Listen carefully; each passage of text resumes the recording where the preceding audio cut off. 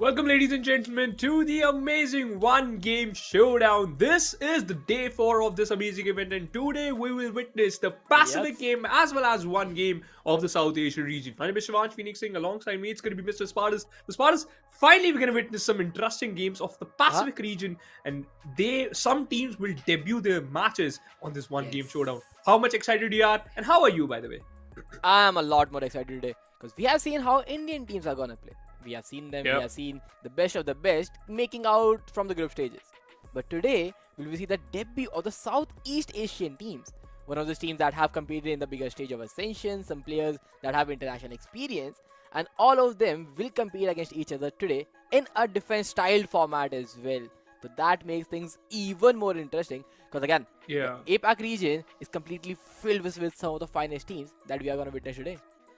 Exactly. That is going to be a tricky thing for these teams to do because, as you just Yep. mentioned, they are going to follow a different format on the other side. Wherever the South Asian region team, they have a different format. But once again, a cut-through format always, give you the creme de la creme from the best amongst the rest. And this is going to be a fun day. Although, just like always, we just going to start and kick off things with the South Asian region teams. And the matchup is already very interesting. Yesterday, we saw the schedule. It's going to be the players of level 5 versus ASTERISK. And level 5, Yes. we just saw the roster like 2 days ago, and it was a bonkers roster, to be honest. On paper, but as if we talk about the team result and the team aspect, it's still going to be an interesting one that how this particular team will form and will play and will form and play and then perform well in the Yes. bigger stages or in any other tournament. But for now, it's going to be their first match because in the previous one they unfortunately got forfeited out and Orangutan got a victory.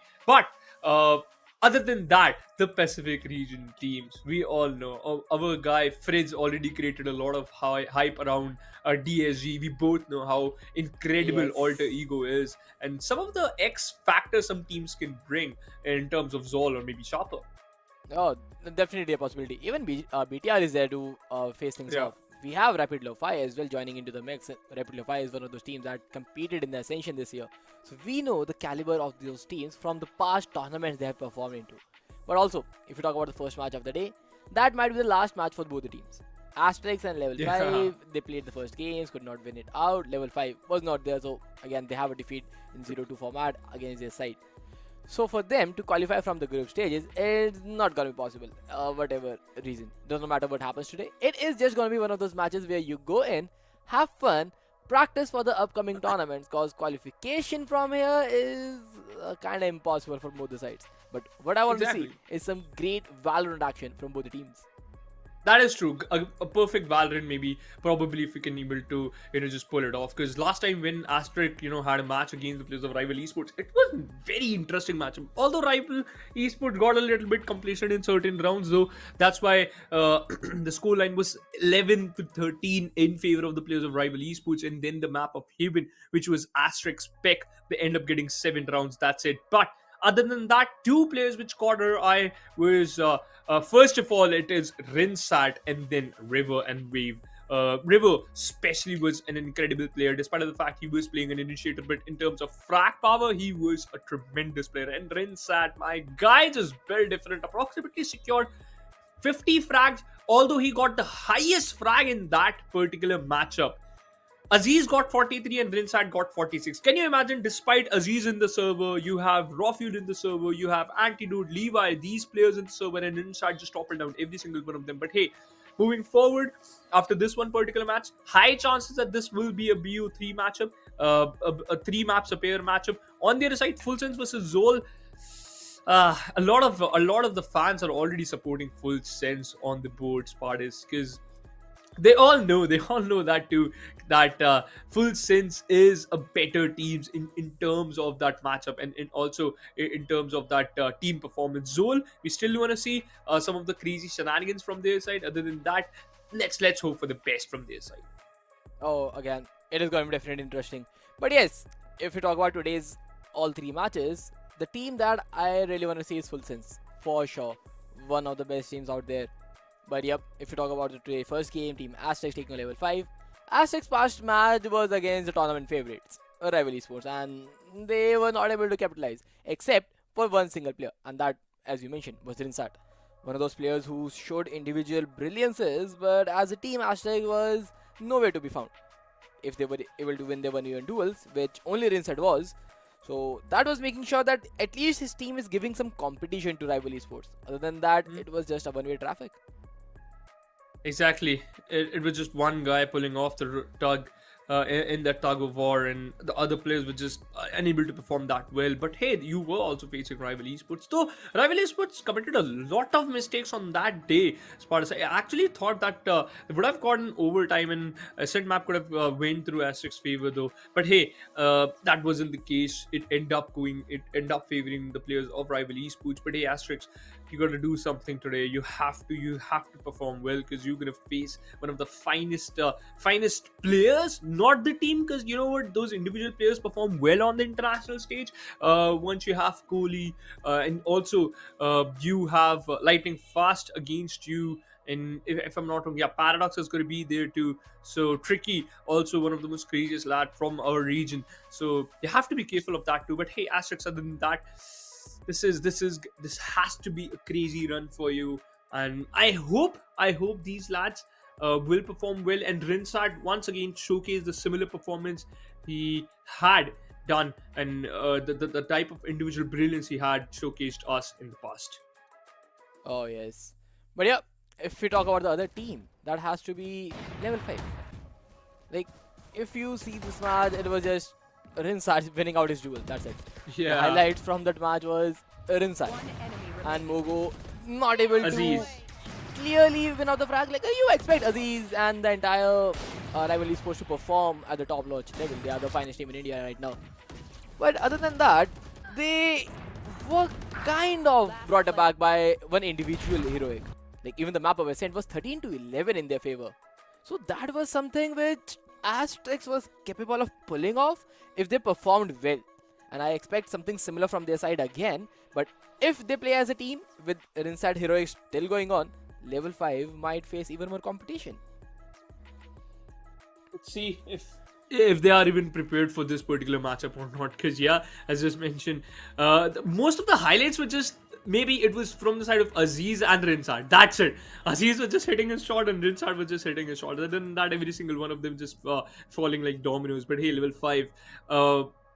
After that one weird day where due to some technical difficulty you just handed over a win to your opponents, your morale definitely went down, right? Because you got a chance to prove your worth. You got a chance to just get into the server and prove that these 5 individuals can actually perform well together, despite some of them had played together and despite some of them had no business together. But still, these 5 players can still perform well.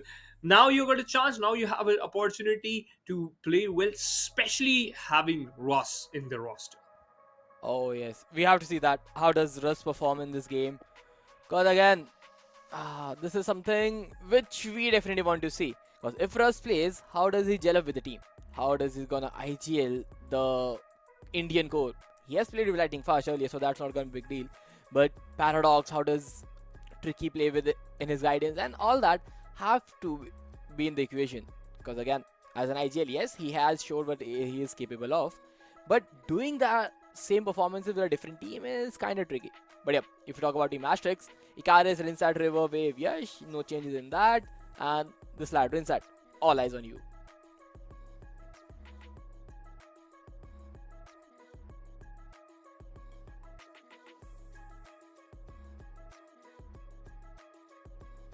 But yes, the Yash and way... Icarus, I think so. Spartus, these 2 lads are the one who should perform well, because River and Wave, they were kind of similar in terms of frags, right? Except Rinsat was just way more ahead than his team and the competition. But River and Wave, they were quite good. But if you talk about Yash and Icarus, I think so they have to step up in terms of that aim department. Oh, that is for sure. That is for sure. Like, everybody, we have not seen the duelist even performing out. Even the map of Ascent, it was just a Rena running around with a rifle and killing everybody down. Even on the map of Haven, the similar thing happened. So you have to play it out as a team, not as the individual heroic. Because even today, you're gonna be challenged with some crazy 1v1s. Tricky, Paradox, they are all gonna challenge you in that aim department. And today will be a similar story that happened against Mogo. But if you can counter them with some good utility usage, with some good double peek, with some good shot calling, I might see Asterisk winning things out. Because it doesn't matter. Like, you are not going to qualify anyhow. The groups have already been decided. But for the matter of fact that you are going to stick together for even more tournaments for the future, this might be a good game to test yourself. This might be a good game. This might be a good game to test your cards and to test your patience, your game, whatever you want. Because yes, this will eventually, just pull yourself. You can pull yourself to your perfection and to the best game you can show today. Although against Rival, yes, you had an interesting performance though, but not the best. Because Rival, once again, that's the best team in the South Asian region to offer here. But level 5, we have Doxer stepping in inside the team. Okay, that's going to be interesting. We're going to miss one of our lad. That's going to be lightning fast. And also Russ, instead of him, Snipers and Doxer, they are here. Oh, yes. Snipers joining in. Also, all the things that we were talking about have changed now. Because Kohli, Para, Tricky, yes, they are still in the roster. But then Doxer and Snippet joining in. No lightning fast, no Russ. Okay, so yep, a bit of changes. Maybe that roster had something different. Maybe the players are not available. We don't know what's going on in the back end. But yep, this is level 5 right now for us. Doxer, Kohli, Para, Snippest, and Tricky. These 5 players will be joining in. And the match, well, now it's more like who's gonna IGL first of all on the side of level 5. Because all the players, yes, they have experience, but how do you play as a team? Better be Kohli or Doxer, because these two lads have already filled that IGL role in the past, right? So could be them. And Para is a great player in terms of that flexibility. He can play any role he wants. Tricky is the duelist sniper. Snipers, I think so, could go for that controller, and Kohli and Doxer can swap that initiator and sentinel role, and also the IGL ship amongst these two. But let's see. It could be an easy game for the player of Asterix, because once again, on terms of the team performance and also in terms of that team aspect, Asterix is way more better than level 5. Because once again, this is a new team.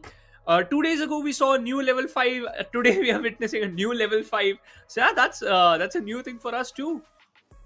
That is for sure, man. The roster changes. This was a big surprise, isn't it? Like, we expected Russ to be the player, and let's see how will Russ control this team and everything else. But now it's more like some 5x pros wants to stick together and form a team. Yeah. Doxer, yep, he has played in the past, and let's see what he's gonna do today. All eyes will be on Para and Tricky, the most experienced players in the lineups. They have definitely performed well in the past, and they have to continue today as well. Yes, the victory would not take you ahead in the tournament, but a victory on your card is still good enough. How are you gonna perform against a team that is recently built? How does your experience translate into the game? Or Asterix, will they surprise us by beating a bunch of 5 pros? To be honest, annihilating or maybe just defeating your opponent, especially when you just mentioned the 5 pros, it's going to be a little bit tricky once again, because individually they are going to be a little bit better, but when it comes down to that back and forth communication and what particular rule you have to do, if I am at that this particular point of the map, then what type of utility I can expect from my teammate. So these are some minor things you have to focus on, and they can actually impact on they have a very major role in terms of winning. So I will definitely right off the bat can offer Asterisk. They can win this particular series, by the way. Not sure if it's going to be a 2-1 series or maybe a 2-0, because once again, level 5, come on, 5 pros it is. They will hit their shots no matter what. So level 5, we talk about the map. It's in front of our eyes, and Abyss is out of the picture. I like it. Fine, this Abyss. You don't play the new Ban bind. Maybe not. Like, I think so. If they don't ban a split map, something like that. For the players like even, Sunset is a decent map to play, I believe. Come on, Sunset is a good. What do you pick now? Level 5. Do you play Ascent? Right off the bat, Ascent or Haven. Because once again, it's very simple. 5 pros, 5x pros, 5x different teammates player and sticking together. The best map you can play is come on, like that's very easy.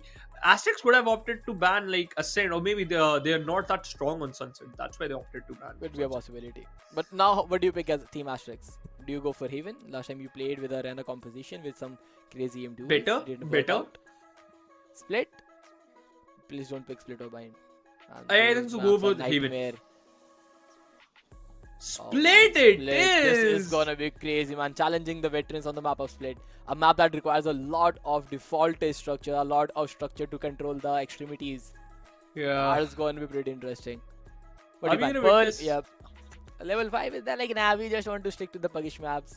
Remove Abyss, remove Pearl, remove Bind. Asterix Haven is out. Bind they it themselves is. removed Haven. The map veto is pretty much defender oriented, I believe. Like Ascent, Split, Bind, everyone just want to defend today, I guess. Maybe level 5 opted for defense on the map of Split. So if they get the victory of the first map, then there is a huge possibility that they can easily turn around. My prediction, can get away with the victory right off the bat. But hey, let's see what they have to offer, because there is a possibility you can still play Neon on the map of Split, and Tricky is a very interesting player to offer that agent. That is for sure. Like Tricky, I would love to see him on something like a Raze as well. Like a player who can do wonders on the duration. Yes, he was a 6th player in the last roster he was played in, but whenever he got the time to fill in for the squad, he definitely performed well. And today is more about individual heroics. I am very complacent to say this, but yeah, this is what's gonna happen today. It is more about the individual heroes that we're gonna witness today. Because as a team, I don't think there is much more coordination in the side of level 5. Every individual is just coming up together, forming a team and trying what they can do for the future. And now in that sequences, playing in a 2-1-2 sequences where you just choose a duo to play with, choose a partner that can help you with a utility and trade you off in certain sequences. I just want something similar to that. Because as far as I remember, in the last team that Tricky and Para played, they had a good mindset to play the map of Split. They played a double duelist composition and they were very comfortable with that. And when I talked to Para about it, he was like, yep, we have something in our head. We tried to implement it. And on paper, the things looked good. And they were able to translate them in the game as well, since they have a very superior aim. Now, since ASTERISK have put the map of Split, I expect a Jet and a Race composition on the map of Split and something similar on the map of Ascent as well now. Maybe Neon Race too. You've talked about that yesterday, right? Yep. Because on the map of Bind, you are opting for a Raze Neon. Then why not Split? Split is a better map. It definitely works out. It is crazy to play a Neon on Split. The relay bolts are a nightmare to deal with. You can't control event room at all as a defender. One relay bolt and a paint shell. That two abilities, half of the map is gone from your head. Exactly, half the side is already cleared, or if you just have to focus on those extremities, right, and you can just easily smoke them off. So that is an incredible possibility. But hey, the best factor is we will find that out, that what type of composition these two teams is going to opt for, and can't wait for the map to start. I really want to just hop in onto the train of the map of Ascent, and then looking forward. Do you think they're gonna opt, like both the teams will opt for anything else than vanilla? I think yes, some things should be changed, especially from side of ASTERISK. Like last time, the players were not comfortable at all with the agent selection. Just go how you play your ranked game. That's it. I just want to say to them. Just play how you play your higher ranked lobbies. Pick the agent you are most comfortable with. Be it Clove, be it Rena, be it Jet. If you want to play Raze, pick that up. Go for a triple duelist if you want to. Have no Sentinel. It does not matter. Just go and have fun with the best agent possible that you can pull off. Because individually, if you are able to perform, you will eventually be able to at least get the map closer. Last time, Rinset was the one who played Clove and tried to get the scoreline in their favor against the side of rival Esports. It was 13-11, yes, but that 11 rounds that they had was because of Clove was dry picking every angle and just winning out every duel. So something similar in your confidence role. Don't pick a KO first of all. Like, if you are not comfortable with KO, don't go for it. You love a Phoenix, you love a Pop Flasher, go for a Phoenix. Just enter the side with a duelist. That's it. Be comfortable in your role is the first step to success, and I just want to see that from ASTERISK. Let's see, man, if they can even pull that off or not. But yeah, Rinsard, actually that was quite surprising because a Clove, especially opting for the first duel, despite they have a huge responsibility to just smoke off some angles. Although just after, if the Clove dies, it doesn't matter. She can't smoke, but there's a Yep. restricted area she can smoke off. So yeah, that is a possibility, and that's why I think so. Rinsard was just quite confident that if I'm gonna peak that angle, whatever happens, 50% chances I'm gonna just win that duel, and I'll be dead. I won't be able to use my other utilities except the smoke, so my team is forced to just hit that particular side itself. Otherwise, I am mostly winning my duels, so that actually made them a little bit more comfortable in terms of those duel department. But hey, that was a story which we were talking about and which happened 2 days ago, and this is a different day today. You gotta perform well, you have to be a little bit perfect, and with your strategy, with your stats, with your comp, everything should just line up like a perfect line. And you might think that you will win your map. If you don't, then don't get your hopes down, man. You can still perform well. But hey, on the map of Heston, let's see what will level 5 will offer us, because I still have to see that what type of rules the players will pick. What I expected is Paradox can play any role, Tricky with the duelist, and Snipist can go for the controller, Kohli and Mr. Doxer can switch between initiator and central. Do you agree with this? Do you agree with me, Spartus, or do you have anything else in your mind? I think that can happen, but man, that's the thing. Like, it is very difficult to have something like that to run on that map directly, because I hardly believe these teams are that focused on the composition at this point. Like, you play this role or you play that role. Because as far as I know, these players, Para is someone who can play even Deadlock on this map. So that composition have to be something very different. Because again, the shot calling would not be there. They don't have a proper IGL. So all they have is something that they are used to play in ranked circuit. How you just hop into the lobby and play your individual heroics. Because even as a team, if you have a replacement, like you have Lightning Fast sitting out, you have Rust sitting out, so things might be different, but okay. They are going with a defaultish structure where Para is sticking with a KO, Kohli on a Sova. Yes, you have seen him play, but Snippest on that Killjoy, Doxer on Omen, Tricky on that Jet. A default from both the sides. And Asterix again, they are going with a similar structure, but Clove instead of an Omen. That is pretty surprising. I like the Clove pick, man. Thought it would be different from both the sides. But yeah, vanilla it is. I kind of like Clove because it just allows you to go a little bit aggressive, right? And yeah, there's a huge difference between Omen and Clove in terms of those particular, ultimate usage. And that Paranoia actually covers a vast area. That AoE Paranoia, that AoE Flash is just too good, just shut down your opponents. But hey, River just play so perfectly sometimes that he not actually set up Yash, but he sometimes actually set up Rinsat, despite he tend to go for those dry peaks. Let's see how level 5 is just comfortable with and against Rinsat or not, and if they have done any type of study or homework against the players of Asterix. Para on that KO is a little bit surprising for me, but somebody has to just opt for that KO role, right? And Snippets, by the way, opting for that KO, and Docs are just forced to play that Omen. So it seems Kohli is going to be the one who will lead the charge in terms of those calls. Could be Para too. They can switch and they can, just maybe Para can fill up those empty gaps in terms of calling, but in terms of the major calls, it should be Kohli. That is true. He has done that similar role in the past as well, so he can definitely repeat it today. But yes, how does Asterix play the attacker side? That's the first thing I want to see. Last time, River, Icarus, Yash, they were not in hotshot form. Babe and Rinsat, yes, they were trying to pull the strings all by themselves, but nothing crazy happened on the end.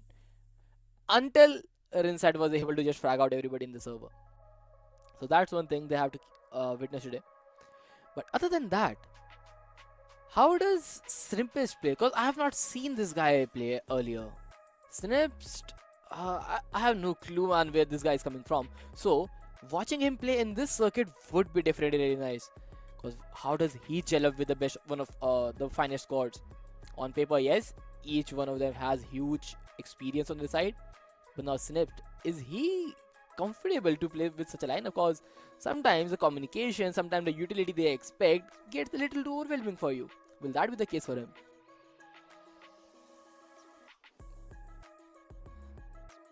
Things to be answered, a lot of things to be dealt with, Spartans. And I'm sure Snippers will just put a mark on that table, just like Rinsat did, right? Because to be honest, I was not even aware that how Rinsat will play and how team Ikaris and Revel will play, but they played actually good, and Rinsat was all over the leaderboard. Hey, can be similar. Similar things can happen for Snippers too if he connects his shot. But hey, a lot of problems can occur too, because sometimes that aim department and sometimes the pressure dealing out with those things is a little bit difficult for you. But hey, I hope things will get sorted out. Can't wait for the match to start, and I hope it'll just begin in just few minutes. So hold your horses, guys. But what's your prediction, by the way, Spartans? 13-8 in the favor of level 5, I guess. I'm hoping for that, because level 5, yep, a better roster overall. Para, Kohli, Roxor, Tricky, you see these players and you're like, yeah, some veterans coming into the action, so it should be an easy game for them. Let's see if that's the case or not, because Asterix on the attacker side is a little bit difficult. We have seen that, especially with that double initiator and Jet. How much have they improved from the last match? We'll just find out. We'll just find out. Let's get this party started, ladies and gentlemen. Asterix versus level 5, the final match from the South Asian region. This is level 5's pick. Asterix on the attacking side and level 5 on the defensive side. Early stage, the mid concussion, the mid control. Tricky will run for his life. Got a good mid control, but hey, you gotta be careful. Good flash, by the way, but despite Russ got a frag. Alright. He's in the lobby. Oh, this is just clean miss there. Took entirety of the time from both the players, but yes, Rinsat. This guy is crazy already. What a way to start the game. Snipped. Yep, playing with him. One side we see Russ, one side we see Snipped. I'll call him Snipped. But yep, in a 1v2. I'll call him KJ. Zero utility. Yeah, the kill. Better! That makes our life so much better. Yeah, man. But now, a 1v2, double players, back hill. He has a turret if you want to play on that. He spots one. And River just wins the duel. Good round from side of Asterix, and especially the main player of the squad, Rinsat. Yeah. What a start, man. Once again, got killed one, so sum up to 3 ultimate per orbs and points, whatever you want to say, and automatically opted for the Guardian. Now a Bulldog Light Shield, better than a full shield is better than the Light Shield though. Although you got the first frag, it was Snips, but then yes, Ikaris and Rinsat shuts down everyone though with the classic, especially Rinsat. Beautiful play there, and that KJ from the side of the players of level 5 unable to perform well. That's gonna be Snippers. But hey, now it's gonna be an easy round. Yash opted for a Vandal Light Shield. And once again, it's gonna be a mid-duely duel. It just can go down quickly, and Tricky with the 3K, dude! Drops down 3, looking for the 4th one. Kohli wins his duel. It all comes down to Ikaris. They will lose this round away. It seems like, yes, they will. Kohli. The final frag, but Tricky with the 3K. Oh, you beauty. There was no flash. Spartans, no recon was there, no flash was there, and he just went all in and tossed him around. Yes. And heroes, this is how you play. This is just a round start and a round ends. And keeping in mind that the anti-eco thrifties are getting a lot more prominence in the last few days, man. Like, a lot of pistol rounds are getting nullified by the anti-eco conversion from the opposite side. But okay, Tricky. Already an outlaw, double frag, a good reveal, nobody broke that, and Tricky broke 2 players' soul already. Even Wave is out 66 HP, and enemies dead. He's walking up towards. He finds one more. Wave, another pick. at least a damage has been done. But both the players are spawn, and from the A side, if you look at it, Omen is also One enemy remaining. the aim and control. A nice one. And a 3K and a easy round for level 5. Yep. A very easy round for Snippers. In fact, for the players of level 5, you lost the anti-eco. That was the worst thing that happened against the players of ASTERISK. It will give some amount of damage onto your armor. Rinsat, by the way, this guy, all eyes on him, and I really want him to perform well. And look at that. Opted for the Guardian full shield because you are unaware that your opponents will, they have that outlaw, which is going to be a little bit difficult for you. Tricky, although he has his Blade Storm available too. That's also a point you should focus on. Once again, ASTERISK tried to opt for a B pinch, a recon to destroy all the utils towards B main. Gone. Beautiful, Kohli! Deploying drone.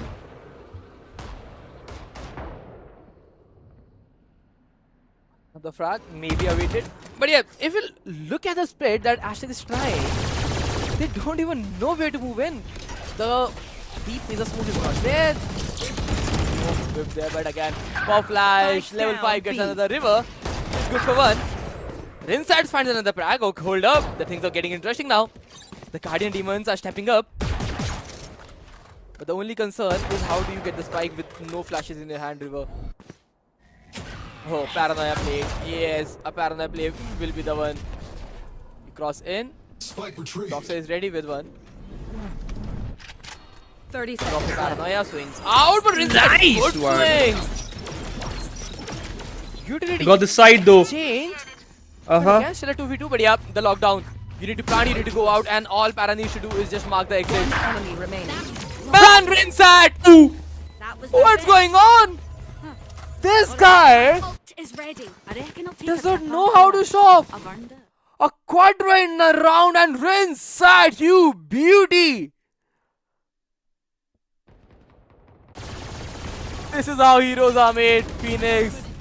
That was so astonishing, man. Look at him. Just look at that shot. One bullet, two players. Rinsat, ladies and gentlemen. Write his name down. This man is just built for some crazy, crazy plays. And yes, I think so. That shot went through, right through their monitors. The technical pause. But I think so it'll get just fixed so quickly. I think so it's going to be Para who got stopped, or maybe River. River is back. Everyone is moving. The round should just continue because now Para is also moving. But hey, what a beauty inside you are.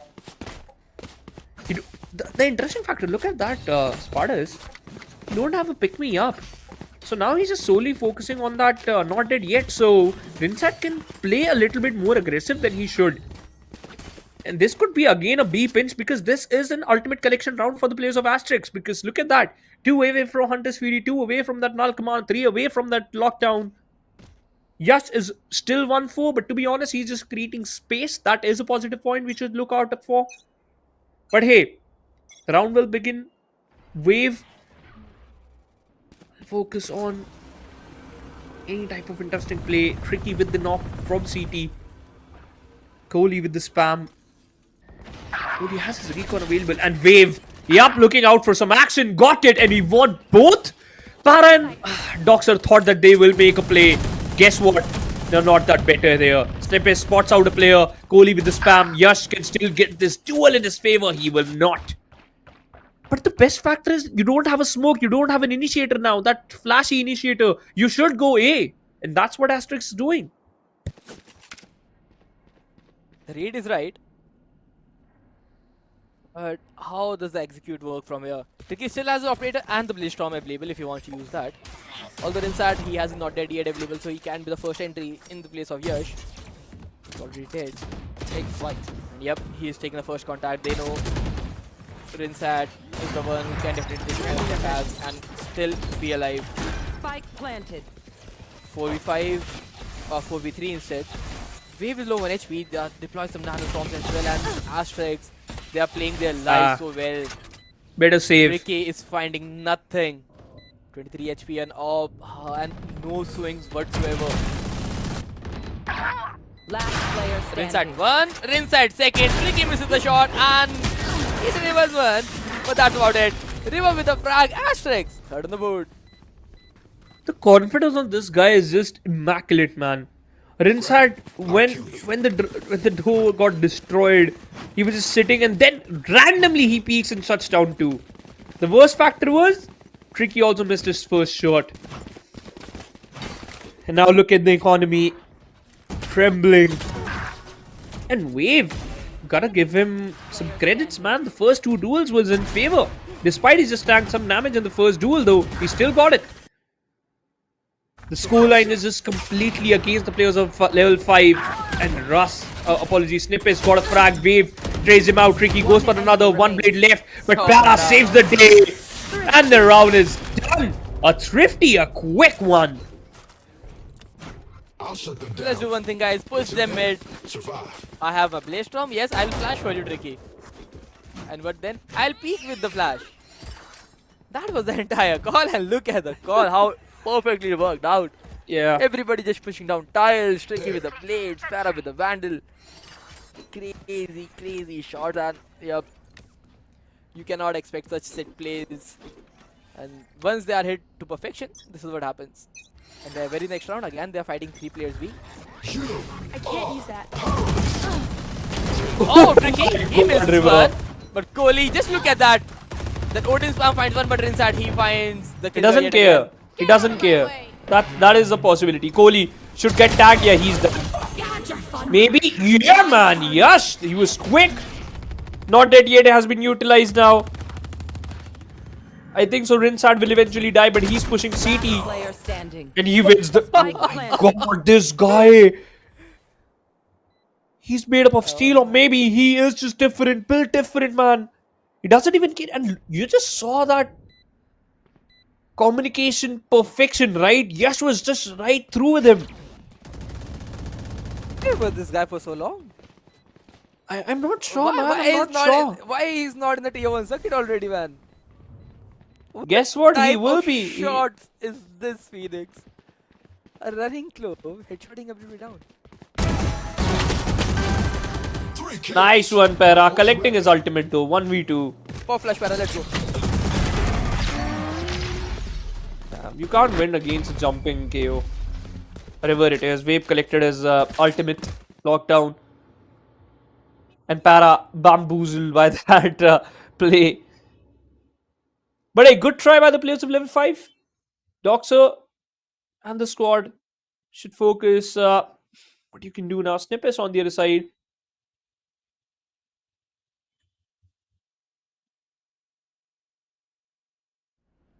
To be honest, Sparta Snippets is playing good. I legit thought that he might struggle a little bit, but nah, he's not. He is doing a good job. Not what we expected, but yeah, he is still doing a great job. Last player standing. That is true. And he has been like one of those players who is on the top of the leaderboard as well. Yep, 9 frags for Snips. He's playing good. But man, that clove. That clove is a nightmare, I believe, for every team at this point. I just want to see Rinsat this continued performance, not just in OneGame tournament, but every other possible Valorant game that we have to witness in the future. This guy definitely holds some immense potential in him. The mechanics are straight on point. The decision making is crazy. Man, I just want to see if this guy can be picked up by some bigger franchise there. Maybe just play in one of those teams where they already have something prepped up for the 2025 circuit. Because if Rinsat can continue to play such roles with such mechanics, man, the raw potential is there. It just needs to be, what do you say? Yeah, it has to be refined. That's what you want. That's what you got to do, man. Cater these talents. That's what we needed in the South Asian circuit. That is important, by the way. Although, in this particular round, level 5 they still have enough economy to work with.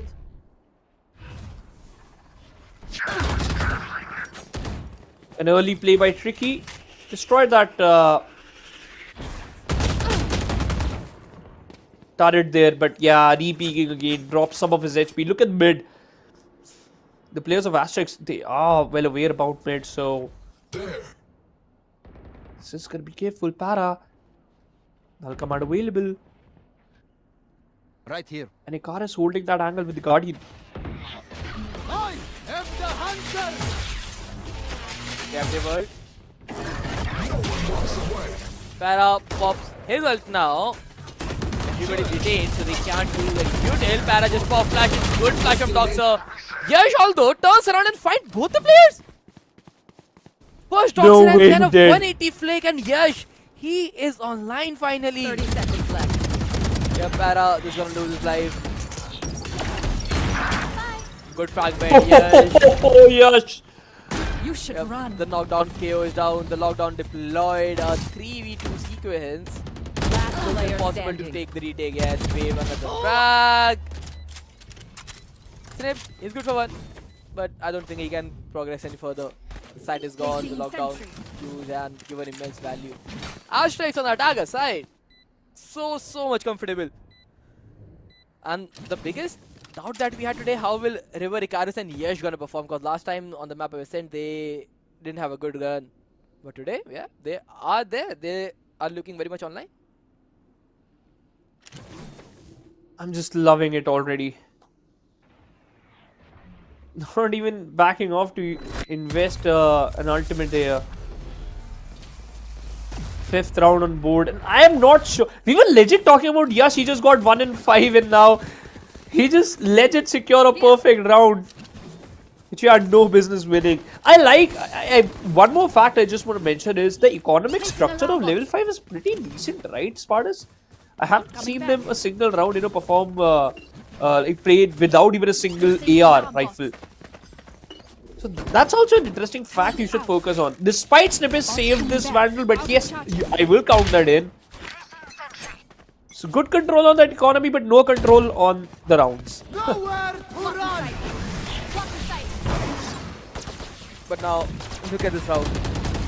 Until now, they were playing slow default, but now a partner is hit. Doxer tried to be a hero, so is snipped. And you know what happens to heroes? They are not gonna planted. long live enough. This is not their time. I think this has to be one of the biggest surprises for me in this entire tournament. Last player standing. ASTERISK is crazily dominating Team Level 5 right now. 1v4, and yes, I agree. Oh, nice one, Kohli. Why don't I connect some shots like this through Spectre? Because you're not Maybe him, he has. man. Maybe he has a good gaming chair. Yeah. If you know, you know. That Spartus. Revealing area. definitely works. Yeah, that definitely works. Yeah, he's had a good gaming chair. Can vouch for that for sure. You do have also have a good gaming chair. Yes. Just recently gone. I have the best gaming chair, by the way. If you don't know, I know that. I know that. Yeah, you know that, right? But now, I think so. One thing level 5 should know, and that is they are losing on the defensive side quite heavily. The second and the third round was just crazy for them, but after that they just lost the momentum. In terms of ultimate snippets, 1 away from his lockdown. He's 10 and 7. Doxer, what happened to you, my guy? They're just struggling. Tricky, Kohli, and Paradox. Every single one of them got just 7 frags. Rinsat, and this is not the Rinsat full potential, by the way. Let me clear that out. Rinsat, it seems like he's still holding himself, Spartus. Oh, I still remember. Yeah, he is not. He is not holding himself. I'll take my words back. Yep. He doesn't care. Is he from Delhi? I really want to know. I'm gonna meet him IRL. Oh yes. Okay, Para. Spike down. Good swing. A good double yet again. Drops the flash, falls back. Still a minute remaining. A 3v3 sequence. So I'll snip 1 frag away from the knockdown. Still anchoring A. But Para The regen shield is coming into play. A good flash, but inside, yeah, Para was low on HP, swings and dies. Doxer with a good trade though. The Doxer 5 HP left. really surviving, and he delivers a headshot. Down B. TP left and Last right, player try to standing. reposition, but he just cannot. 30 seconds. Yash is planting the spike. Spike planted. Now Snips moves to reposition, and he will deliver the headshot as well. Just saving the round, and level 5 finally getting one for themselves. 4th Things round on looked a bit board. dicey though, but again, Exactly. the way level 5 are playing right now, it looks like they just want to take the duels and pressure down the players of Team Asterix, because Team Asterix, they are a lot more comfortable in their executes.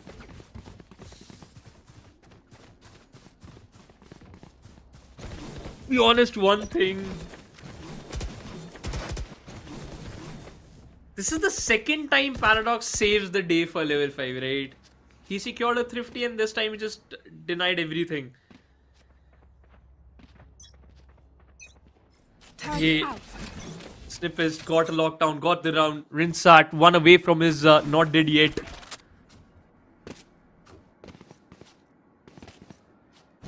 Seems like we might see a tech timeout. There's a possibility. Kohli has a Spectre, by the way. We should discuss on that economy though. A Guardian in the hands of Karas. But hey, to be honest, Asterix just need one more round, right? That's it.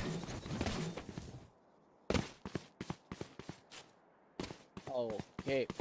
But yeah, if we look at Doxer and Tricky, like these two players, like Doxer had a double flag in the last round itself, Phoenix. So, player like Doxer, they are not having a good game. Tricky set plays, yes, but that operator shot is not there. The timing on the mains, even he is missing out a lot today. And if you look at the overall structure, the Blaze Storm in the hands of Yash and 1 point away from Asterix's ultimate, that Rinsat. It looks like the attacking side might just end up in favor of Asterix at this point. Because even level 5, Already they did. don't look comfortable at all. They already did, man. Like, you got 6 rounds, so you are winning. Although, if you get just one more, that's going to be it. If they got 2 rounds in a row, then it's going to be very, very, very troublesome for the players of level 5. And the most concerning point here is, this is level 5's pick, right? And once again, this is a round in which River and Rinsat can utilize their ultimate if they get set. But wait a minute. What's this? What's the plan of the players of level 5? They're leaving mid all alone onto Paradox? Yeah, they're just letting them have mid. It's a clear setup towards A. This is very interesting, by the way. And you are aware of that fact that Asterix, they are just moving towards mid again and again, and you're just... Alright, let me see, man. Although it seems like it's a very good read by the players of level 5. Although, Wave, he might get another duel. He wins it. How he does it? That's going to be the question. He falls back for the safety. Wave, the turret has been destroyed. And now it's going to be for Rinsat. And Rinsat shutting down everyone. Doxer TPs into the site. Will this man is One enemy enough remaining. to stop the... Yeah, let me even complete my sentence, Yash, please. Spike planted. 7th round on the attacker side of the map of Ascent. Wow, man. This is just crazy right now on the side of level 5. Like, man, this team was supposedly on paper the better side. Like, Team Asterix, they didn't have a good run. Rinsat was a solo player performing, but the tables have turned. They're playing like a stack, they're moving like a stack, and they're hunting in a stack now. Snips. Have a lockdown, but of no use. Just go back to this operative spawn. Just save your rifleman for the next round. He has a lockdown available for the next round retake, but the way Asterix are playing, I don't think there is a possibility of a retake at this point, man. Look at the creds. The next round is the 12th round, the final round before the swap. How much cred do you have? Doxus, Last round nothing. in the Kohli, half. $100. Similar can be said for Para. It's going to be tricky if he has his ultimate. Nah, not even that. 2 Vandals and maybe 1 Sheriff full shield. Or a Spectre, no shield. Doxer.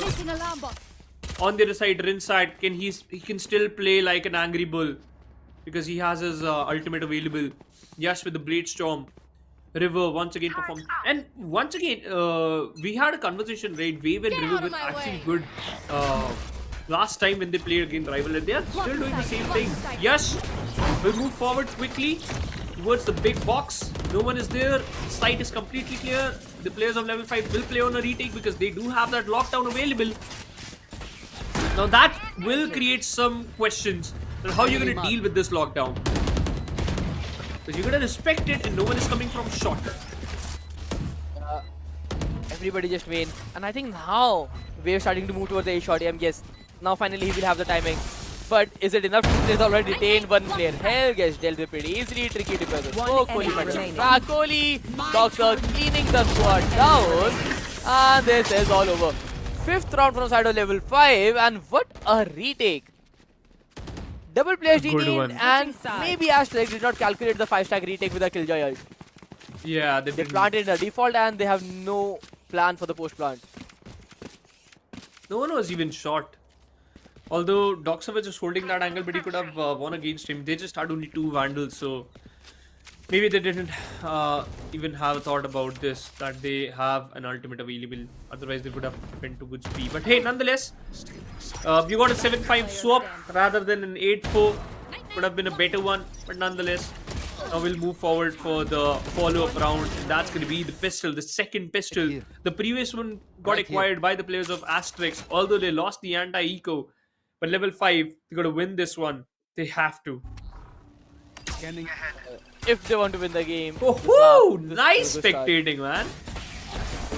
Real line. Yeah. The recon on your face. Default is lineup, yes, but it looks pretty classy to witness it like that. Yeah.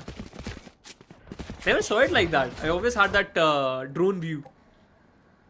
Damn. Can you imagine? It's been 3 years I've been playing this game and just got surprised by that one Recon's POV. Casting this game from past 2.5 years. That Yeah, is that's me for you. small things bring happiness. Hey, I'm still a kid. Rinsat? He's not a kid! matter. What is Down that? Tricky taking all the time in the world and Rinsad. Stood his ground, got the frag, and guess what? He's still controlling the side. Takes on Kohli as well. And Rinsad. All he has lost is just half HP in the entire round and took down 2 players from stage. That's done. 30 seconds left. Doxa can Last peek. player standing. He got taken down quickly in a Karis with the 2 headshots. And to be honest, every single one of them, even Tricky and Kohli, they both whiffed a lot of shot on Rinsat. And Rinsat, despite he tanked some of the damage and he had that pick me up, he won both the duels quite swiftly. This guy is a very interesting player though. And now I'm looking forward for the next map though. This is not over yet. Yes, let me complete my sentence first. You still gotta finish it. Although Snippets, yep, you perform well, man. You are an interesting player. Unaware about the circumstances. Enemy remaining. Snippets got a frag in Yash with the 3K. But wait a minute, Doxa! He got 2 in a row! And this is doable now. Both the players, they just have sheriffs. Cover going Doxa He has a weapon can't upgraded collect with. those weapons. Yes, there is a possibility, but you can just get a bulldog. And That now this definitely makes works more out. susceptible. But just an outlaw in the front now. How do you deal with that outlaw is the bigger question. You have the entire time remaining, but now you can't do anything. The drone will detect you out, and that outlaw is gonna mark you. Bulldog is Down. waiting from Mikaris as well, and he is pinned down in the corner. There is nothing. They won't let him escape, I believe. Scanning ahead. Heal, yes, throws it.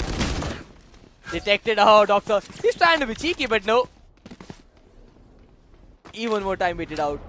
He's running back. Both of them, they are running for their life. The Lombard, now it's in the range maybe. Now it is, yeah.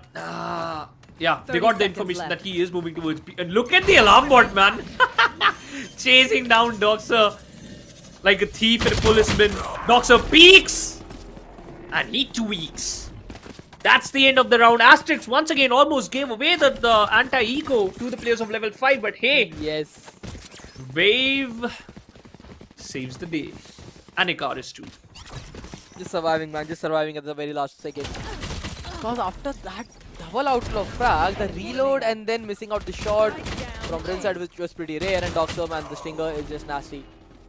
He got a double, and then the things would have been interesting if Doxer was able to survive properly. But no. For the time being, now Look level at 5, they forced the buy, they have bought half shield stingers. And this is what happens if you force buy. You lose another round because you just have sheriffs and lot of hope. Your sheriff demons get delivered. Tricky does one better. Oh yeah, you both the don't need players to be was- over eager. You don't need to be over eager Yeah. in that sequence. In fact, 3 players were checking the top mid angle. That wasn't even required. But Spike River, down yeah, A. a bloodbath from his side. 5 HP available. Good pop flash for main. You need a smoke there. Is once again tricky. He has a sheriff in his hands. He can collect the spike. Doesn't even matter. He has his teammates back. Doxer. This could be the 10th round for the players of ASTERISK. And just because of these few rounds, you are just helping the players of ASTERISK to build their economy. Although they lost 3 bodies in the previous round, but still look at that. 4 of them are still healthy enough to play in this follow-up round. Yep. You can still afford to lose 1 body. Here. Could be River, or maybe could be anyone, but not more than 1. 3 players should survive in this round instead of ASTERISK. And level 5, their job is to at least shut down minimum 3 players. That's what you need here. 30 seconds left. Rinsat, the best amongst the One best. enemy remaining. Got one. Spike down Yeah, he A. lost it. Who's traveling? Sometimes it's pretty difficult to control that bulldog, but hey, River was. And as we just mentioned, right, you can afford to lose one. Outlaw. Yep, upgraded as well. No charges. Bulldog to an outlaw, good returns. But double digits for the side of ASTERISK. And now they have. Do they have the buy for op? Yes, they have. This is what I want to see. An outlaw and an operator posted. Because this is going to be a nuisance. Even the outlaw might not frag you down, but if somehow he tags a 140 and escapes, this is gonna be like a confidence booster for the side of level ASTERISK. Early knife finds nothing on a main. Yash with the Gordon off. operator trying to hold off the other angles. Double sniper posted in both the rounds. And Yash pushing it down. Yep. Tricky trying to pinch down mid.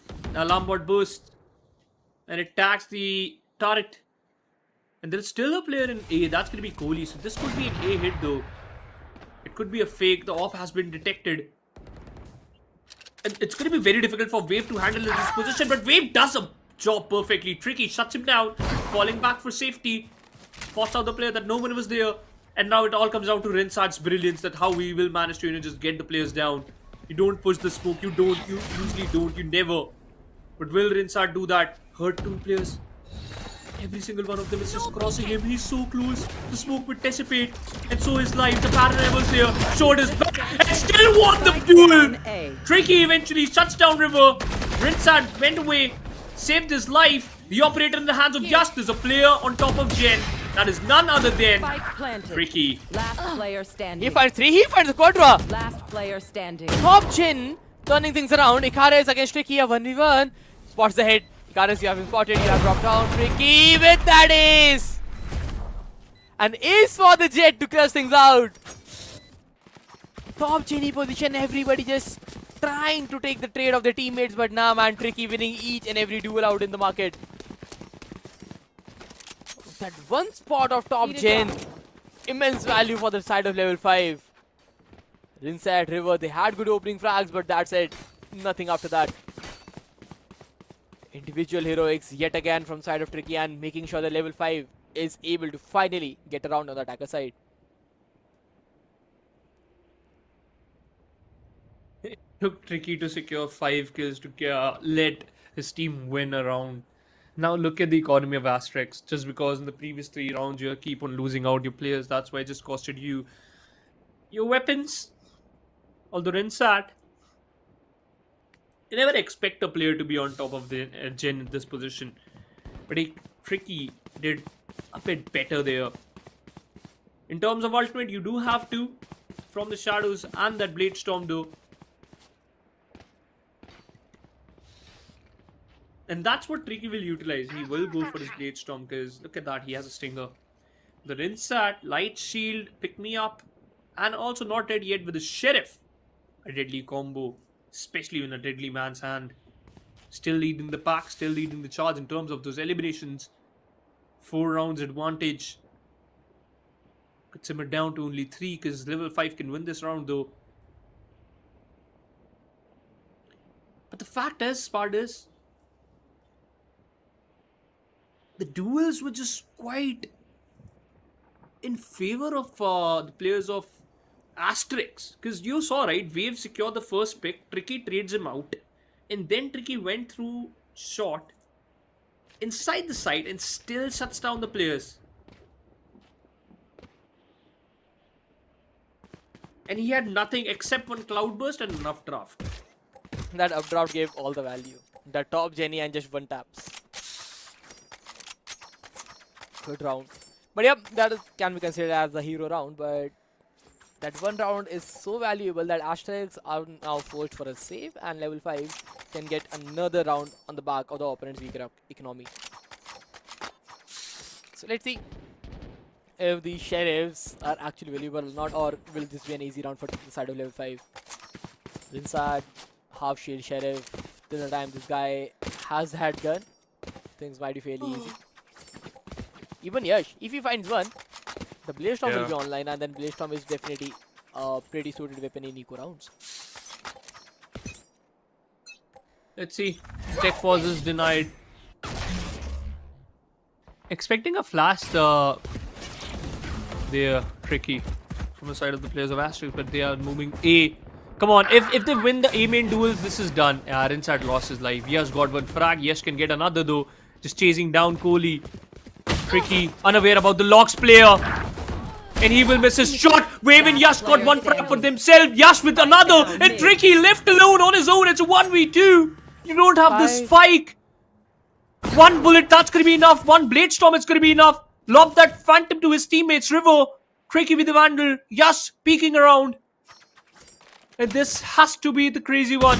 One blade. And Yash gets it. You can get ace. I will get a quadra and a thrifty. That's me.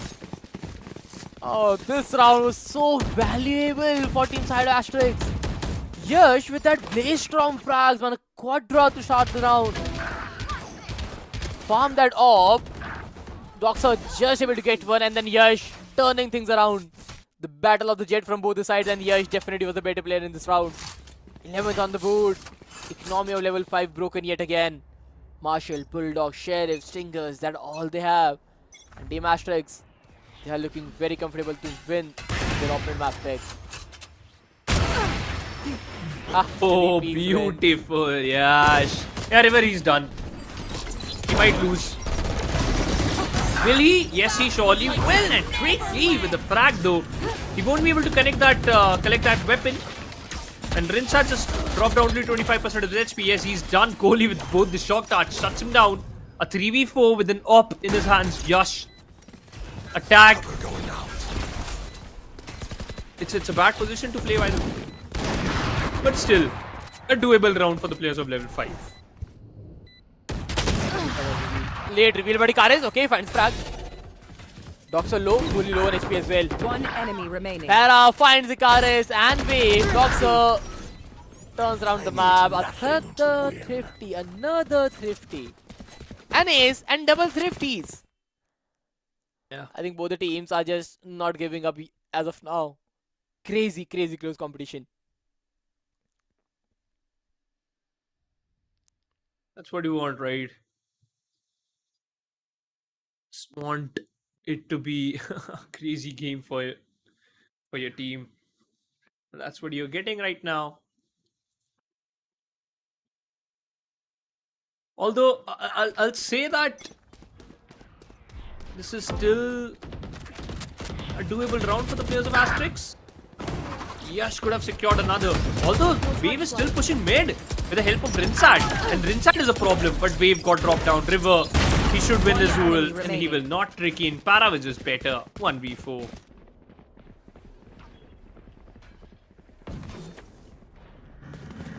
Rinsat, can he do some econ damage? Like, if you look at the bank Spike balance on planted. level 5, it is pretty much flourishing since the thrifty happened. But now Rinsat, do you opt for a save? Do you try to fight on? By the look of things, he's opting for a save. Which is a good call, though. Just go back, have your weapon. Suppressive. But again, he's there for the fight. Shock dart, chip damage. Para is not letting him go for sure. Yeah, Para Kohli gets the frag. Rinsat loses his life and level 5 gets their 8th round. A good one and a dually round yet again. Team Asterix, they need to make sure that they have the ultimate to close the rounds. But so does level 5, a 4-stack ultimate and lockdown, a Hunter's Fury, a null command to hit the site and everything in their cards. 2 rounds away, Asterix from closing down their opponent's map pick. They just need to calm their nerves. Otherwise, the way level 5 are hitting the sites, it might get a bit more uncomfortable for them. Good knife, by the way. Detect 2, and it's going to be a very fast play by the players of team level 5. Tricky got a frag. Tricky is unaware about the second, and he was though. He secured 2. Rinsat in a whole world of trouble. Enemy remaining. And this round is done, baby. It's 11-9. Forced to save this weapon, Yash. You gotta run away. Or maybe you can just try. He won't be able to run away from here, dude. Doxer shuts him down. What a beautiful round. You just utilized one of your ultimate. That's the Hunter's Fury. Yes, and on the back of it, everybody just diving into the site as a bunch of 5-stack players. A pack of wolves, I would say. And Tricky didn't have a good first half, but look at the second half now. 22 in 50. He's so crazy to hit the sides, and there's nothing. There's no way Ashtaga was able to hold him off. They're opting for some buckets and sharing with the next round again. But it is not looking like the game they're gonna close out now. The momentum is on the side of level 5.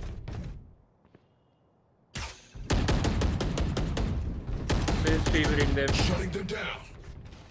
And those fast plays, those quick hits by Tricky. Unmatchable, by the way. I missed his swarm, by the way. You still have a thought that there must be a player in pizza to Tricky. You gotta clear that. Rinsat playing inside his smoke. Yash, he revealed his position now. And Doxer can challenge him. Bucky up close. Did he expect that? I don't think so. He can't. Drops the smoke. He wanted the gun, but nah, man. Little too over. He covered Rinsat. He finds Russ on the other side. The numbers advantage is there. River finds the frag, Tricky with the perfect trade. 2v3, all they need to do is survive, but Icarus swings out, gets the frag. Para knocked out, trying to get a revive, but Icarus, do you find the timing? Rinsat from side challenging him, and yes, Tricky left all in the 1v3. Finds one. 30 seconds The left. better rifle. Last player standing. Upgrade the gun.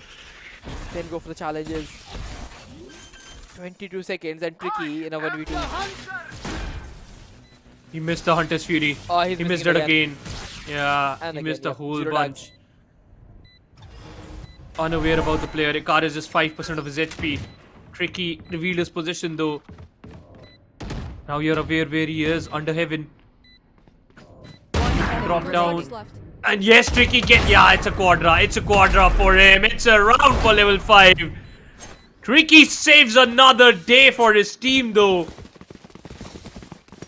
Asterix almost had it in their hand, but lost it by the dust on their palm. And once again, they haven't utilized their lockdown. And Icarus already invested his Hunter's Fury, so it means that you're good to go.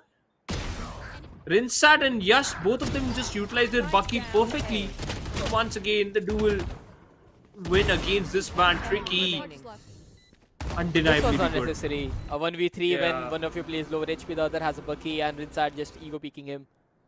That decision making needs to get better since only you have the better weaponry. Played it with your teammate, a 1v3, clutch that round out, go to the map point, all sort of things, but no. Everything down the rain. And now, level 5 with the lockdown, they have the B-side control. Clear detected, the spam works out. Tricky, another frag, that's a perfect reveal. Perfect wall axe. Tricky, another one.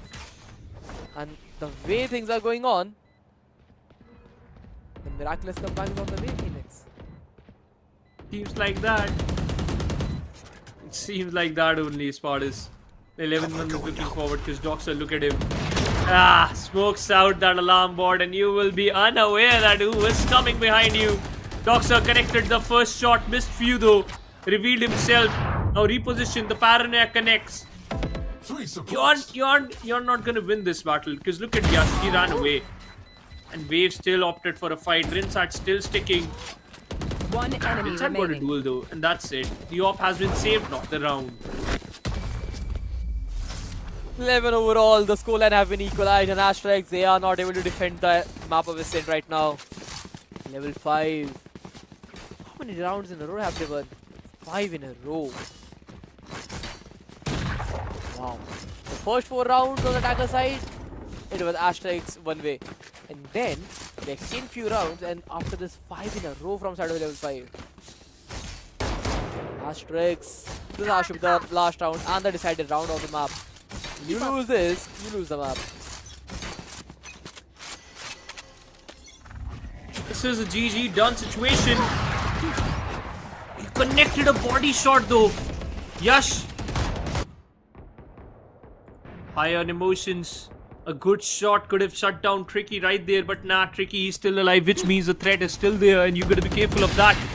One random shot could have rewarded you the round, but nah, that ain't the case. Tricky might face Wave. He got spotted out. Wave left, fell back. It's just important. You have to save that lockdown. But goalie was just good. And you are unaware about this positioning. Apologies, Snippist and Tricky. Just better. Just better. Check close, Rinsat. He will. Alright. Shoulder mid, left and right, inside one, inside ult. River trades out. Yep, a 1v3 para. 0 utilities available. He finds one, Rinsat with a perfect Guardian headshot. And again, this time, Rinsat clutches things out for this team. Good trade left and right, and another round in the back pocket of Team ASTERISK. They are onto the map point. One away. One away from an OT, one away from a victory.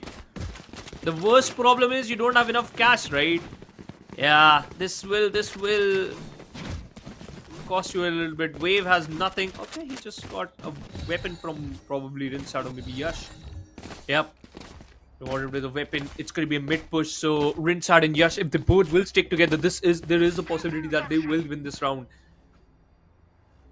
But Spartus, the only problem is, will they? The final round could be the final round. Oh, the op misses. A good flag. Yash is still taking in. Tricky finds the frag. Wave, one more. Wave second as well on Tricky. Oh, Wave. A triple. The Killjoy taking things in his own hands. Snips and Kohli, the last two players standings. A 4v2 and Wave with the lockdown. Oh no, Kohli has already used Hunter's Fury. And he tags Wave, he takes him down. Okay, the ult has been exchanged. Two players heavily tagged up. The operator misses. Snips with the frag, Snips with the second. A 4v2 made it a 1v2. What is happening in the side of ASTERISK? Not sure. The recon will connect. It will give away your position. You got a frag. The recon is good. The plant is not for you. The player is first lane. Russ spotted. Snippets got spotted out. Placing swarm grenade. And yeah, the round is done. The round is done. You got the round, Snippets. You got an OT. This ain't yet. This ain't over yet. Spartus. The party is just started. Placing alarm bot. Of 2v4. Kohli getting that Hunter's Fury frag, tagging two players down, and then just individual peaks on the market and everybody losing it out. This was such a great play from Wave. He finds one, Wave swings the doors, gets one, get another down. But that Hunter's Fury spoiled the party from side of ASTERISK, and then Icarus was able to get one, but that Killjoy and Storms took us to overtime now. Tricky on the defender side, the glass cannon operator. can he give the same value as he was in the attacking side?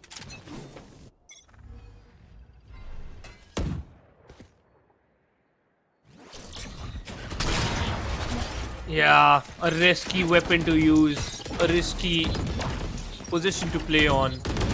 Yash is done maybe. Yash is... he survived, alright. But look at the position of Boxer. It's beautiful. But nah, why? You could have fought right there. A is completely empty, open for business. And now the difficult problem is Paradox unaware about this position. Yash, he is there to save the day. You have a glass cannon operator for the retake. A swarm grenade to delay the push. The plant hasn't started it yet. Now, Icarus is doing that. Spike He will be planted. 2 away. It doesn't matter who plants. I think so. If River could have done that, he just want one frag to utilize his null command. River with the pop flash. Paradox. He has a flash and a fragment available. This is a doable round. I like the position of Icarus though. Will he able to clutch it out? Let's see. And River does it. Wave getting on fraggage, but hold up. Kohli and Russ, one frag from themselves as well. Still a 2v2. Taking things in their own enemy hand. The double remaining. peek. Jenny. Kohli finds one more frag. They have the time for the tap. A 2v1 sniff. Out of close. players Icarus gets the white peak, and now it's half done. Half done, but Icarus with the clutch of his life. Shock dart. Asterix, they survive yet again. Switching sides. Match point. Another close round, Phoenix, but Icarus this time around, being the savior for his team. Yeah. He's not having a good game, but he definitely delivered when it mattered the most. The one who planted shall deny the defuse. Icarus it is for you guys. 30 frags for my man Tricky. But still his team is unable to perform that well. Lost the previous round and might lose the map. And a glass cannon up for Yash towards A main. 0 point for no information. Yash, it's not even the glass cannon. He's just going solo all alone. He got a frag. Tricky is done. And he got you spotted don't by need Kohli. That wasn't even required. Let's behind those Great Knight boxes. Behind the cubes. The dice. And now the whole team is rotating back to mid. To B. A triple man stack towards A. Unaware about the consequences. And Asterix are pushing A main. No way, Spartans. They are going for the big brain. Is this the Goliath move? They can pull it off. Or not. Everybody just pushed down main, man. They have given up the side. They know they have no map control, so why not just re-clear it and get the opponent by surprise? This is A bit done, of this is swing. done. He might able to get everybody down, but the headshot, the phantom down, movement, mid. and River gets one. He immediately just leaves the positioning. The spike is down. They need to get that up, and Parada, he is revealed as well. How do you even get the spike back 30 now? seconds left. Hold the choke There's point no way you smoke. can get it. Rinsat playing ahead of the smoke. Russ, he breaks down the turret. A pop flash coming in his way. He finds one. The perfect trade left and right. Dox is last man standing. A 1v2, 18 seconds remaining on the clock. And Icarus is waiting for the duel. Win. Asterix turning things around. Winning their opponent's map pick. And what a way to finish things off. That A main push. Nobody expects that. And they did that phenomenally well.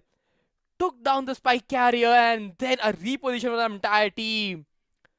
Level 5, they picked Ascent for the puggish nature of the map. But Asterix, they just outbrained their opponents today. Yeah. That A-main push was the star performance play by the players of Asterix. What an interesting round, by the way. Oh man. And in fact, Yash even just cleared out Tricky and then he opted for another P, but he got challenged right there. Despite you never expect these type of plays, right? But you gotta play your chances out. And that's what Asterix did. What an amazing round, what an amazing map. But Tricky, the match MVP, 30 frags, 19 deaths. First killed 6. But on the other side, Rinsat, once again, it's a regular day for him. Good name already for him. Like 24, 26, yep. And that 26 is just because of the fact that Not Dead Yet was spammed a lot. In a position where you don't expect a Clove to revive herself, in a position where she will get rid of very easily. It was not the case. He was just pushing it, maybe trying, hoping that somehow he is able to survive out of that ultimate form and get out of it, get a frag down. That amount of revival he has done for himself was something which made his kill death ratio negative. Otherwise, he was a phenomenal player yet again. And not just him, River had a good run 20 and 16. Even Yash played his part really well, not just as the entry, but even on defender side, good heroics from him. Crazy game, man. Crazy game. And this was just not the first map. Although this was level five's pick, so we gotta mention that too. That this was a close call, 14-12. The score line was, and it's the only problem was in the later stages you saw that Asterisk was just losing out those rounds, and they haven't secured, they haven't even utilized that tactical timeout. So every single one of them just going through the mid game calls and just understanding of their opponents. But the best factor was they understood them very perfectly. Those 5 rounds in a row, legit, just created a buzz that it might be level five's game, but hey, 24th round being secured by the KJ and OT, and in fact, I'll give that credit to Kohli because he was the one made it a 2v4 to a 3v2. That is true. A good attempt there, but again, if you look at the entire picture, overtimes are always very marginal differences, and yes, overtime was a very marginal difference on both the sides. Tricky was the one just holding hand in hands and making sure that his team gets ahead. 30 frags and 19 deaths, whereas Yash, 19 frags and 22 deaths. So this is something which is very different from between both the Jets. But Yash, Yeah. he was the one who was definitely delivering. Not as much as Tricky, definitely. But yep, he played his part really well, and 210 ACS on the Jet, good first bloods, doing his job. Other than that, his teammates, especially Rinsat and River today, again performed really well. Yep, Tricky on the other that's side, true. his team kinda lagged in so many rounds where he have to step up, even get an ace to secure the round. In fact, I think so in just 3 rounds he secured more than like 12 kills, right? To Yep. just get the round in his team's favor. So yeah, that's the beauty. But hey, first blood percentage is actually quite close between these two lads because Yash was actually playing like that only. I'm not even using a glass cannon. I am a glass cannon. I will go in. I will shot down at least one of the lad, and then if I'm able to just come back, then it's good. If I die, then it's enough. At least I will just chip down some of the damage. 210 ACs. That's beautiful. But 99. That's a negative KD ratio for the players of Asterix. The 99 deaths, also the reason is quite simple, that pick me up. Also, just count as 2 deaths if you die instantly. But look at the heat map, man. You can Yes, spot the spots everywhere except the attacker spawn. Every Yes. single place a player got shot down. Even Vine, only one fight towards that Vine. Probably 2, yeah. 2 player died there. I think that was the round where they pushed us in the first half, the 7-5. With the Yeah, lockdown the being lockdown A. has been utilized. But look at the amount of frags on the side of A. A was the favorable side from both the In teams. fact, They wanted Heaven to and fight Hell too. Genie. Yeah, the entirety of A. B main, yes, quite fighted on, especially with the operator rounds. But A was the favorable side, and I think both the teams knew that playing post plant on A should be fairly easy for them, and they tried it round after round, and the amount of frags was immense. But the most interesting were the mid ones. The amount of mid duels people have is crazy. Generally, we see teams just giving up mid and just playing from back sides. But both the sides were happy to fight mid. Not just take space, but actually fight on head to head with utilities on your faces, with flashes, paranoia, throwing left and right, and still standing wide in the open, trying to get the trace down, trying to push bot mid with the operator, get a support from tiles, and try to shut down the players. It was a very aggressive game from both the teams. Yeah, it certainly was. That bottom mid, that Arches fights were just crazy. And this was the winning moment, right? Yash secured the pick and the whole team. In fact, we just saw Wave actually got a heading right there, despite him just survived because it was through the wall, through the raid night box. That the damage wasn't enough, and it was maybe a Phantom's damage too. But hey, the Sin map, it's done. Now we'll move forward for the map split, and this is once again going to be a crazy one because the question is quite simple, that the way the players of level 5 perform was good actually, but not best, because one of your player was just way ahead of your of you, and you got to match his performance. Paradox in certain rounds he was actually phenomenal, just getting not quadra, in fact 3 frags and do in certain situations, but other than that he was also quite lacking in. But hey, one factor which I have to count in, and that is Spartus. the next map, split is very subjective to the scoreline is quite subjective to the composition you use, right? Yes, a lot. So a lot in fact. So the question remains same, that if level 5 is opting for the defensive half, and this is a defense favored map, by the way, 60, not even 60-40, I'll say 55 to 45. That is better.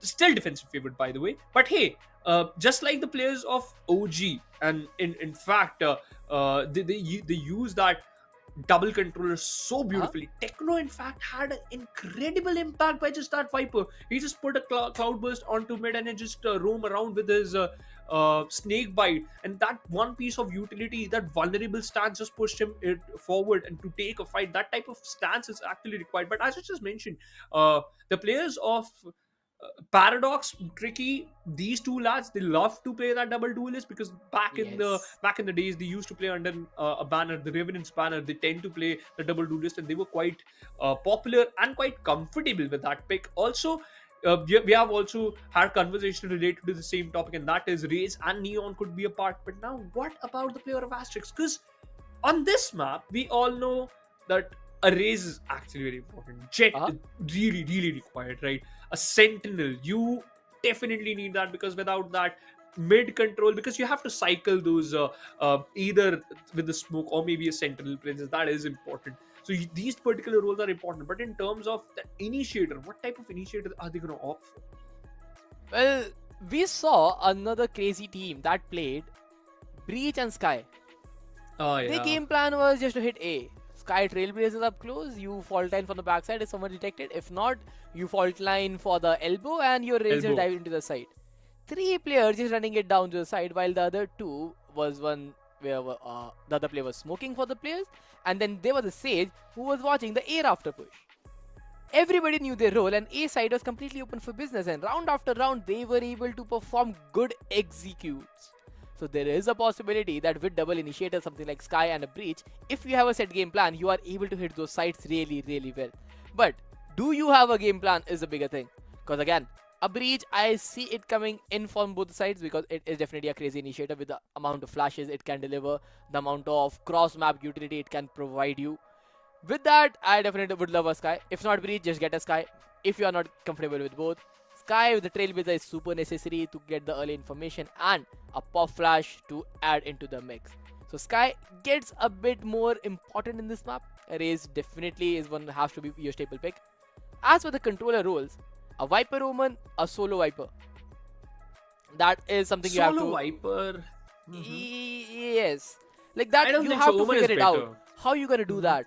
Because what's your game plan? Do you go for a simple Viper wall towards side, you just lurk it around, you have thrown lineups, and then get a double initiator on your side? Because you need something different up to the mix. Because Revenant's player, there's Paradox and Tricky, they are so well rehearsed with the map of Split. They're one of the favorite maps under their previous org was Split. And they have played a very aggressive composition. How does Asterisk play against them? What game plan do they bring? Because last map, it was mostly picking up a meta and trying to deliver on that. But can they do it again? That is the question. But hey, a lot changed. A lot of things has changed from your previous org, right? Now you are going to play with some different players too. So you're going to match the similar type of momentum and performance if you're just expecting that similar comp will work out. And it all comes down to the comfortability of your teammates too. Are you even comfortable that you can even just utilize that particular agent to my, safe bubble, that I just need this one particular utility around me at this particular time so that I can have an extra advantage against my opponent? But again, it's very reactive kind of gameplay, which I hope Asterix will legit opt for. Other than that, if you ain't gonna do that, then what type of comp you gonna opt for? And sometimes we legit saw that Omen is always a better option on this particular map. But will Rinsat still stick to Claw? That is gonna be the question. That's the thing. What does Rinsat play? Does he play a duel? Does he play Arena and Jet? Combination, you give Wave maybe an Omen, you take initiator away from him, you give him an Omen, you maybe just do that. Because again, the thing is, Rinsat, I don't think he's going to stick with Omen at all. He's going to play something really, he don't like Omen. Exactly. He wants something aggressive, something like a Claw. Like, your duty is to smoke, yes, but you can also fight. So that's the thing. it depends a lot on what does Rinsat play in this match. A lot of questions, and every single one of them will get answered so quickly. And right here, right now, you don't have to worry about much. So let's head on to it. Let's hop on to that particular, incredible, and the most interesting one. Composition. Yeah, I took a lot of break. I took a lot of break because I really want to just create a lot of hype there. Because it's important, right? It's important. This is going to be the decider. This could be the decider game.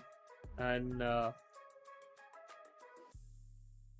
it can go either ways if we talk about, oh my god, a Sage and a Cypher.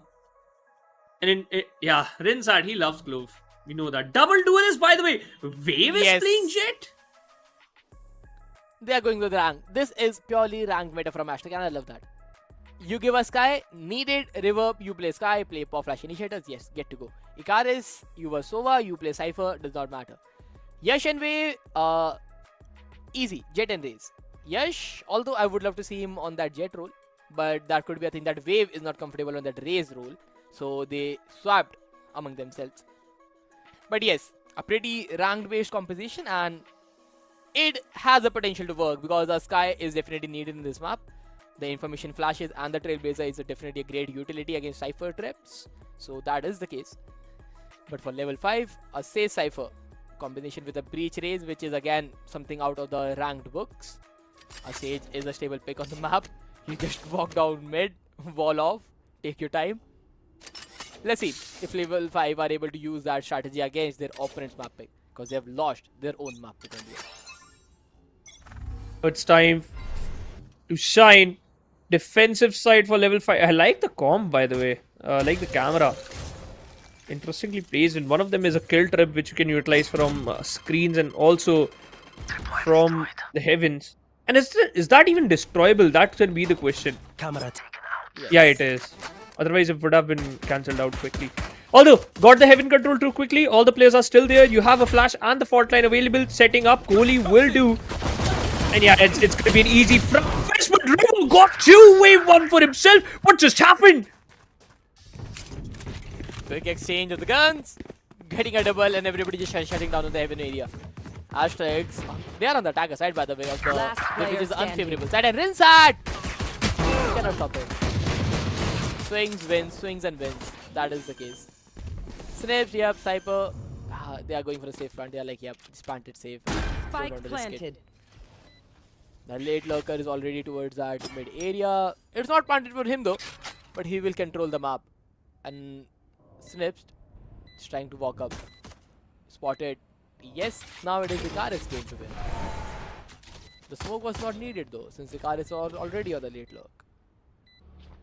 Problem, man. Now this smoke is blocking the vision for Icarus. You don't need to do that smoke inside. Just look at the player's positioning and good to go. Drops down. Left, right, peek. The heaven player will get the better of him. Reverb with a 3k. Asterix. Third one. Good one. The way they're playing their pistols. This is something very different. They jumped down A heaven. They fought a 1v1 duel. Got all the trades in their favor. Run down towards B. Pushes B heaven and gets the frag again. What a perfect plan. In fact, I really thought that Kohli's fault line was just completely better. Tricky might have secured a lot of frags, but once again, at that time, you were missing that paint shell, right? Look at that, a 5-man stack towards A. Here. ICAM has been destroyed. We can see the players are rotating already because you were expecting a guiding light. But that wasn't there. The spy cam, that's it. Tricky is going to be the first point of contact. He bought Sheriff. And he might got spotted out, or maybe not. There. The smokes, Rinsat. Where are the smokes, buddy? No smoke for heaven, by the way. That's interesting.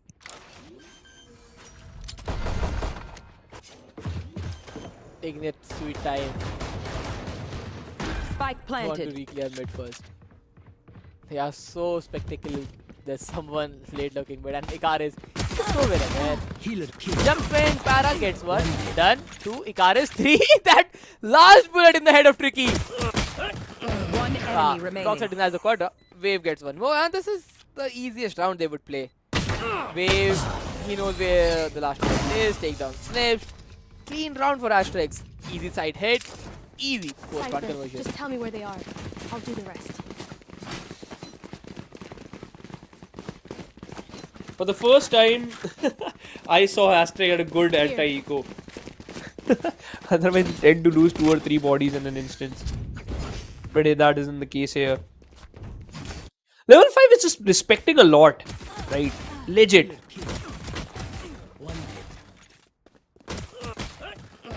Oh man. The attacking side of split is definitely tricky, but it looks like Asterix knows their hit. Look at the satchel. Yash right in the face, draws a slow off. Baits the util, goes back. Although he has used his satchel there, that's a util exchange. They have the regrowth, so things are not that difficult. No And peeking. that new shield Right is there. definitely coming into play again from side of Rinsat. Got tagged up. He still gets back, but Wave he finds Tricky.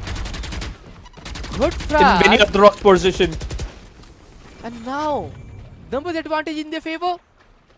A side might get compromised since they're just Cypher playing the Heavens area. Para is coming for the support. But Snip, how do you survive here? No players on your way. Snip swings, but he has the cage. Will cage buy so much time. They are rotating into the side, just walking in, breaking all the tripwires. And River, he finds Para as well. Asterix on the way for the bonus conversion, Phoenix. The problem is that Yash is still there, and Rinsat is playing slow. 2 of them are sticking towards main, and 1 of them is done. Rinsat get taken down. Yes, Snippets, is this his job? Kohli and the squad, they have to do something. It's a 3v3. The flashpoint is available. They dodged it. For now, no, every single one of them got stuck inside an elbow. River in a 1v2, an undoable situation. Player standing. Oh, the River trade. got 1, but Kohli saved him.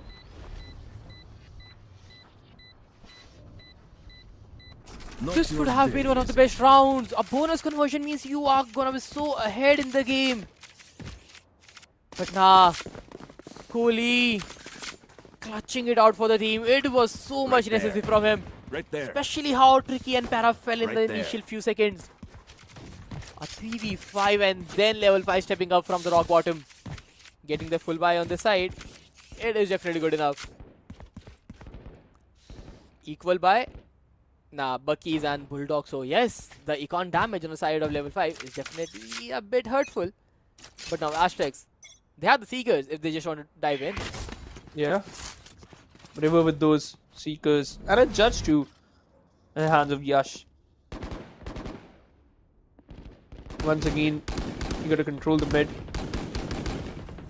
And the only problem is gonna be that Tricky with the Judge of his own. If the Seekers help you out, you know, spot out that weapon because you gotta destroy the Seekers, right? And you might destroy with that Judge. A paint shell. Ah, the shot. Look at the waiting game from Paradox and Tricky. In fact, Yash, he got spotted, and yep, Got your trail. instant headshot. And Tricky, his satchel charge in front of Yash. Oh, the You judge. saw that, right? Was that intentional? I don't know, man. But Wave, he finds another frag. This is over. You cannot make a comeback from here right now. The side is compromised, and Wave, he's already regrouping with his team. He knows they don't want to give them an inch. And the judge right in the face of Kohli. Drops an aftershock. 1, 2. He misses out as well. That aftershock angle just missed out, and he is good to take down another pick. Although Raj, one, but Kohli okay, take down one player, but Ikara is fine track, but Kohli still surviving, but Rinsat. This should not have been this close, but Rinsat, he makes sure that even if it goes closer, they are gonna win it all. Third one for Sando Asterix.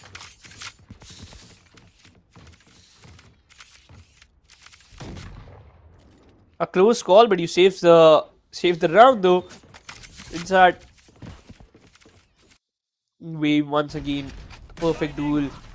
But look at the position. The the flash was just immaculate. Icarus he was just quite lucky.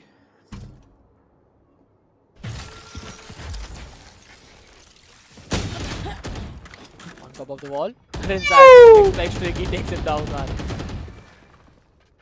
Ooh. This is looking so easy right now. Yash finds another pick on Snips. The map of Split, it's looked like just running away. Because this is the attacker side of Split and ASTERISK. They're already setting themselves for the 4th round.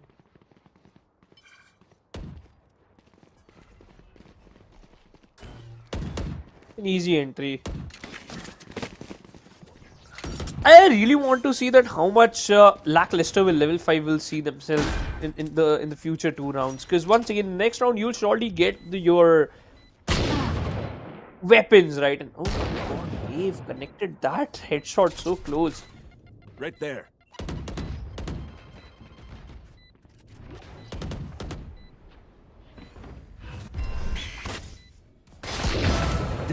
Stinger. Nice shot by Kohli. Ah. At least getting some exits, man. But this is not the Last goal. player Got standing. another. He's good with the stinger, by the way. He's actually good with the stinger. Right here. But And now the question is, Spartus River, Rinzad is just one away with his enough to stop winning. ultimate, the ultimate. 188. Yes.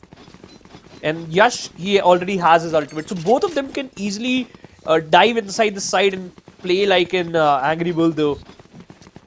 If they want Yash to. Wave, both of them. Yeah. In fact, Wave 2, yes. Blaze Storm. Although I don't expect a Blaze Storm to pop in a full buy round. So, Showstopper would be definitely the biggest win condition. Trailblaze up close. The fault line, paint shell exchange. The River, I don't think you get tagged. Yep, the paint shell was below you. Nothing to worry about. Para finds an or Tricky forced to fall back. Let's go! But oh, the Rolling Thunder! Oh, that read, the bait was. How is ASTERISK so well rehearsed with this? They expected the initial contact Rolling Thunder, and everybody just bait it out and fall back. Nailed my copy. Oh, but Tricky. That was your Spam down only Yash. winning probability. But hey, yeah, Tricky got a frag. River connected that. What? He did. And now that? A is open for business. Paradox left alone on the side. You still have the heaven control, but look at the position on the map. They're moving towards mid. Rinsart running away. And he They're got to be going back careful. B. They're going Yes. back B. They have the vent control. Now they're going to back B, and there's a solo player. That's Kohli. He has 2 flashes on the fault line. He wants to take the beam in control. He gets spotted, but Wave takes him down. Another good frag. The 30 side is seconds left. completely cut open. You take the spawn control, doesn't matter. They have the entirety of the side. Spike Tricky planted. just trying to have some map control. Wave swings out way. heaven, takes down Player Snippy. standing. Tricky gets traded off by Rinsat. And Paradox, the last player standing in a 1v3. It is out of bounds yet again. And ASTERISK, what a way to play the round. 1v3. And you see, It's all sets over. him up free. Wave with the final frag G. What was that, man? First of all, how is Wave connecting those shots? I am out of my mind. Just look. Oh my god. And then this. Kohli, why you're so open up in the map? I have no idea. You got a call from his teammate that they're coming B. You should have prepared. Fight. He was just caught off guard there. Fire in the hole. Now the fire in the hole, yep. The B side is completely compromised. They stacked up A, the gamble hasn't worked out. And if they gamble towards B, the showstopper might be the losing condition. But now, oh god, spawn and yeah, he just touched it right now. The faded headshot, a paint shell missed out, damaging his own teammate. But yep, at least both of them are able to survive. Kohli down to 4 HP, will get heal back up from Sage, Para just but before that, Wave denies the heal, denies the player. Kohli 4 HP, the last player standing, and this has to be the 6th round. Has to be the 6th, and there we have it. Half a dozen on the board for the side of ASTERISK. Half a dozen it is. And look at that. Rinsat haven't even utilized his ultimate. You still got the neural theft available. Despite level 5, they have their ultimate. They have a resurrection. So there is a possibility that this is a 6v5 round. Also, Rinsat also utilizes ultimate, so it's a 6v6 probably. Let's see, man. Let's see how they will manage to get it. But guess what? How many frags Paradox has? Shunne. That's the Zero. big zero. Right That's here. the biggest Nothing. zero and nothing. That's bad. Oh. Not able to get onto the scoreboard at all. Found you. Spike down A. What? Okay, Smith. 2 in a row? And get the And third. he got the Rinsat, third. okay. Finally gets taken I down, know but now exactly Rinsat, where you you are. need to get something. You need to get assist. You need to get the map control, and yes, he's pushing it down. They know where he is. Rinsat, little late. But now, jump spot, yes, he expects something there. A fault line. Player standing. Last player standing. Para finally gets the score sheet. Heroics on the side of the Cypher. Snips making sure that level 5 gets their second. Chips saves the day for his teammates, by the way. And Doxer, yeah. There's a player main, Doxer. We're just checking his aim, by the way, which weapon is working out and which is not. But hey, good duels, by the way, for Snippets. And an interesting one, though. Inside, quite unfortunate. If he should have went towards main, he would have got a pick there. And I think so. We can see a tactical timeout. Doxer is just talking to.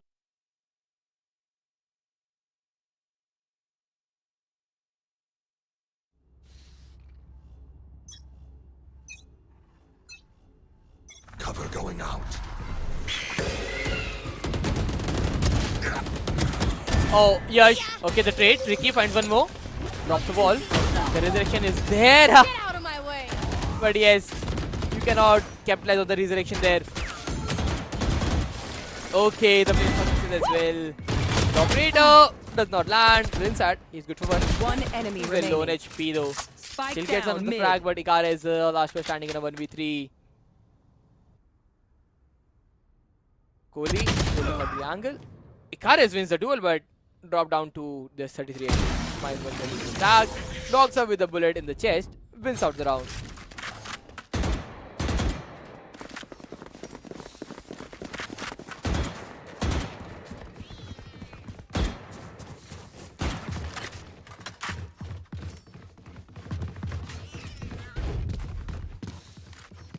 Oh, level 5. 3 rounds. They're getting their momentum back slowly and steadily. But the thing is, can they get some more rounds in their favor? Because ASTERISK, they have the Seekers. They are rushing towards that A side. The Cypher trip is just towards deep A. They have the entirety of the A main. They want to take I've it. got your trail. Seekers popped in. Fault line dodge. Wave into the side already. Spam heaven. They have the side. The tripwire is not broken yet though. The elbow player trying to peek out left and right. You need to be careful for the tripwire. Yes. Yes. Gets another frag. Spike planted. Another one down. That heaven. Okay, tricky. He finds it inside. Ikares. Another pick to his name. 4v3, make it a 3v3. Para finds a pick. Paranoia dropped backside. Ikaris gets fragged. Heaven Wave gets a pick. A 1v3 left standing. Doxer. Both the players are low on HP, so that's still a possibility. Peek left and right. River with the pick. 7th one for ASTERISK.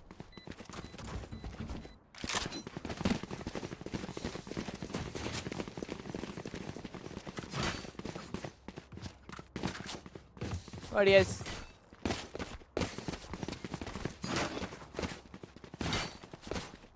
ASTERISK. They are really close to win it out. The 7th round on the attacker side on the map actually.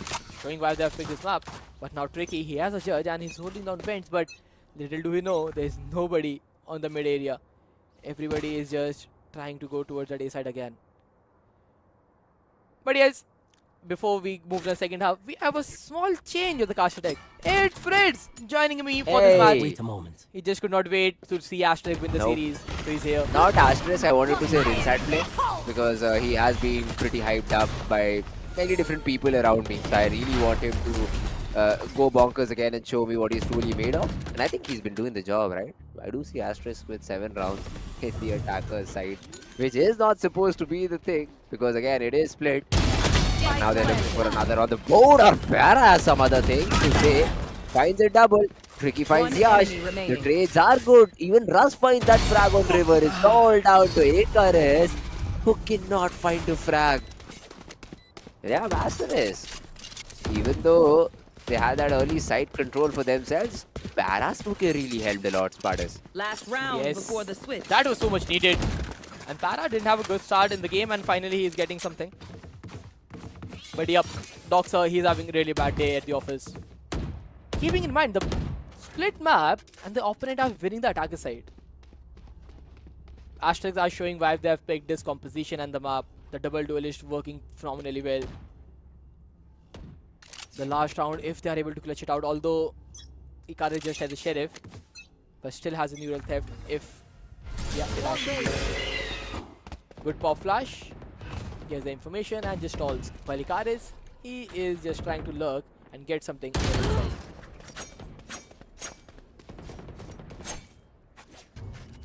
Doxer, that opening is definitely interesting. Just a sheriff for Icarus, so it is the beauty of the remainder of the players to get that frag. The wall just broke in the nick of time. For the players, they just fall back. Tricky. Still holding a similar angle. But now just has an opportunity to climb up fence. Although I'm not exactly sure Weapon if level 5 have information about A main because I do not see any camera. So player could have creeped up A heaven for all they know. But now Tricky has cleared everything else. And Asterisk is stuck. They have to decide right now.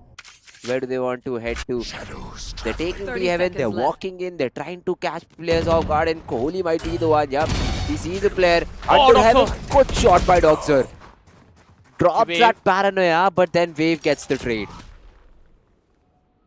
Awkward instructed, but still a 4v3 advantage on the side of level 5. Just 13 seconds remaining on the clock. They don't have the side control, and this has 10 to be the 5th seconds round. left. One Tricky, enemy Para remaining. swings out one flag. Each river good for one. Kohli trades him out, and level 5 getting something from the round yet again. For a time Switching being, this looks sides. like a one-way half when Ashes won 5 in a row, or rather 4 in a row. But then yes, the last 5 rounds, level 5 was able to make a major comeback, winning 4 rounds, making sure that even on defender side, they at least give them a 10 decent half. seconds left. One enemy remaining. That is what they're attempting. Level 5 trying to be in a position where they can fight from. And another technical pause thrown at our screens. Set was still interesting where the game went close, and I think that is exactly what level 5 intends to do on this particular map, where you're trying to get equal number of rounds after this first half ends. But then again, Sparta's attacking side is way more difficult as compared to the defensive one, and that too without a proper smoker. Asterisk, they've been able to get 7 rounds, and the reason I say that is because Rinsad on Clove does not have that paranoia, does not have any sort of gravity wells as if he was playing Astra to help his team. And now the double dive, even though on the defensive side is weak, but if they do take aggressive control, it should not be a problem for them to beat level 5. And the way they are positioned, they are looking for that aggressive control, I think. Because the B side, a Cypher trip, a cam, Cypher playing B heaven, that is majorly just for the spam. 4 players I can see jumping around towards that A. Yep, Raze might play mid, Yash would be the one playing vents for the control, for the crossing. But that's it. Sky playing A heaven means the initial power flash, you try to take down the lurker and then take the aim in control. And if you are able to challenge extremity as well, and if you're able to win the frag against that lurker of the opponent side, it can give you immense map control. Let's see if this game plan is actually translated into game. Ooh, exactly. This will be interesting. Yash looking for that early fight down bit. But he is not being swung upon by the players of team level 5. Finally does, but there is utility. Oh, Great Yash! shot, man. I mean, these guys, these Mumbai server aim demons, you give them an opportunity like that, they will pounce upon it. What was that, man? This was so clean. Good bullet out of the chamber. And just look at this. How are you able to win it all, Yash? He picked up an orb. He is off guard. Sniffed. He has an exact angle way to aim, and Yash just picks up the frag. Although Kohli is able to get the frag, but he is heavily tanked down. Para will heal him. Nothing to worry about. But wave inside the side is still a nightmare to deal with. A smoke is there to help him, but a flash to help Para with the right click. A pop flash play coming into the equation. Paint shell up close, flash dodge, do to check the right. They do. One frag each, but Para delivers another sheriff shot. 1v1 against Yash, both 100 HP. Para on 70, the body shots. One body shot away. Both the players, but Para with the quadra wins the round for level 5. He was all alone, and Asterisk. Oh my god, they just threw a round which should have been theirs. Early start, Yash gets that frag. Everything was going right, the trades were happening perfectly. Look at this, even shots rush down. But then Para happens and Kohli happens. And even though they had that early advantage, level 5 are still able to convert that round for themselves. Well played by Para, a 4K overall in the round. And that will help them to equalize the scoreline. This was something which Asher didn't expect at all. Para getting that double in that 3v2 was so necessary, and then Yash not win out the final flag. And now Snip holding down the spawn with a bulldog. Gets one. Pop flash to blind him, but he still gets the frag. And a frag after that as well. One enemy remaining. 0 damage Spike stand, down mid. and he got a triple.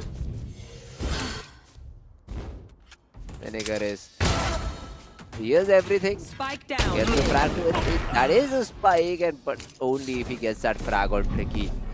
The round could have been still interesting, but yeah, not anymore. Good frag, good retrade by Tricky, and level 5. There. Relatively fine bonus round, I'd say, Spartus. You did lose 2 weapons, but I think one of the guys was still a pistol who just picked up a rifle, so essentially you just lost 1 rifle. That should not be that big of a deal. Because now you look at the buy, it is Tricky buying in for Kohli. And only Tricky will suffer if level 5 lose this round, but then they have a good chance at converting this eco. Satchel out. Para, if he gets a frag or an orb, that resurrection is back online. Tricky, double satcheling his way through A heaven, trying to take that space, has got entire control. And now look at this. It's only Icarus on side because nobody can rotate through vents. You make plays like that, you will be punished by Tricky. Oh, this should not be the case. Okay, fine, it is set. At least he's able to get the trade. You fought The side well. control is looking in the still camera. there, and Icarus. Oh, he was the solo anchor, and he at least need to get one and just try to get trade himself off. But no, that's not the case. Level 5, entire side control, and the late angle on the hands of Kohli. Beauty with it all. But yes, the inside loses out this duel this time. Kohli gets under the pick, and level 5. They are looking for this 8th one on the board. One enemy They're just remaining. not looking good, and Dogs are with a final blow. Level 5. They have the upper hand in the game. A 3rd round on the attacker side. Bonus converted. Yeah, man, Asterisk. Even though this is their map pick, they are struggling a lot on the defensive side. And now I ask you the question. Are they not ready for that double duelist kind of a composition that they're playing on the defensive side? Because this is not how you can. This is not how you play. You need to have one part of the map controlled early on. You need to throw the players into the faces of team level 5, forcing them to use their utility early on to re-clear. Because if you allow them plays like that, if you give them space like that, you will be punished. That is what has been happening exactly. Tricky this time. Looking for a fight down Vents. River is there, but this time holding just a very passive angle. Maintaining a crossfire with the courage. Oh, Yash. Bomb buddy out. Individual hero there. He is just trying to retrieve that weapon and he will surely get one. Has the ultimate available if he wants to use that, if he has the opportunity. Although Rinsat, he's just playing heaven with the Regen Shield. A classic in his hand. Just jiggling out for information, and yes, he will surely have the information of people running towards. Not Okay. ready yet. Chip damage and River. What a combination between both the players. Para, he revives Tricky, but now River, a sheriff, and does he Spike know a player is planted. right into the face? A Bucky connection, but Kohli finds one. Wave another frag. 3v2 advantage. Team Asterix. Wave another pick. Kohli. Enemy remaining. Oh, but Para in that My God, small Para. avenue. Showing his class again, and another round which could have gone in the favor of Asterix. Level 5 just stealing it from them. Yeah, well played, I'd say, by level 5. Because even though they lost that player B main, they could have gone to re-clear that particular spot, but then a lot of question marks were there in that direction. And you not having a Here. conventional initiator, Spartans will definitely trouble you in situations like these when you want to re-clear. So instead, they go for that A side. Para knew if he finds the trade, he has a resurrection online. That is exactly what he does. And then Kohli and Para together are able to close out the round. This time around, this is more like it. This is what Asterisk need to do. Take early aim in control. They break the trip, and suddenly question marks all across for team level 5. Although level 5 is heading towards the B execute themselves. The call is perfect, Spartans, because it is only one of these players, Icarus, who's in range to do anything at all. I don't think so he's getting any sort of a frag, but yeah, information that he can pass on to his team. Satchel out. That is true. But again, side control, how do you plan the retake from here now? Karis, I'll lose out My the ult's duel. ready. Try to gather the information. The rocket. Close, tricky, find another pick. Yeah, she's good for one. Green for me. But gets dealt with by Tricky, and Tricky, he had 30 frags the last game. He's starting this game on second half on the same note now. His attacking side is so perfect to witness. Still a 3v2. Blaystorm still available for a wave if he Save. wants to use that. But yeah, they are going for the save. The operator has been saved now. The clock is ticking down. No more time remaining. And level 5. 10th one. Double digits on their opponent map pick and Asterix. They Satchel out. look good in the first half. That's the unfavorable side of the map. But the defender side, they are not able to get a single round yet. That is what surprises me the most. Not being able to get the defense-sided rounds. 5 rounds back-to-back found, and Aster is there. They're left dumbstruck. Alright, so the plan for the follow-up round for Aster is basically Wave is going to play on Bladestorm. That operator has been passed to Yash, who did a good job with the Marshal in the previous round, but was not enough to win them that particular round. River, if you talk about him, has a rifle. And these are the only 3 players who you can focus upon. And Asterisk once again just falling for the wrong gamble. Early flash down mid reveals nobody is present in that part of the map. The Cypher is relaying information that the camera has not spotted anybody yet. But still a smoke A main. This will allow the players of team level 5 to go for this cross and then eventually fight it off. Wave dead. These isolated fights should never be taken. The wall to isolate the players towards Ven and River forced out, but Rinsat and River together in tandem are able to find 2 frags each. The thing worked out, but again Yash not able to get the frag. Kohli will shut him down. Operator is now out of the hands. 2 sheriffs and a vandal. The weapon will definitely get recovered. Still a 3v3. And Rinsat, he has the ultimate online. And Kohli, he's just waiting his teammate to regroup towards B. He has the entire B side control as well as the B heavens, a major part. While Asterix, they don't even know where the players are coming from. They have to clear each and 30 every seconds angle left. slowly and steadily, which will kill a lot of time. They are on B heaven, but now how do you get out from here? Kohli, a stun and a flash, still in his kit. Trailblazer, detected, he falls back. A lot of utility expected CT, where there was nobody present and Rinsat just drops and drops Kohli. Russ, the main, the shots do enemy not remaining. land. Icarus is already defusing and River takes care of Doxer too. Finally Asterisk, that re-clear up A heaven works out wonders, and even though they lost wave early in the round Spartus, they're still able to get a round for themselves on the board. After like an eternity, it feels like 5 rounds in a row for level 5 and then Asterix getting one on the board. They are already 1-0 up in the series. And this is their own map pick. They are kind of struggling on the defender side. The heaven frags was so much necessary to give them back something from this half. But now, how do you play this round? You still have an operator and a pop flash set you to the B garage. While if you look at level 5, they are prepping for a fast A hit. Oh shite, I lost my pet rock. Only way Asterix win this round is if they get strangled in the Cypher traps and Yash is able to capitalize on them. Off your feet! Multiple ultimates thrown in. But the good thing is Asterisk won't fall prey to any. This is the showstopper. What? Why would you stand It there? connects.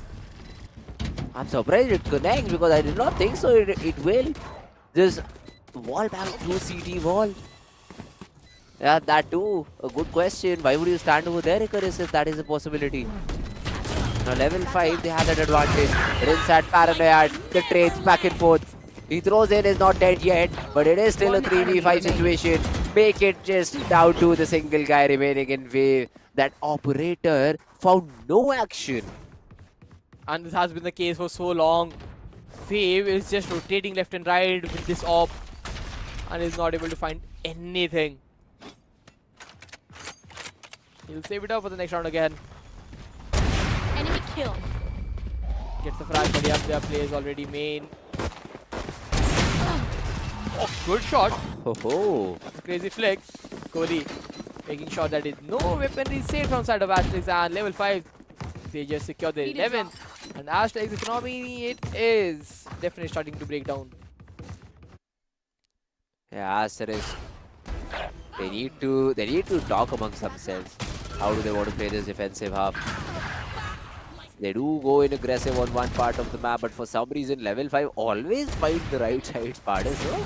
Yeah, that They always find the players where they always find the Cypher who's always all alone. That surprises me a little bit.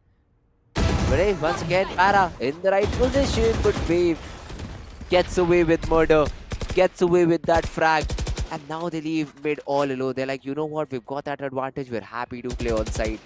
We know that a lot of utility left to work with. Let's see, a failed one way, I believe, towards Vens, or was this all, not Vens, but Mail, or was this the plan all along?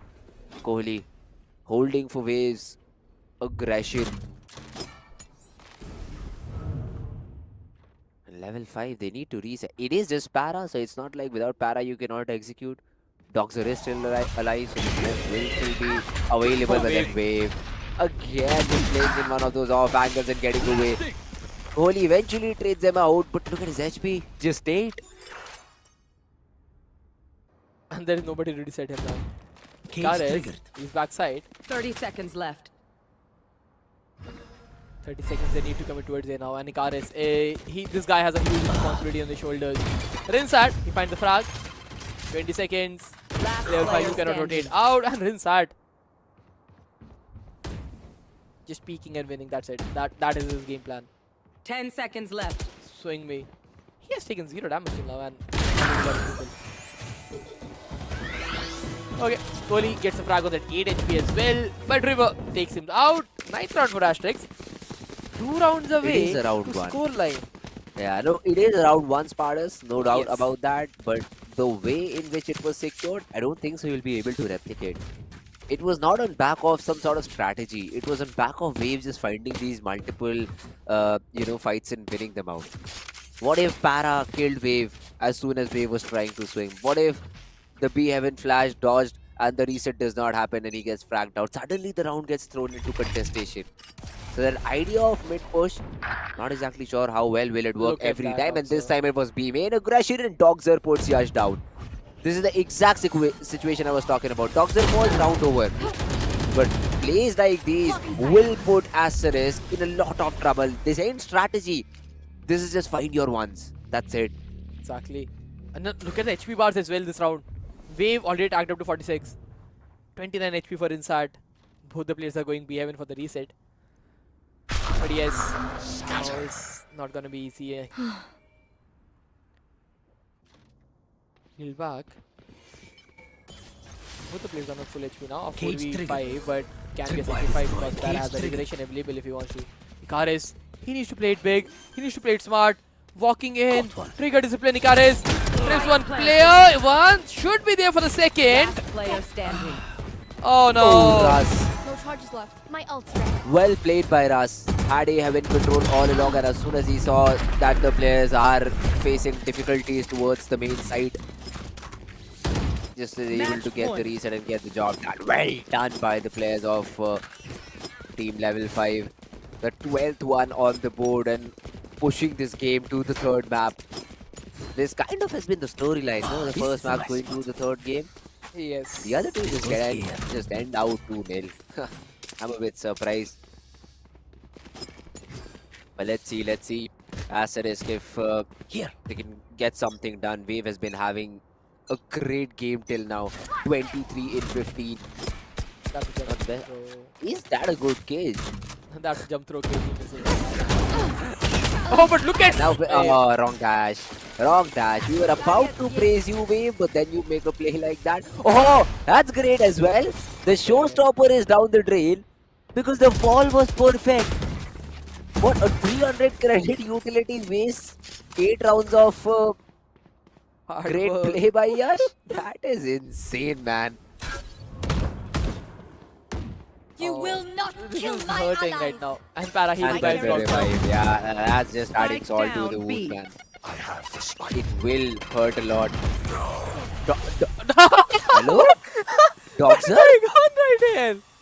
He goes one step towards the left hand side behind the box, saves himself. He TPs out, saves himself. That extra jump that he wanted to add just killed him there. He was not able to place his TP.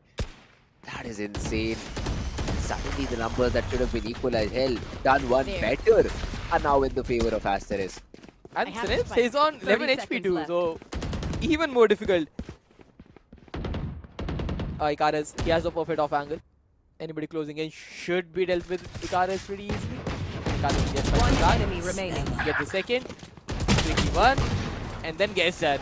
3k for Icarus, 10th one for Asterisk, and they are not over yet. They are still surviving. Find them. Level 5, one round away from closing down this map, equalizing the score line on the entire series. But Asterisk, they need 2 more for overtime. And once again, you look at the way that this round started, that B main aggression, Wave finding the... It's like, if Wave finds the first blood, This goes Asterisk is here. winning. Otherwise, this it is is a level nice 5 spot. just That goes there. storming through the site every time. It is kind of a weird purchase. You've got a Guardian, you've got a Spectre with half shields. Not the best possible setup. And that smoke is the only reason River is still alive. Otherwise, he was stunned and flashed. But then, Tricky was not able to find vision. Off your feet! Level 5, they're ready for this A hit. But look at the tripwires. They are posted in a position where you can spam on them through CT2. Heaven won't be a place of choice. The spam does not connect though. Icarus finds Dogzer some sort of angle which is not being covered and he gets punished for it. And now it's these 4 guys who have to find this retake. The cage to buy some time. The reset is not found. The good distance covered by Yash to take down Russ in that situation. A 3v5 commences. Last player Tricky standing. found nothing at all. The reset was just not good enough and Asterisk stormed the side. 11th one it is, Pardas. And I think we just might go OT. Flawless. 2 OTs in 2 maps. Things we'll have to see. One of those maps which is getting to the wire, I believe. But again, level 5 won't have to buy this round, so even more difficult for level 5 to do anything here. They have like 350 credits last round. Man, what a retake there. Last player. Good sequences. Everybody just flowing like a river. The duels, the util, everything on point. Now you feel you got the buy from level 5. Spectres, half shield bulldogs, and the Guardian without any armor. That's what they have. This goes here. Inside, he has it not dead yet though. Yeah. The 6th player is still there on their side. There. Again, early start to the round. They've taken a heaven by force. The previous 2 rounds, the only difference was Tricky was just taking ramps and that's it. Was just creating pressure. But this time around, it is deep main control. How does ASTERISK go ahead with this? Probably Rinsat throws himself into the side, into a heaven, then uses the not dead yet, followed by River's util. But then River needs to be really good with the next flash that he has. There it is. Dodge. Good off angle, but the frag not found. Yash traded out. Russ trying to find that pick. Won't be able to Rinsat with the confidence. But Tricky is wrapping all of them around. The A heaven drop comes in. All the 4 players running through one side. Yash trying to find that frag. Yash, even the CT guy, the elbow player finds that pick for himself. But caught on the reload. It is all down to Doxer, who will be taken down. OT it is, Spartans. OT it is. Oh, another good one. ASTERISK! What a start. Switching sides. Overtime. Another successful retake one. They were having a hard time holding down the side, so the adjustment was give up the site and let's play retake. That goes there. And the retake sequences with the entire kit of River available with not dead yet in the backhand of Rinset. Everything was just perfect. Although, in all the sequences, yes, Snippets got the frag on Yash, which is very unfortunate of him. He was not even aiming at. Oh, this is a nice spot. But after that, everybody just flooding out and Yes, the this should do. screens guy, the heaven guy, before they can come into equation, the round was already over. Now, ASTERISK, they have the attacker side to win. Because this was their stronghold. They won 7 rounds on attack in the first half. And this time, the setup is pretty similar. But level 5, they are 4 players towards that B side of the map. 2 sides to be heaven.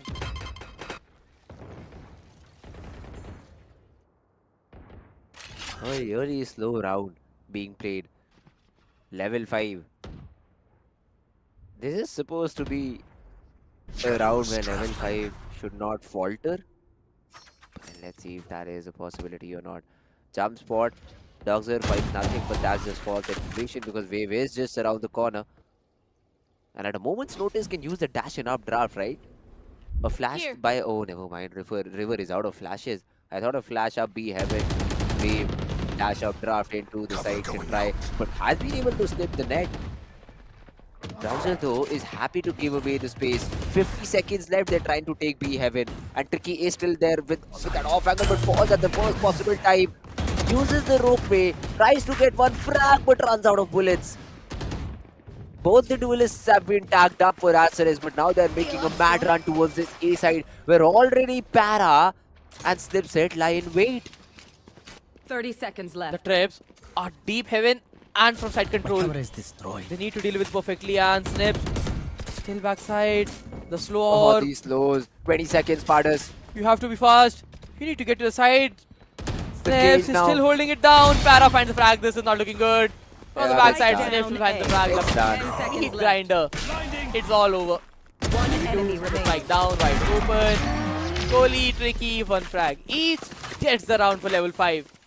Another map point advantage. Switching sides. Really well played by level Match 5 and I point. really like the way Doxer played over there, Spartans. Even though my guy did not have a frag, but it is because of him that the B heaven split was stopped.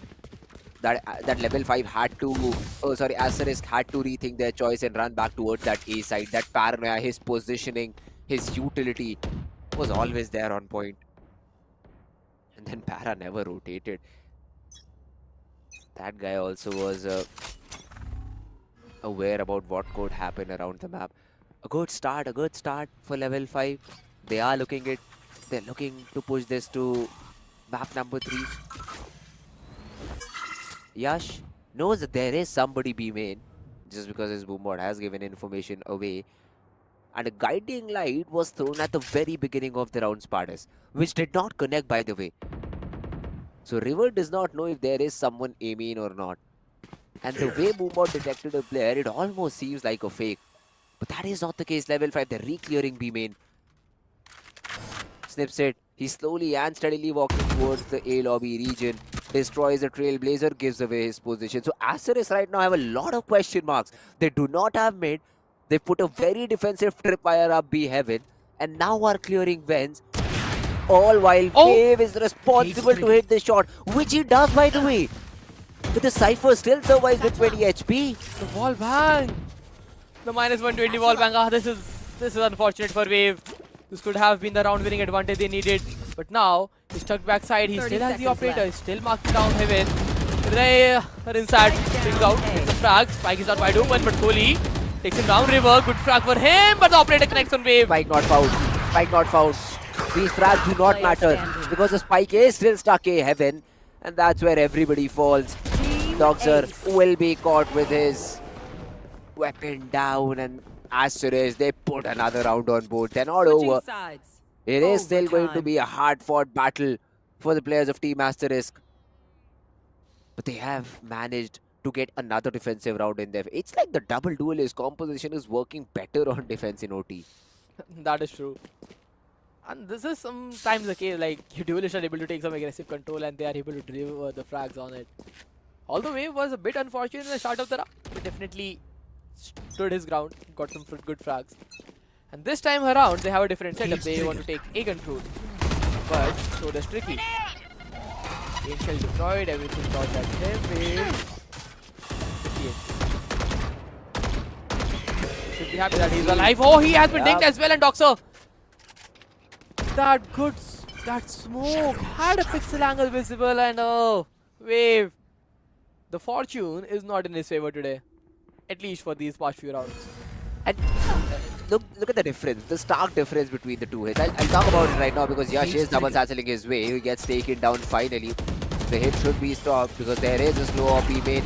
Para is trying to get that frag. Rinsat good with one. Para with the trade. And Icarus able to enter into the side. Para with all these frags. And touching the point against Spartans, this is the stark difference. You see level 5 made to play A main. Usually when AST was facing them on the defensive side, they were also trying to make similar plays towards one part of the map, but were giving away the second one. This time around, Snipset sits inside with support of Para because they know even if the players left. of Team Asterisk regroup very quickly and then hit the B side, the slow orbs, the aggressive cages that have been thrown into the side will compensate for the controller not having smokes. And that is layer after layer after layer that I really want to see the defensive side. The composition Asterisk has is not bad at all, but 10 it needs seconds to be left. played better. Spike For sure. For your trail. But now, Ready. River is in a 1v3 and is completely healthy. Found one. The only utility he has was the Seekers, and he has popped it out. He has been concussed, and I think the judge is in his position. One, can he get a second? Nah, Kohli. Good running spam, good shot delivered. Level 5, another advantage on their side. They are not giving up so easily.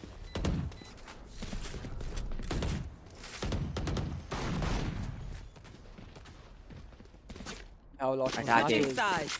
Yeah, attacking Match has point. been the problem though for level 5. And let's see if they're able to close it out here and now. Because this is where they lost on Ascent as well. They were able to get it to OT, but were not able to close it out. Right there. In this particular map, they've been given 2, maybe 3 different chances to close Right in there. Revelation, to close in the first OT, and now to close in the second OT as well. But they failed on most occasions. Let's see if this time is any different. Wave with that op. It is a full-blown A hit that is being thrown in by the players of Team Level 5. The op does not connect. Wave missing a very crucial shot because he was supposed to be the anchor of the side. And now River needs to maybe pick up the pieces. He gets the timing right. Tricky. The flash connects, but River has to give away the space. No, he cannot play around this area anymore. Yash. Oh, Yash, my River. God, gets a frag and that smoke. Rinsat, that's a really good smoke, isolating the elbow player. Oh, spotted as well. Eventually gets Doctor's gone. near the close right guy. Oh my God, Asterisk. They're so good with their retakes. The sequence of the retake and Rinset's presence of mind with that smoke. It is so much to perfection, friends. You just isolated that crossfire and then the slower Switching will sides. give nothing away to Overtime. Para. You swing, you win that duel, you have the refragger available, both of you have the proper advantage in a gunfight. And Doxer, who was supposedly able to trade their opponent, he covered with a smoke. One util and the entire sequence of level 5 post plant is broken down. And now again, third overtime. What's the game plan this time around? Just hit A. A trip for a drop dash, I believe. Camera taken out. Oh, River. He was spotted. So the frag not being out and Yash. Tagged up pretty bad because of that aftershock. The regrowth will be there, but Yash did not have that regen shield. So now we'll have to play with just 100 HP to his name. You still look at level 5. They are worried about this A ramp position, but the rotations were never thrown in. Tricky is still towards main. Flash out. Paradox is still towards main. You have a player towards the B side. 3 players are going to greet the players of Team Asterisk on the B side if they hit that particular area. And Doxer just looking to challenge that, or the dash is available. The timing on the Sage slow. It is immaculate, Spartus. Because that is the reason Wave was not able to dash. And by the way, let me remind you guys, the Sage buff has already happened. So the dash wouldn't have worked if you still wanted it to. seconds But Rinsat on the other part of the map is able to find Para. That is the equalizer they were looking for. But 2 players still here. Kohli with all of his utility. 1 HP is what Rinsat has. But Icar has found Ras. Players falling left and right for level 5. They need to get something done. They need to do something about that. But I don't think so. Anything is possible. Paranoia early, fast retake. Kohli gets that frag on Rinsat. River is responsible for elbow. It is a 3v3 retake. He falls. So does Icarus. Another CT-sided win because Yash has been hit by the Rolling Thunder. He needed one frag for the showstopper, but nah, he's not gonna get that. Not planted for him, and Kohli takes down the frag as well. Quadra for Kohli, and the breach is definitely breaching out the defensive Switching sides. lines again and again and again. Match point. Come on. At Get that me in the line point of where fire. Rinsat was tucked into the corner, if he was able to reposition himself, the things could have been different. But he was flashed and everybody just rushing him out. Could not do Exactly. anything at that point. He did his level best, barely surviving with that 1 HP. But the biggest nightmare for AST, they have been para slow ops. They cannot hit sides. That is true. Para slow orb has been very annoying. And now you look at level 5 once again trying to rinse and repeat this A-side hit.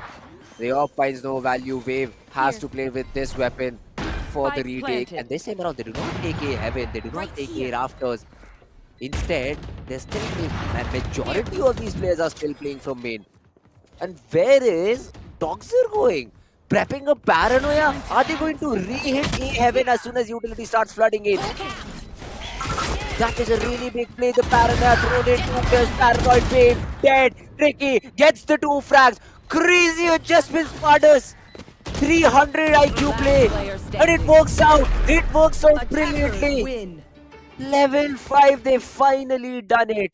They identify the problem. They identify where they were lacking. And they address it. It did take a few seconds. It did take some time. But eventually they're able to figure out how to stop that retake. And they have done it beautifully.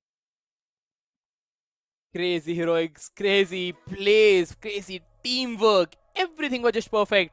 The team play with the paranoia and then Tricky with a double headshot. Got one, yes. And that was against the operator, by the way. And after that, the reflect to the close angle. It was so perfect to witness. Level 5 closing down the map. Both the teams winning their opponent map pick on the overtime. But the thing is, the scoreline have been equalized, yes. But this victory does not give much effect on the group standings, to be honest. But this is one of Yeah. those maps which we would have loved to see if it had some possibility of making the teams go ahead in Man, the tournament.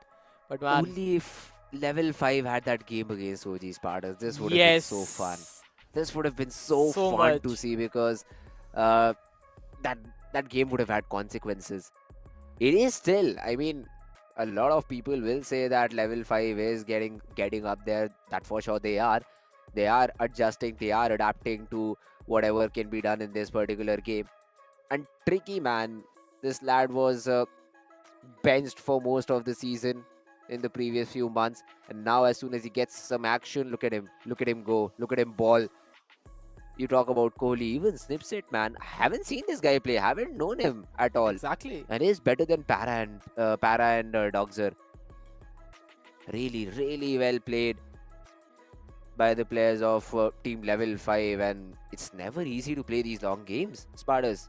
That is for First sure. game goes 14-12, the second one goes 14-16. This third map will take everything from all of these players. I don't think so they're playing Valorant after this match, They are gonna have a at good least break. for the day. Like the amount of rounds, 30 rounds in this game. The previous match, 28 rounds, man. 60, almost 60 rounds already played in 2 games. That is crazy number. But yes, Then you have games where rival ended in 18 rounds. oh yes, the entire map. 13-5, 13 13-5, 13-5 done. 36 rounds, it's over. And now we have 60 and still a map to go. Yeah, this is the sort of Valorant I was expecting in the early stages, man. Competition between these two teams. It is still there. Both of them are still playing to get their first win. Let's see who gets it, because now the scorelines have been equalized. Oh, exactly. Although this win would not result anything different in the Group B standings, the Group B teams have already qualified. They have won 2 of their games, so they are in a pretty good spot. But Aztec level 5, all they are playing for is their pride. They want to get at least one win before they end this tournament. And they want to end it on a good note with a different team. Asterix, they have a lot more things to prove, and they are definitely improving day by day. Rinsat, he was the star player from his team the first day they played, but today it looks like they have a good team performance as well. Yash is playing nice, then Wave is definitely stepping up, and everybody else definitely showing their class. But level 5, the type of performances we want from them, they are slowly getting up there. Yeah. I rarely see adjustments like these that was made in the final round by team level 5. And that's why I'm so happy to see something like that happen. You talk about the 2 MVPs from the 2 different games. 25 frags for Pricky, 21 frags for Yash. The deaths are also really similar. Both of these players just did their job well. Just played Raze like it is supposed to be. But for Asterisk, having that second duelist, it gave them the advantage in the attacking side, but not knowing how to control that during the defensive side is, I think, where they lost the game. Otherwise, it could have been a 2-0. Oh, that is true. Defender side didn't look good, especially when you have upper hand. But again, the thing is, even in the overtime and rounds before the overtime, they were able to close down few rounds by the retake sequences. Those retake was missing early on, and when it came to the overtime, they lacked the attacking presence as well. Para slow up, and then Snippet's cages, they denied B round after round. They wanted to go A. Para and Snippet was ready again with the same setup. Both the Sentinels, they were on the similar side where Asterix wanted to hit. You call it luck or you call it the read from level 5. They were able to do it from really well.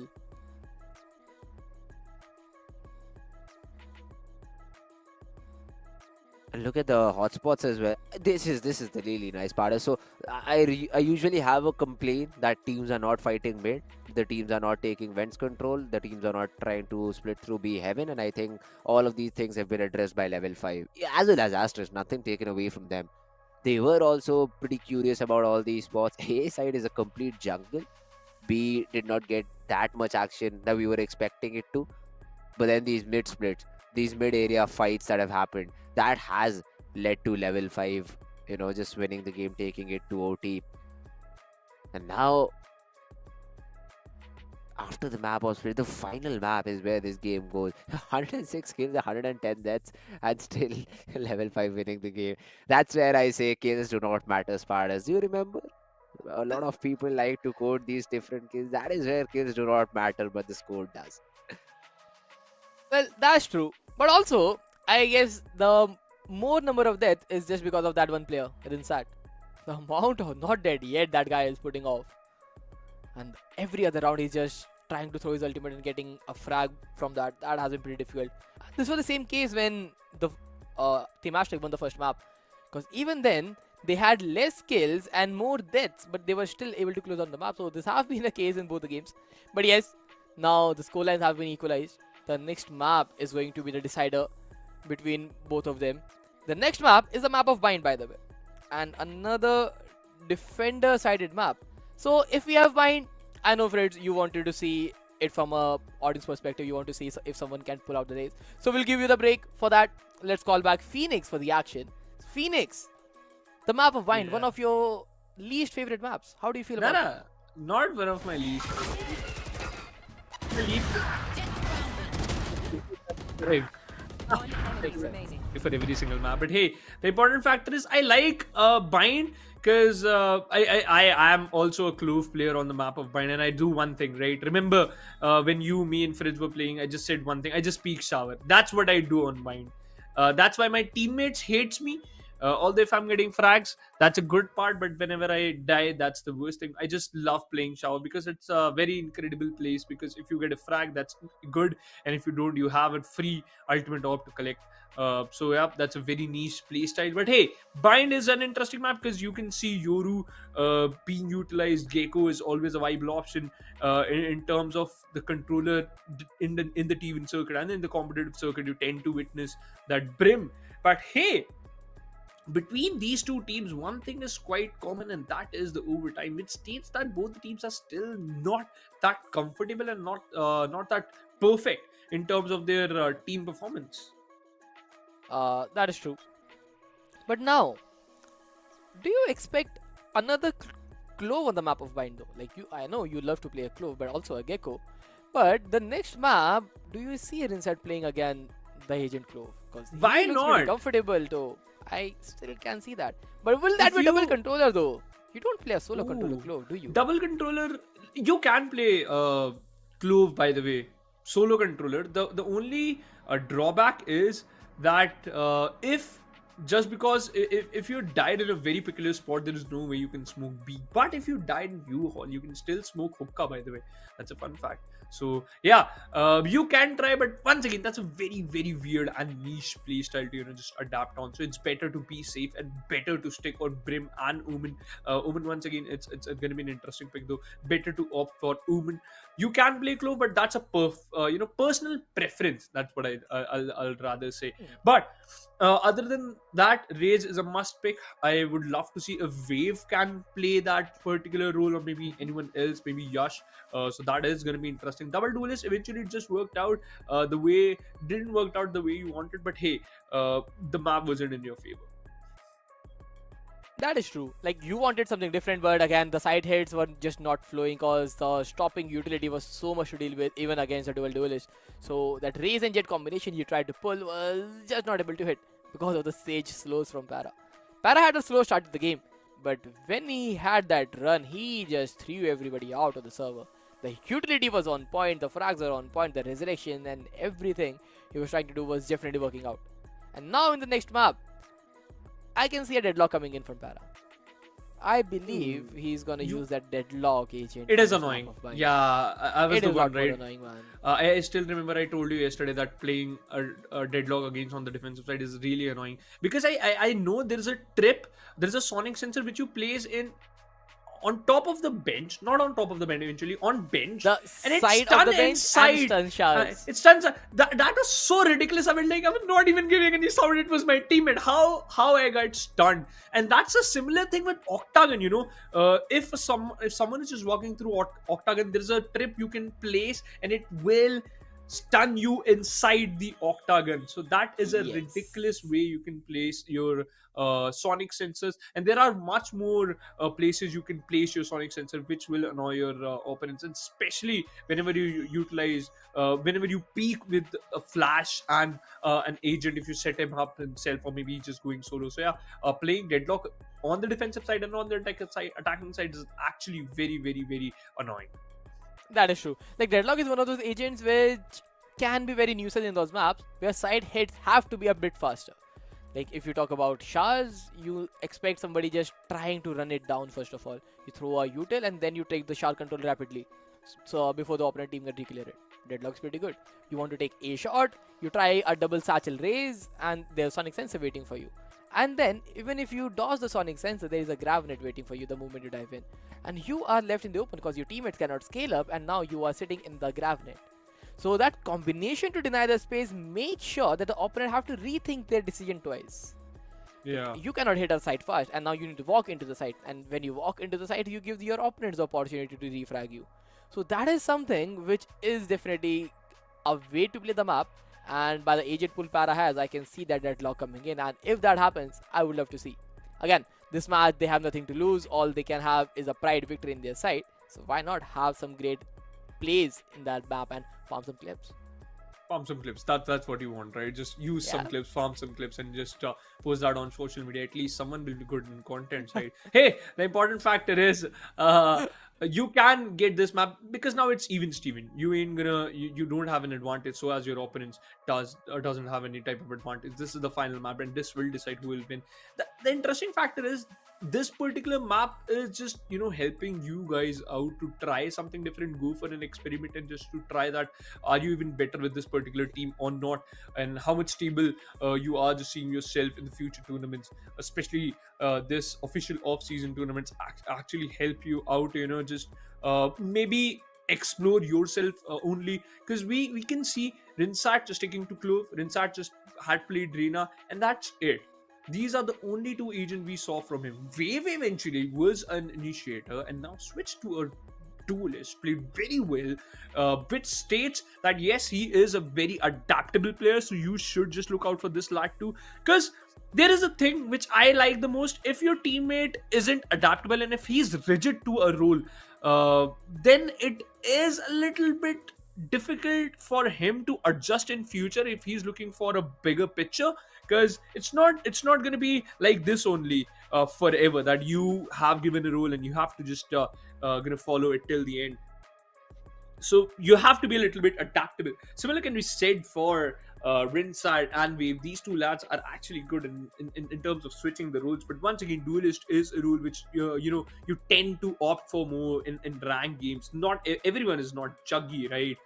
He is a crack player, a very cracked initiator though. But hey, Bind, it will start in just few minutes. And as you just mentioned, you are expecting a deadlock from the side of Paradox, and are we going to witness C? And yes, it is. Para opting for the deadlock. Doxer is going for the clove. So as Wave. Alright. And a fade in the hands of River. This map's part is, this map is getting tricky right off the bat. Because Yes.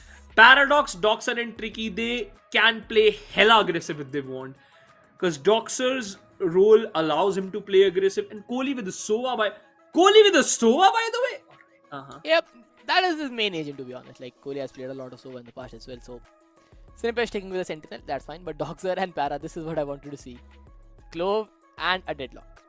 While Asterix, they are going with a very easy composition. Let's see how important and useful Fade can be though.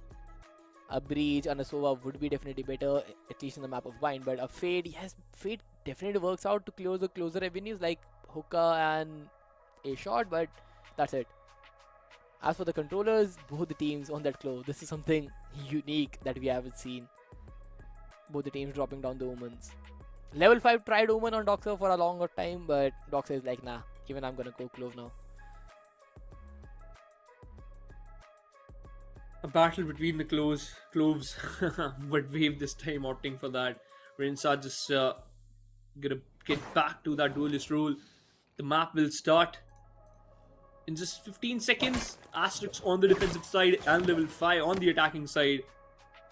Once again, these two teams are just playing for the pride, by the way. Let me guys tell you this.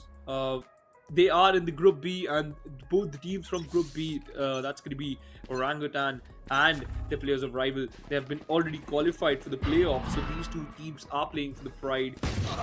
And obviously the betterment of it. Spike down A. Yash, one tapped goalie out of the round. Falls back to safety. Rinsad and him. And Wave, with the help of Wave, is going to move forward. Paradox got a frag. Rinsad missing a lot of shots, my man. And yeah, he is stuck. Russ from the back. Shuts him down. Snippets, by the way.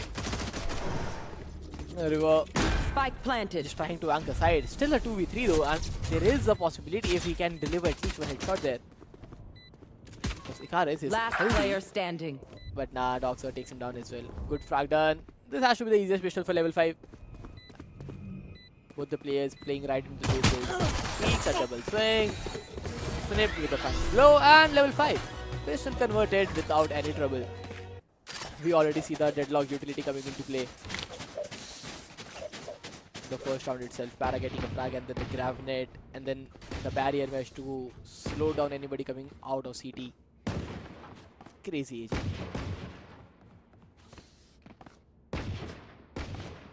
I actually like the play being set up by Snippest. He actually ran through carpet, and eventually Asterisk is the team who got the first blood in this particular round, so that is the point you should focus on.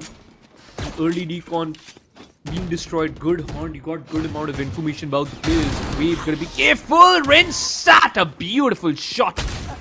And Owl drone opted for the second one. Snippets just denies him. Got tagged. Yash is just waiting. The sonic sensor will drop him down. The grab net will just push him and in fact force him to go crouch. Spike River, planted. Sheriff in his hand. Taurus, Last player classic. standing. Unable to win that duel. Paradox was just better. Second round for the players of level 5. And River also got one, but Para with the third. And now he's just one away from his annihilation. So that's the perfect ultimate can be utilized in the buy round for the players of level 5. That's going to be their bonus. A beautiful start to the map of Pine though. Right here. And it's just Right here. quite an interesting one.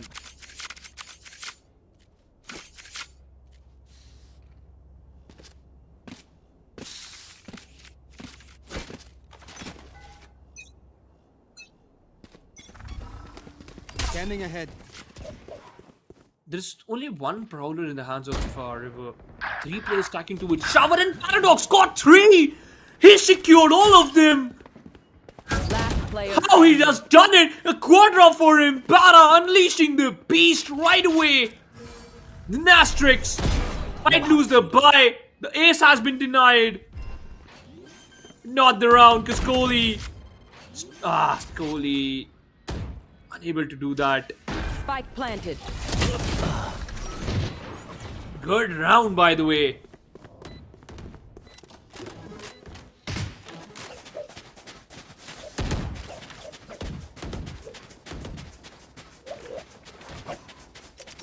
This goes here. Yes, this should do. Level 5 lost their buy. In Asterix.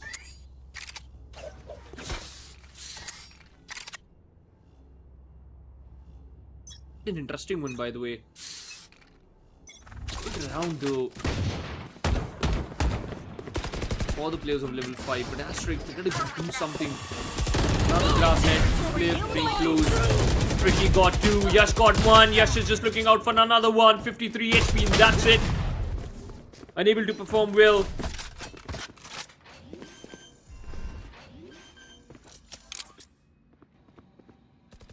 Spike 2v4. planted. One And enemy Asterix, remaining. yeah, Doxer got a lot of time to hit that shot, and he will. Icarus left alone on his own.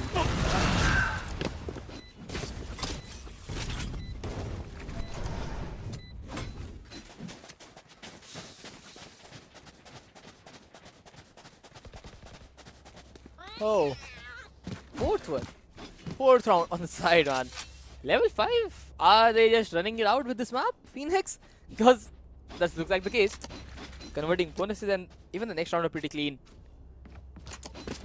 Now, another full buy there from side of ASTERISK, but again, the thing is, can they do something? Although they have 4 players stacked up towards A and they are expecting level 5 to hit A again. They are not wrong though, Para is in a similar spot. Grab net, reveal, everything thrown. Yeah, Para just walks out, gets the frag, and Rinset trying to walk away inside the grab net. Things is not looking good. Swings out, still holding on. But Para to take the duel, but okay, Rinset. Nope. Wave get dealt with by Para as well. Just walking in and farming everybody down, Paradox. Last player standing. Bring them down. Spike down. B. Tricky. Another frag, another kill. This is just getting way too easier. 5th one on the board.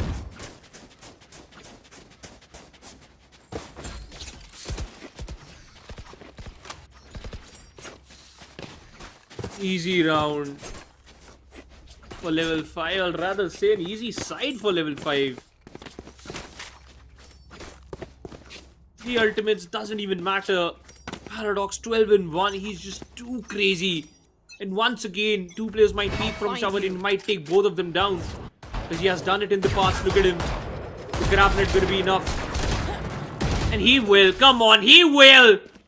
Got 2 of them quickly. Rinsat. Unable to even perform well. Not even getting one. How Para is just doing it? We have no idea. Another frag for him. He might get another quadra in this round. And once again, River Spike finally planted. shuts him down. Kohli jumping around. Okay, alright. This is getting out of hand, or maybe it was not. Snippets with the final frag. And level 5 with the 6th one.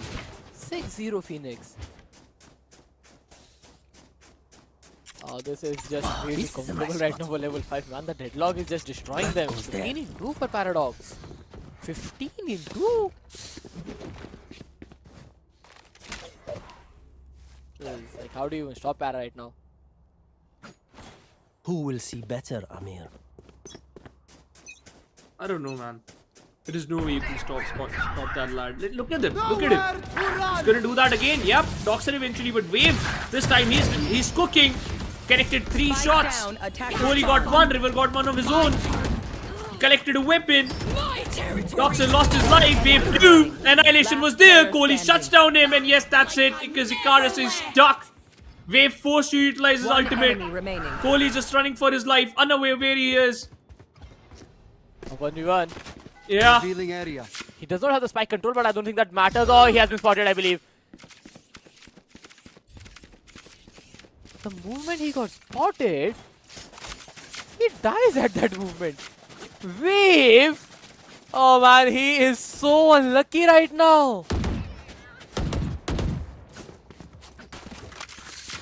He had the timing in the world and he was just on the right spot.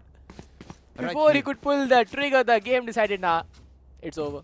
You could not do it earlier. 7-0 on the side of level 5 on the attacker side of Bind. This is just getting way too easy.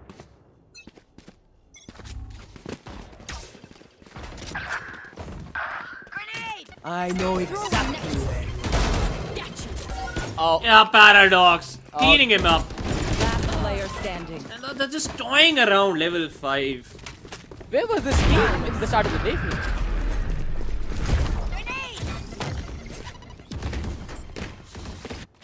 This should have been the start of the day, no? You think Exactly. so? This is how SN should have been built. This is how the game should have been I know played from the first round itself. Last player standing. They're just running riots.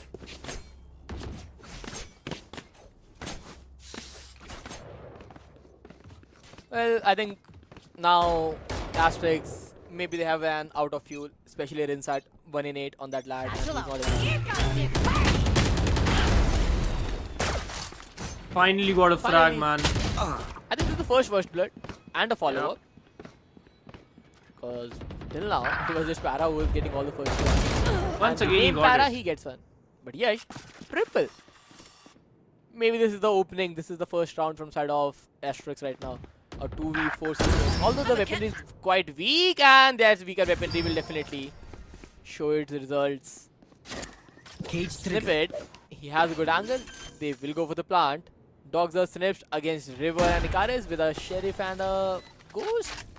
One enemy remaining. Not look that good. Dogs are with a good frag. 9-0. They're dead. Yeah. Take what's useful. I think so. They are in hurry, or maybe they just wanna do something crazy. I'm not sure. The first map was 14 to 12. The second was 16 to 14.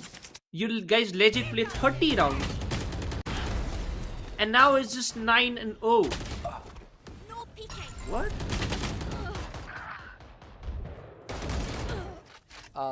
Yes. One enemy remaining. All I want to say is just yes. They have played 58 rounds in the last 2 maps. And Yeah. this is not even like half. Nice Yash although one. is good for one. Russ before Yash could reposition takes him down. Russ finds Rinset. Wave with Russ refrag 3v3. Wave. Yeah, lose out to Doxer. Backstabbed by 2 guys. And Deploying they won't drone. be able to, just process that. Ah, they did. The outdrone spotted us out. River got a frag. Only got to be careful. The shot guard is there. The Prowler will caught him. But hey, the main problem is this guy, Para. The spray continues. The wall is up. He has to fall back. The siege bus has been destroyed. The sonic sensor has been deployed too. And look at the position of Para playing smart. They haven't planted yet. 50 seconds left on the clock. The recon will come away. They're positioning. Right here. Ah, they destroyed it too quickly. But they are completely unaware about Hookah. You all apologies. Listening. Sonic sensor deployed. One enemy remaining. Swing, did I? Kohli, good angle. This is a 10th one. River is barely breathing. My territory. My rules. One player standing. Halls, River gets the frag. It's on Para. Kohli could not deliver that body shot as well right now. Para, good does. adjustment. First was in the air, but he finally gets it. 10-0. Look at him. Just look at him. He's smiling. You can see a smoke on his face. Look at the timeline, man. Single side. At this destruction. point, not even a single tactical timeout can help you out. One enemy remaining. Because first of all, the problem is not about your composition or not even the comms. The problem is Para. Yeah, finally he's been dealt with. It's a 3v5 in favor of level 5. I think so the first round it's coming alive. That's when. Is it? Deploying drone. I think so, yeah. Probability is too high. Oh, that reveal is huge from Kohli. Alright. Still gets a frag. Drop And in now, Gun out. Snips is low, yes, but Doxer he gets a frag, he has a revive available. And abhi ke liye, the way things are working, my bad. Yeah. The function of Doxer has to be the one who takes the contact. You can't bait out Snips. Since if you got one, if you got the trade, you have your ultimate available, but for that you have the plant. So the equation is you have to farm you're not dead yet, either with the plant or with the frag. You at least you have the spike. He does not have one. He's trying to walk in. Has been spotted. Cage deployed. No peeking. Doxer, will he try to be cheeky? Will he try to push that cage? I don't think so. Last player standing. Yeah, he tried to be cheeky, just missing out the duel. This has to be the first 30 one now. seconds left. Snips, he is the solo player surviving. 4 HP body tag. Wave. Clean it up. After 10 consecutive rounds, ASTERISK gets the first on the board. At least they're not getting 13 0'd. Last round in the half. Finally one on board. Look out for some more. The fact that Para got shut down, maybe that was the result they needed. Take down Para, you win the round. And even here, if he was able to deliver the shot, things would have been easier. He got to find the frag, he got not dead yet, and then round get into This concentration yet goes again. here. This is a nice spot. But That goes there. the last round of the first half, look at Icarus setup. There. Has not been tested a single Yeah, time. not even a single time. It's always been an A hit. But Yash and Wave Spike down doing a A. fabulous job. Showstopper is out. And Yash Oh, yeah. kills him. Snippet's got a frag. A judge in his hands. Got taken down by River and Zin. Rinsat. And that's a 10-2. What a half it Switching is. sides. 10 consecutive rounds, and then finally Asta is getting a double, but is it a little too late in the game because getting 2 rounds? The first defender side. Don't know what to feel about that. 21-6 for Paradox. 21-6 for Paradox. Yeah. We have to keep that, man. This is crazy good.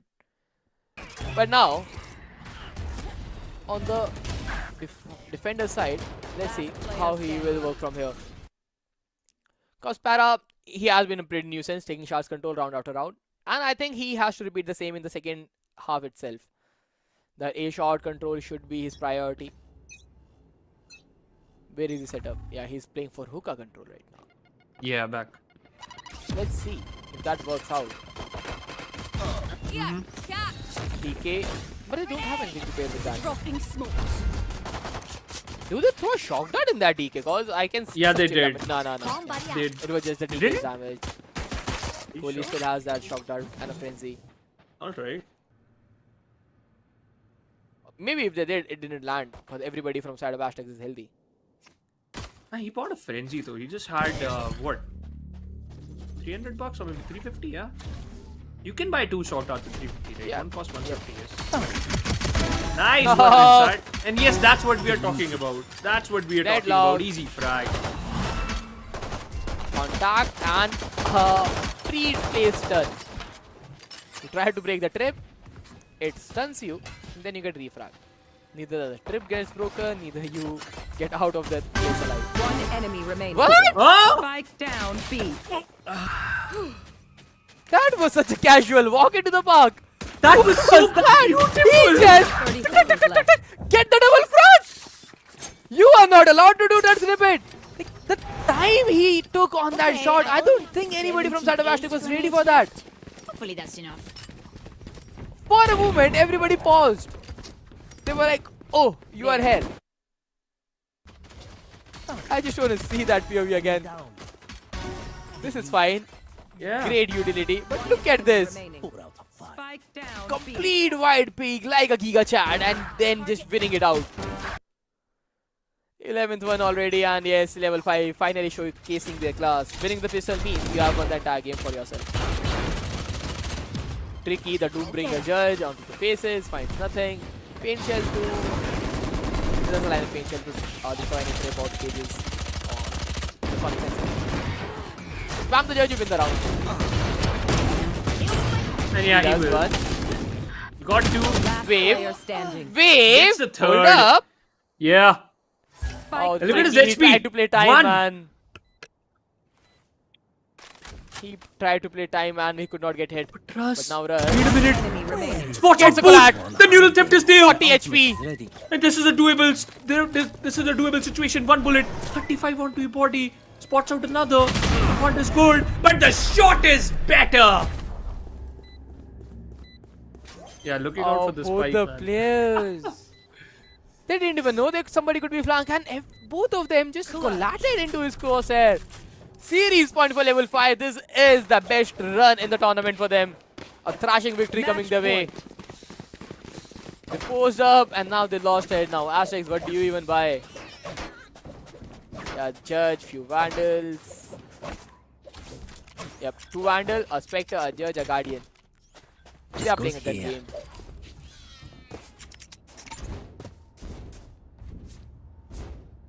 This is a nice spot.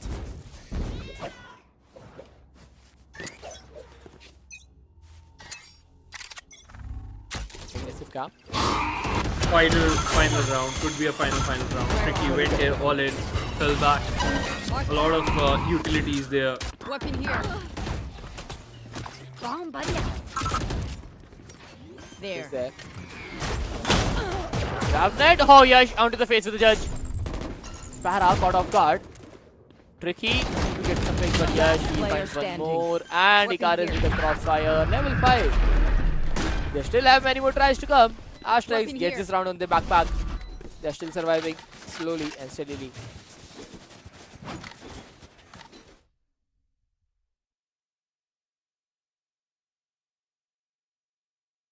Paradox is still smiling because he knows.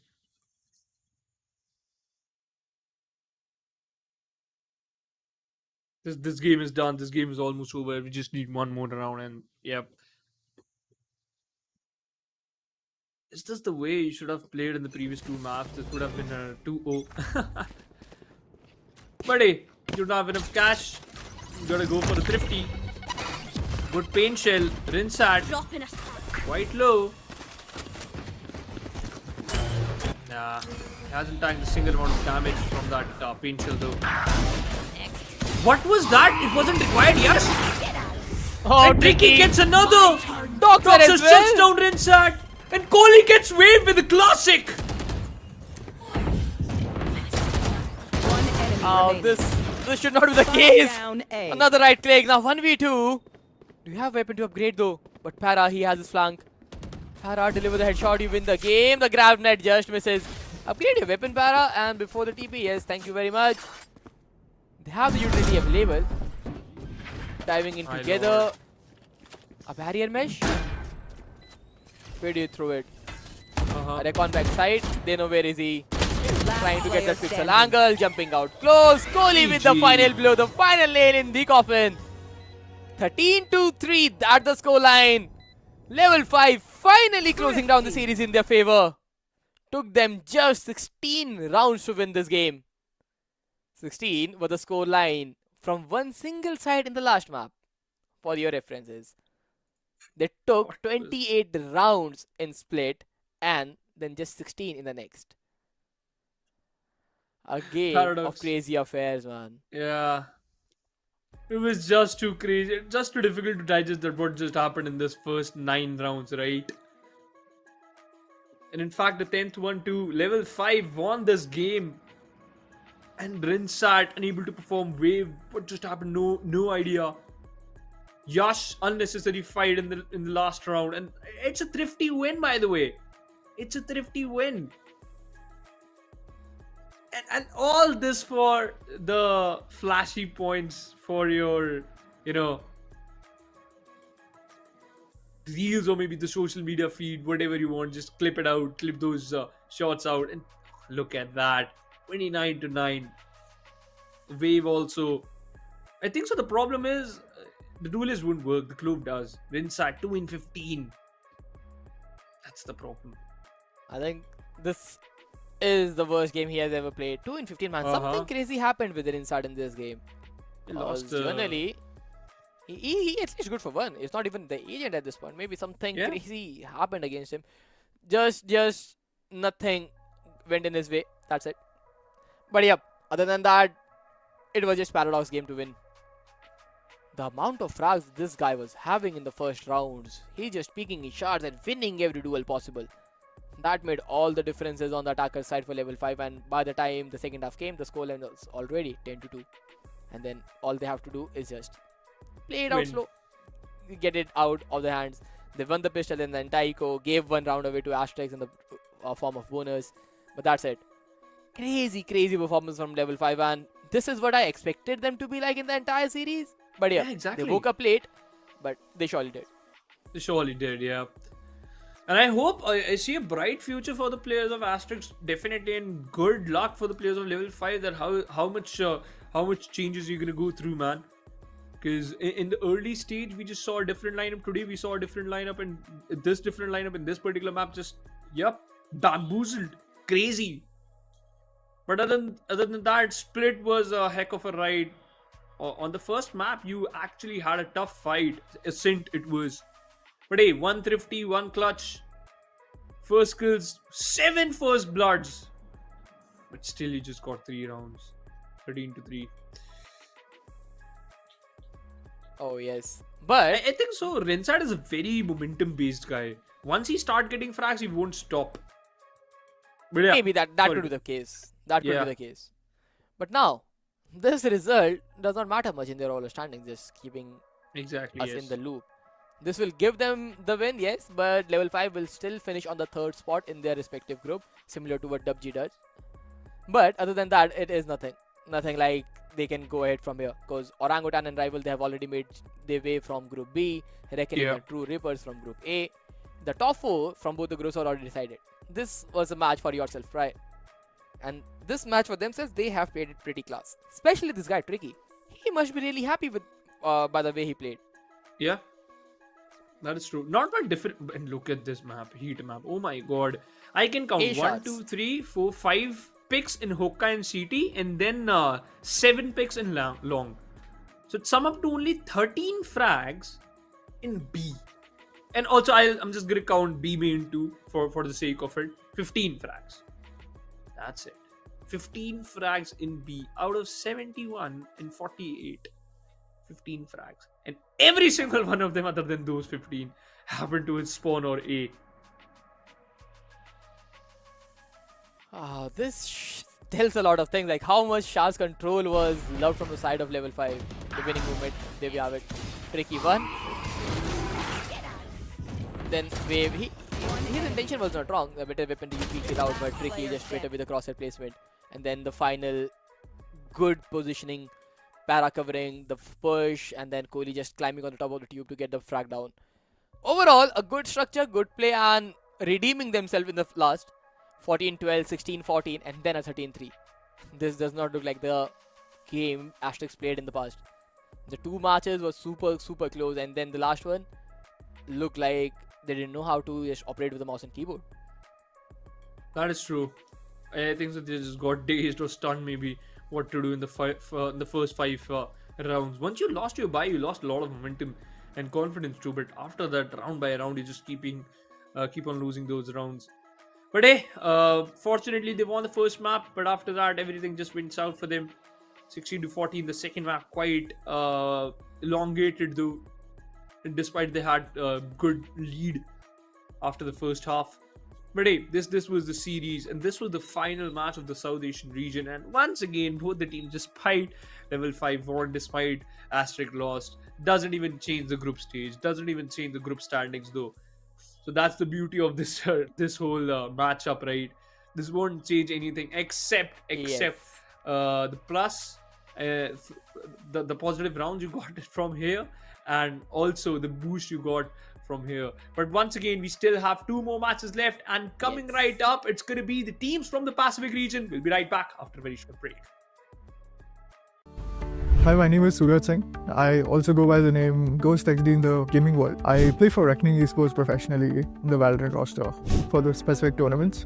We just play as a team. We have scrims, we have a set of dry runs, we have theories done days prior, and that's how we move past every tournament. In our team, I think the backbone would be Mojo, because he's the shot caller for our team. He brings in a lot of experience because he's played for other international teams such as Nexga, etc. We don't practice by the team or the composition that we're facing against.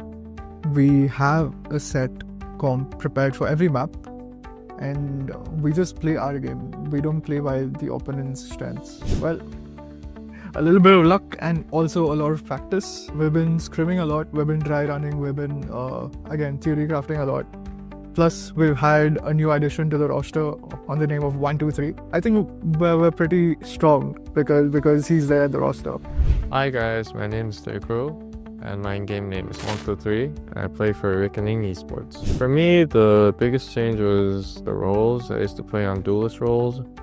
Now I'm playing on the initiator one, and for me it was kind of difficult, but I'm getting used to it now. So like playing a lot, just keep playing them, and I'll get used to it. I think Reckoning Esports is a very impactful org in the Valorant scene in India. They are constantly bringing in imports and promoting players to the Valorant scene, the bigger scene.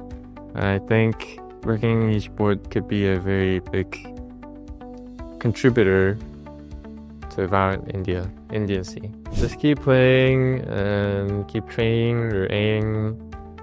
Play a lot of ranked games and have patience, and you'll have the chance one day.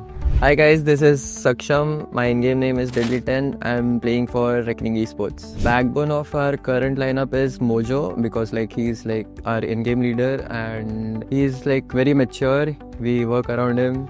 He gives us order, we do it. That's it. We don't change our compositions against specific opponents. We just do what we do best, and what we played in scrims and all, we just play it in the server. So our key preparations are not that much, but we are focusing on our communication and the agents we play. We are improving day by day, so we'll be at our level best in the showdown. A major problem was our roster because 2 of our players were not available for the event, so we brought in Kibo and Ligro to fill in for them, but I think we are gonna stick with them for the next season as well. Hello guys, my name is Jayesh Negi and my in-game name is Kibo Jain and I play for Reckoning Esports. During intense matches, right now we are just focusing on round by round and focusing on doing the less mistakes. So whoever does the less mistake, he's gonna win. So we're just focusing on that. Reckoning Esports is a really old org and they're giving opportunity to young players, so that's a good thing. And they're looking to make a roster for long term, so it's good for us, good for the scene. My preferred agent is mostly in Clash Initiators because I like to support the team very well, and yeah. Strongest map right now would be, I guess, Split, because we like to play on contact and we like to, our gun power is really strong, so that's why.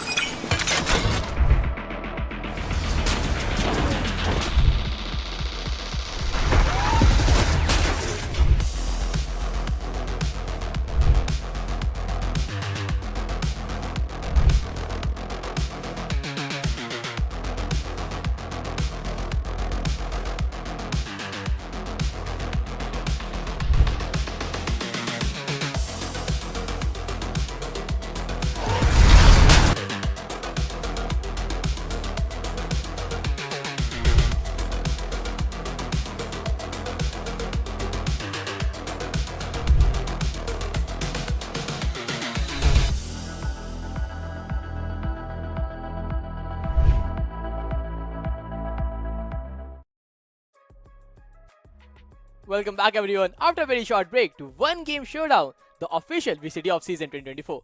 Myself Spartus, and for the second match, it is going to be Fritz from the start of the game. He joined us in the mid-game, but now he's here. Because this match is going to be something different. We have the APAC teams, the finest of the Pacific teams, taking on each other. And the first game, Fritz, it is FULLSENSE against Zol. Hey, FULLSENSE, I mean, this should be an easy victory for them. Let me just clear it off the rip. Zol, great team. Of course, they've got some crazy players, and I think some of our region, some of the people from our region might know these guys. JEEE, Kakarot, these are some familiar names, and then they have Patman. They've the whole lineup will be shown to you in a few seconds. But man, they're up against FULLSENSE.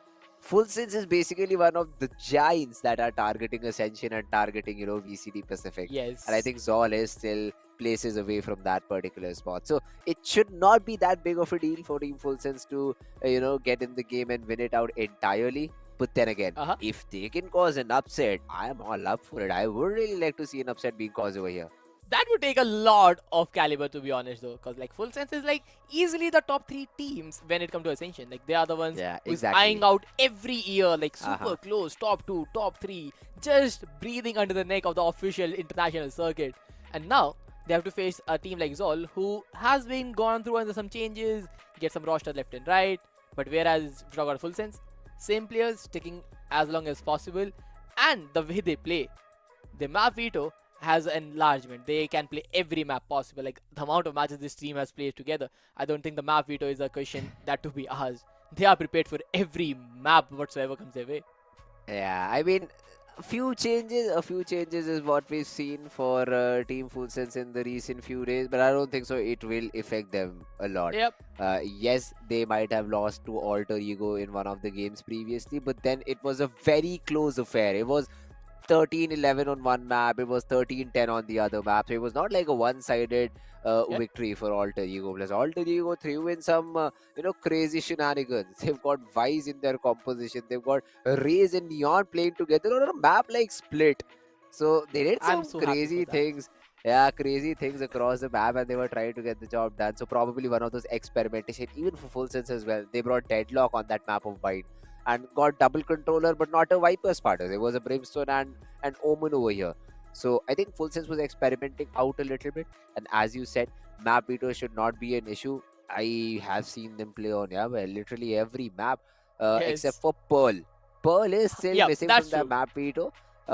That is one map that I think is going to be their perma ban, but they've been comfortable on Abyss. They've played Haven, they've played Sunset, they've played Ascent, they've played Pine, they've played whatever is left. I mean, they're all secure in terms of the map veto that we will be seeing. So now is when we will be seeing some more disciplined Valorant. Now is where we'll be seeing teams playing in cohesiveness with each other, and I think this is a very good experience for the other teams as well. I mean, Asterisk out of the tournament, Level 5 out of the tournament, but they still should watch these games and learn from what these outside teams can do, and maybe help their friends who are on the other team who've already qualified. So you've got Reckoning, True Rippers, you've got OG, you've got Team Rivals. All these 4 teams are still there and representing our region, our country, against the teams which will now qualify from the C region. So for them also, it will be a gold mine to learn from.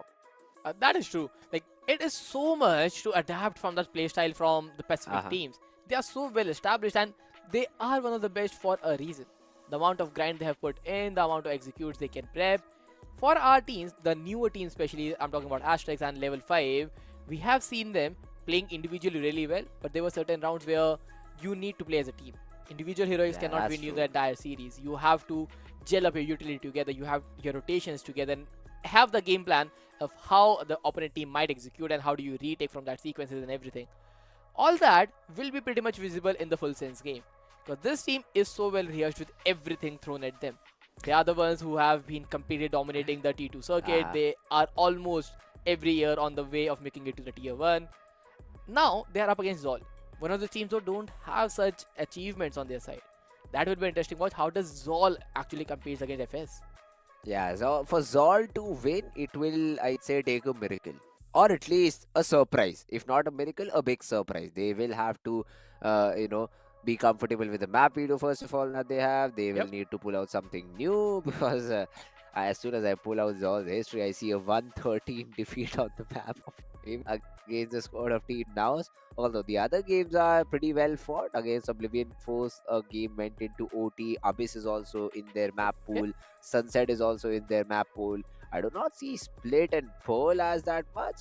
But yeah, other than that, the other maps they feel really comfortable on. And I think their own map pick is the map of Sunset, where they've been able to get a close few games. They've won against Oblivion Force. They've won against Team Velocity Gaming as well. But then they took a loss against Team Now, that too in an OT. So I think we can give them that. So Sunset could be a map over here, Spartans, that I think Zol would target. That they'll say, let's just play that particular map and try beat the players of Team FULLSENSE. And the composition that they run is also really interesting. So we're used to seeing Breach on this map, right? Yes. But this team runs a KO. KO and Neon.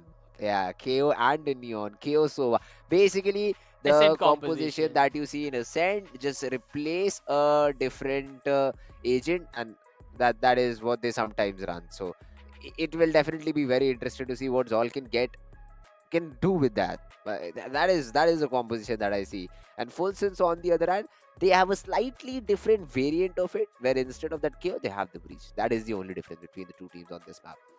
That is true. But also, FS, if Sunsets comes into play, John Olsen on that Neon. Like, we have seen that guy perform really well in the past tournaments, and John Olsen would be a treat to witness yet again. Like, so many of the best teams have a hard time countering that Neon.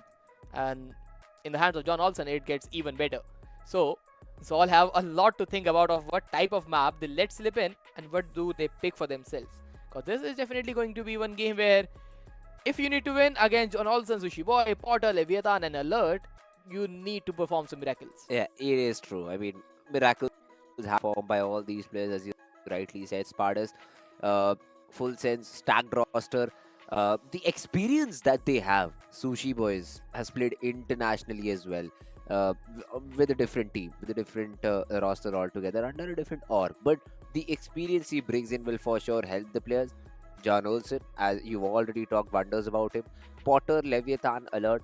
These are some of the new guys on the block. I think I've seen Leviathan. I do not exactly remember Yes. Alert and Potter. So we'll still have to see how do they perform in today's game in this particular series. I've seen PTC, Foxes, and OB as one of the staff members, but I think they've already placed by these players. So this will be a fun. Let's see who wins it out. Oh, exactly. I just want to see now Zol scored. What do they have? Kakarot, Hydra Kids, and Z and Zevi. So It's from like Hydra these- Kids shoot out. when the lights went off. But yeah, from these players, I don't recognize anyone except from the fact that we have seen Kakarot play in maybe some different squads. But other J2. than that, yeah, okay. J Triple E and Kakarot. So Yeah. these two will be the players to watch out for then. Exactly, for Zol. But again, the region that this team represents, I mean, they are full of cracked neighbors. The region of Philippines. Even in South Asia, we had a couple of Filipinos who made waves in team through Rippers. They were really great at the game. They were really good at communication and everything. So that is something that the region in itself has. So I don't think so. These players would be lacking any sort of that their region offers. So that's why I'm more excited to see Zol. What can they do against Full Sense? We talk about head-to-head. I don't think so. We've seen them much. It was just once where Full Sense was easily able to defeat them 2-0. But that was a different Full Sense at that time, I believe. So we will. Oh, never mind. It was the same Full Sense. So it was a very clean defeat too. I mean, 13-5 on Ascent and 13-11 on Bind. So it kind of is a revenge matchup for Zol then. Okay, let's see how they prepare for them. Because if that's a revenge matchup, you have the Watt Revy available to you. And now you can maybe actually try to hard counter them what went wrong in the last match. So that would be one case. But yes, it is really difficult to defeat a roster which has some experienced players, and the experience does come into play. We just saw the last match of level 5, and where level 5 just thrashed their opponents on the map of Bind. The earlier matches, they were like 56 round played combined, but the next match, it took just 16 rounds for level 5 to close things out, and it was Paradox just showing his real class on that different agent which the opponents were not even ready for. And it is crazy, like the GrabNet and everything. Something similar that can be thrown in the mix from Zol's side, I would say. Because if you want to throw a veteran team of guard, throw something different into the mix.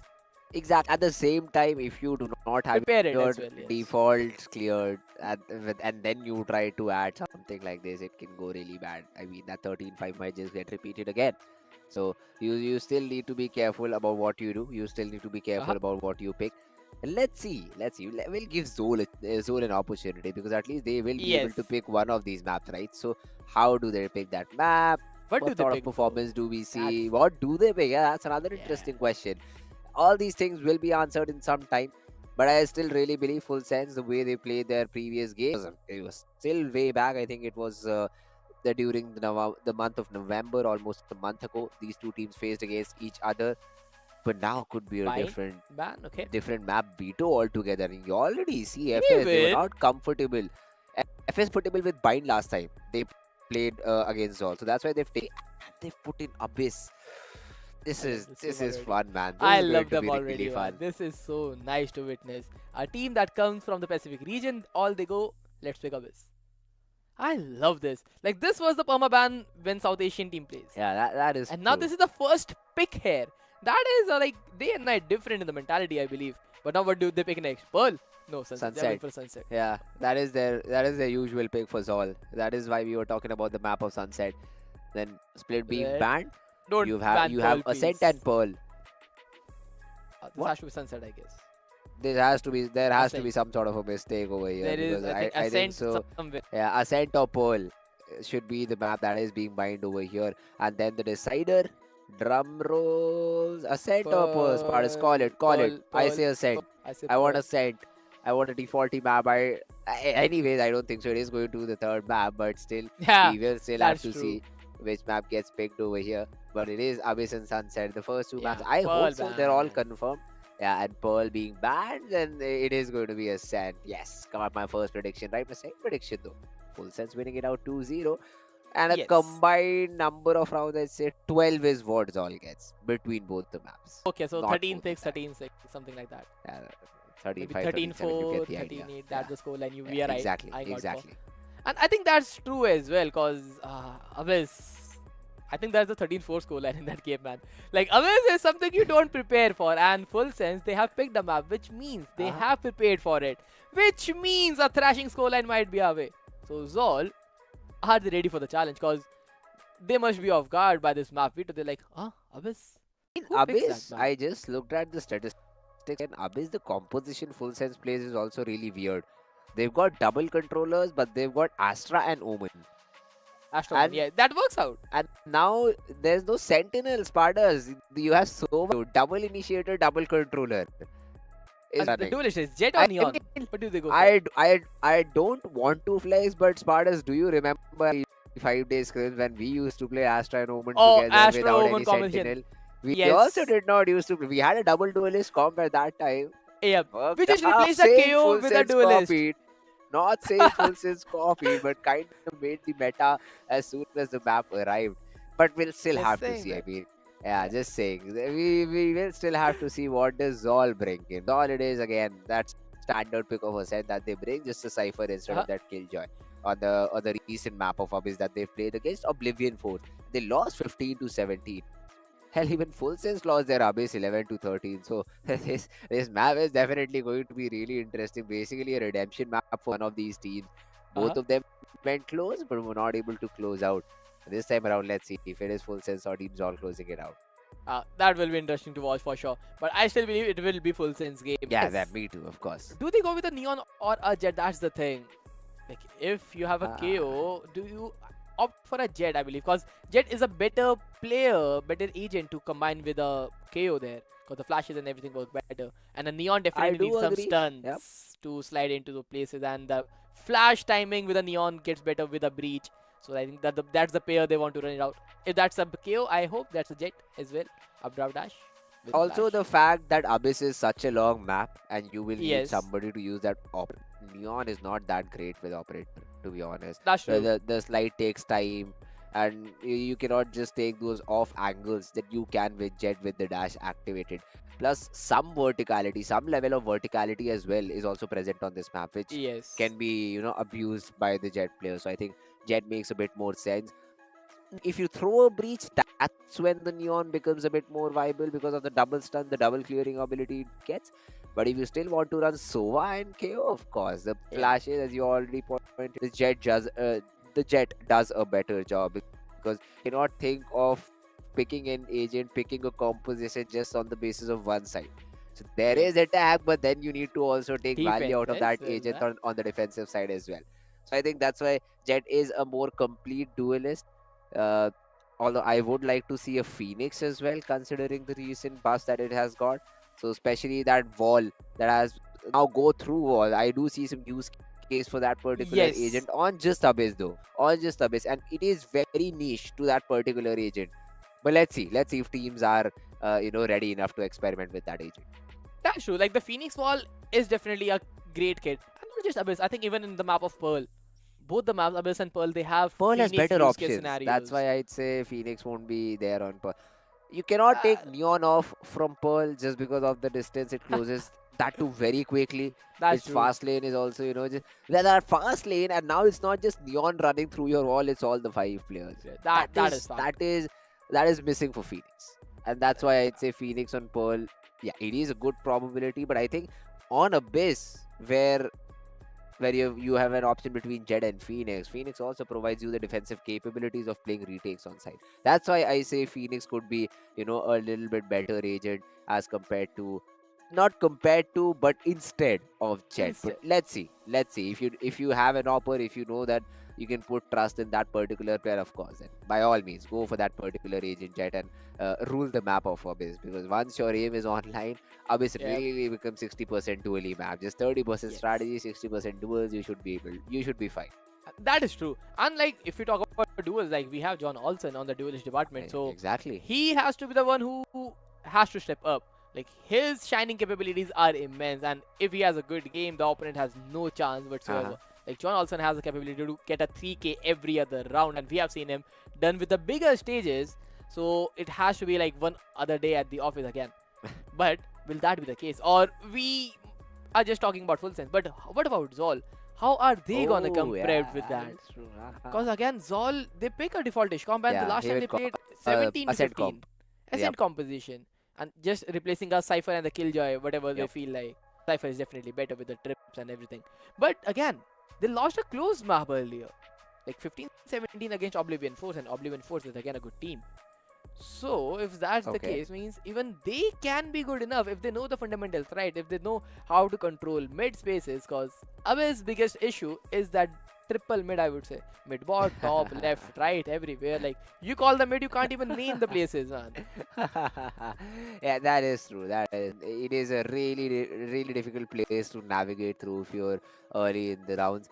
But then teams have found ways to work Yep. around it. But then certain protocols need to be set if you really want to go for mid split, or if you want to create some mid pressure, create some rotations. A certain protocol needs to be followed where the breakable door should be broken in the first 5 seconds of the round. Then you toss a smoke bottom mid. You try to take catwalk. You try to take the fights, and that's how back and forth you pull rotations. A player lurks A main, a player lurks B main, depending upon the sounds you share. So stuff like that needs to be manufactured by Zol. Also, while keeping in mind they keep their players alive at the same time. So Abyss is really about creating pressure down mid, watching your opponents react, and then reacting to it. All That's while true. not losing a player, or at least all while not giving an individual battle, which is a really tough job considering the map is so huge. So I'm not saying it will be easy by any way for Team Zol, but let's see if they're able to do it. But also they're starting on the weaker side of the map, the defensive side. It is not going to be easy for them. Yeah, that is sure. But okay, now if you look at the composition, it is the Astra Omen without a Potter on Jet though. Oh, I didn't notice that. And John Olsen on that Astra. Not even a pop flash initiator. So basically, he has been transitioning himself from just a duelist player to a flex player, and I have seen him play Sentinels a little bit. But then a controller is a different ball game altogether. I think this is a composition that FULLSENSE runs. But I am a bit surprised to see John Olsen play this Astra role, and let's see how good he is, because they've done it before. Hopefully, they do it again. Yes, this is going to be interesting now. Although the way Zol will play, just look at the 4 players. The card is shining. It is a complete different structure for them. Well, I think Hydrocade, his performance will matter a lot, because again, you have to take down Potter, Hydrocade, 2 duelist maps. Like we know the nature of this map. You already said that. It is a lot dependent on how you win your duels, how you set up your duelist for the fight, and then your duelist have to deliver. So all that sequences, Hydrocade will have to be the one that is pulling the strings for his side. And FULLSENSE is on the attack. That's the most preferred side of this map. So the first half will be very crucial for both the teams. That is true. This will be an interesting position for the players of Team Zol to be in. How do they play? How do they set Hydra Kid? You cannot just sit back inside and try and find these fights, because FULLSENSE, the double controller, will make a lot of question marks. They will throw smokes early in the round, and then it will be upon Zol to clear it. Maybe push through them, maybe drone through them. All while setting Hydra Kid up for success, either A main or B main. Hydra Kid is not going to fight anything mid, at least I'll tell you that. That's true. Like, fighting mid will be pretty difficult for him for sure. But yeah, we are just waiting for the game to begin now. We have a lot of theory craft and speculations of what's gonna happen and how it's gonna happen. But in-game translation, we have to see FULLSENSE pick, and John also on the Astra. This is for the first time that we are seeing an Abyss map, by the way, in the entire tournament. It took us 4 days, and the first map for the Pacific region teams to take this map as a pick, not as a decider, but choosing by themselves.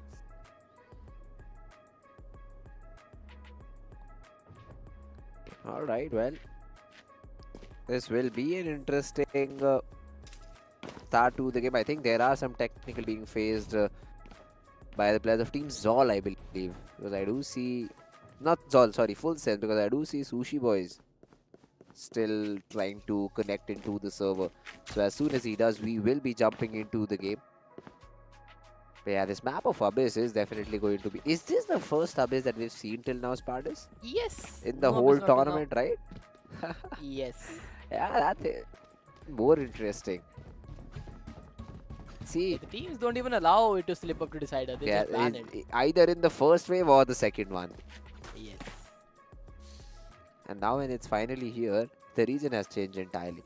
This brings the question that what if the top tier teams like DSG also play this map and then they play playoffs against the South Asian teams and we see either Abyss or Pearl regularly. I think that is where things will start to differ. Things will start to go bad for the South Asian teams because they're not prepared. Oh, for sure, man. Like the amount of bans it's crazy. But yes, finally the clock starts to work and we will jump right into the first match. Zol Esports taking on FULLSENSE. It is a map picked by FULLSENSE and they are starting on the attacker side. The Southeast Asia finally into the competition of the off-season.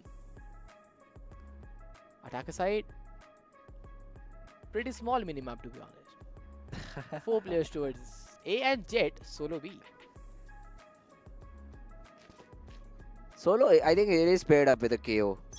Oh, never mind. Yeah, it is just that. Just saw KO towards A main. There will be an early knife probably. Drawing some rotations out, and Potter's job is just to make sure that nobody pushes him. And this has to end up B if your only duelist is starting on this side of the map. No early smokes being used towards the mid region, which brings me the question, then how do you create question marks? Kevzi is just aiding around the corner, making sure both the sides of mid are clear, and then a 2-2 split from the side of Zol. Not exactly sure what the game plan is. I believe, yeah, the player has been spotted, because of which ZYND has been forced to rotate and help down mid. Oh my god, the HP for Kevzi is very little, 13 HP to his name. But that is what FULLSENSE, they threw in a fake towards mid and now are walking towards this B side where the players will be cut off by the utility. Kakarot, Paranoid out, Hydra Kid has to give away the position to Nebula, and essentially Zol is playing a retake on this side. What you will do, we have... Oh, Potter gets the first frag, Alert gets the 30 second. seconds left. The double controller definitely working out. The easiest smokes, easy plant, Potter with the second, and everybody stacked up One for enemy sure. remaining. But I don't think that matters right now. G gets one, gets dealt with by Sushi Boys and FULLSENSE. A slow start to the round, a slow contact play from FULLSENSE, but then they are just playing mind games with Zol from the first round itself, and Zol, they didn't even realize what's going to happen on the B side. Exactly. Well done by the team. And FULLSENSE, exactly the strategy that we discussed early on. They will make fake pressure towards one part of the map, towards the mid part of the map. They will try and hear some rotations, and on the back of it try to hit. The damage on Kezvi early on also helped a lot, because ZYND had to rotate. Even Hydra Kid for a second gave away the position, and exactly at that time FULLSENSE regroup and hit that side together. So well done. This time around Leviathan. He did get an opportunity to throw in some shots, but Hydra Kid still survives. Oh, Kesvi, he finds the frag though. Walked out. The pick could be there, but Sushi Boys and Leviathan getting one frag. Spike Reach down Kakarot. B. Takes up Spiker down. Still a 3v3. Playing right into the face with the sheriff in his hand. Alert. He has a rifle, but Kakarot, double headshot dink. And now the second lurk. Are they looking for a thrifty? Yeah, The and second G lurk is as already well. on the flank. I don't think so. FULLSENSE will expect this.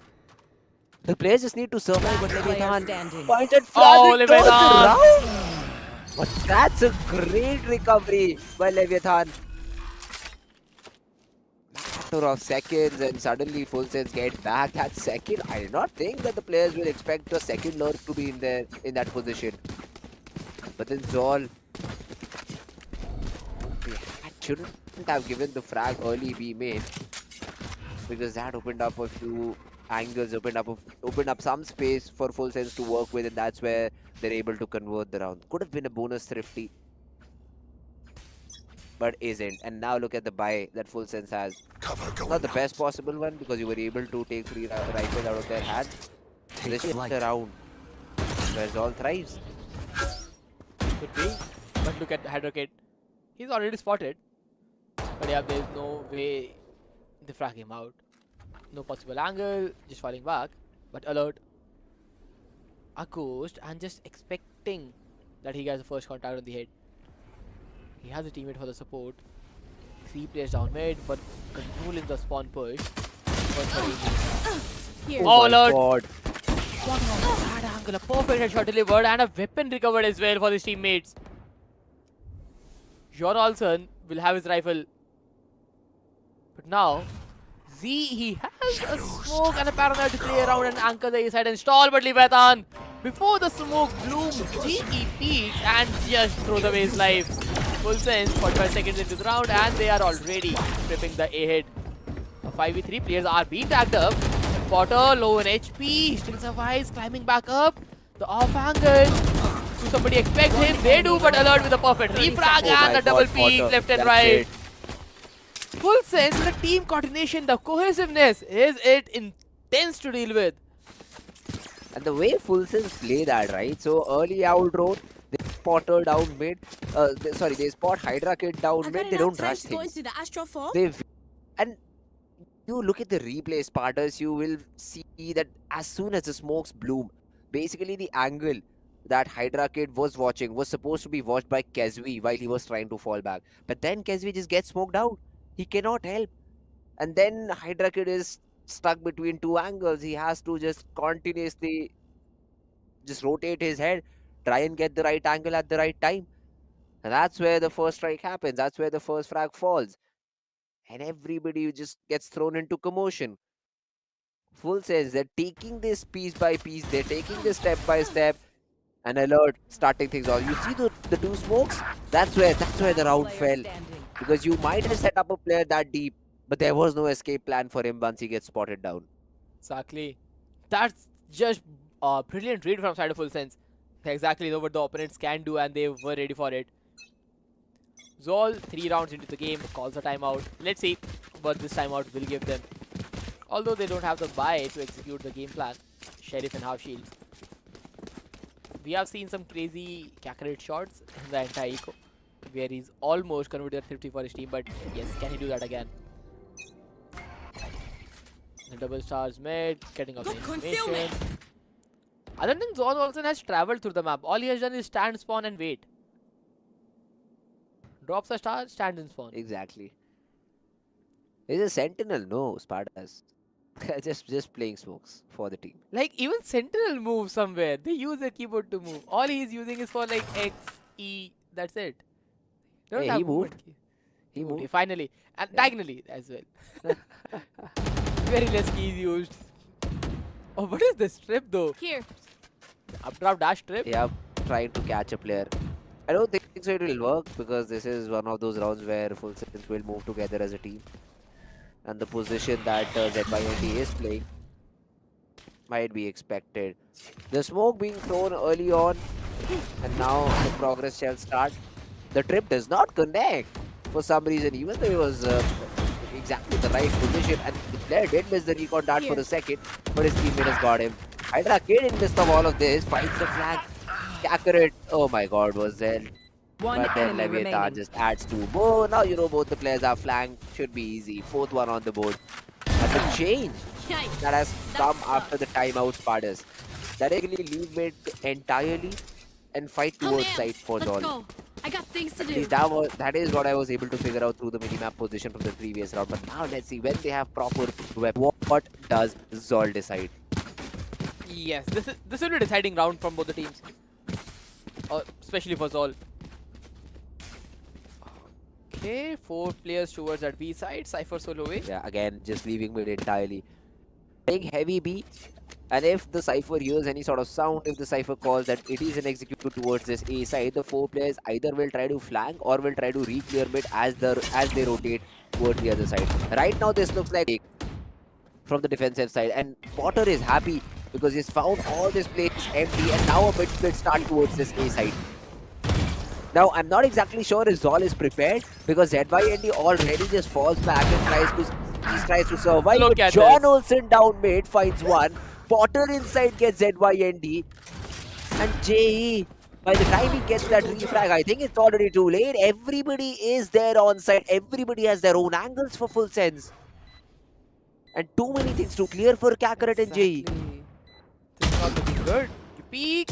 Shoulder pain. Look at Sushi boys. Just holding it out to perfection. Leviathan with the final blow. Full sense 5th on the board, and this is a cakewalk for this team. Perfect read, perfect split, perfect hits, everything. Just sheer brilliance. They had their half of the map, Team Zol. But by the time they went to the other half, everybody died and it all started with Full Sense being detected, yet delivering their first blood headshot. And let me tell you, this is all possible because of the double smoke spatters. Yes. Both the mids can be smoked. At the same time, you can smoke the A connector area, A tower to A link, that little tunnel that there is. Also smoke CT because you have access to 4 smokes. And that is what led to a hit like that. This time they were trying to catch a player down mid. Usually it was Alert who used this position to throw that early drone. But this time Full Sense is even aware about that possibility. The drone eventually clears a few angles, but ZYND up close and Hydra Kid with his blades could deal some damage. But Hydra Kid is not looking in the right direction. All these players that were planted early on in the round, they get dealt with in Full Sense. They cannot do anything wrong at this point in time. And the read is so perfect to see. Look like Zol, they have a book and Full Sense just told it in the morning. Like everything that Zol is trying, Full Sense is completely aware of that, completely ready for that, not for the Here. Now Potter just walking into the side, double cloud burst, no need of the dash, walks in, Alert with the perfect cover, just watching your back. Potter, you don't need to worry about it and think it. What do you even do from here as Team Zol? The timeout gave you nothing, and the fact that your economy is shambles.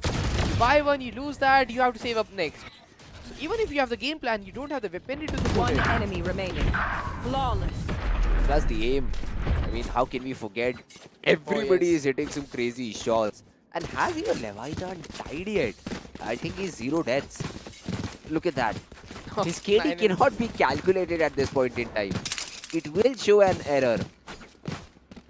That is a crazy start to the game for Full Sense. Everybody firing on full cylinder. And for Zol, Kesvi yet to come online. ZYND yet to find his opening frag. Things are not looking good at all for Team Zol, and they really need to adapt. Change Hydra Kid with all towards this A side. This time he might find some action because Sushi Boy is looking for that early fight. But then again, that early control smoke for Sushi Boys to creep up, maybe to get some space. And as soon as he look at this, he's just so reliant on utility. He knows that there is a possibility Hydra Kid could be there with that operator.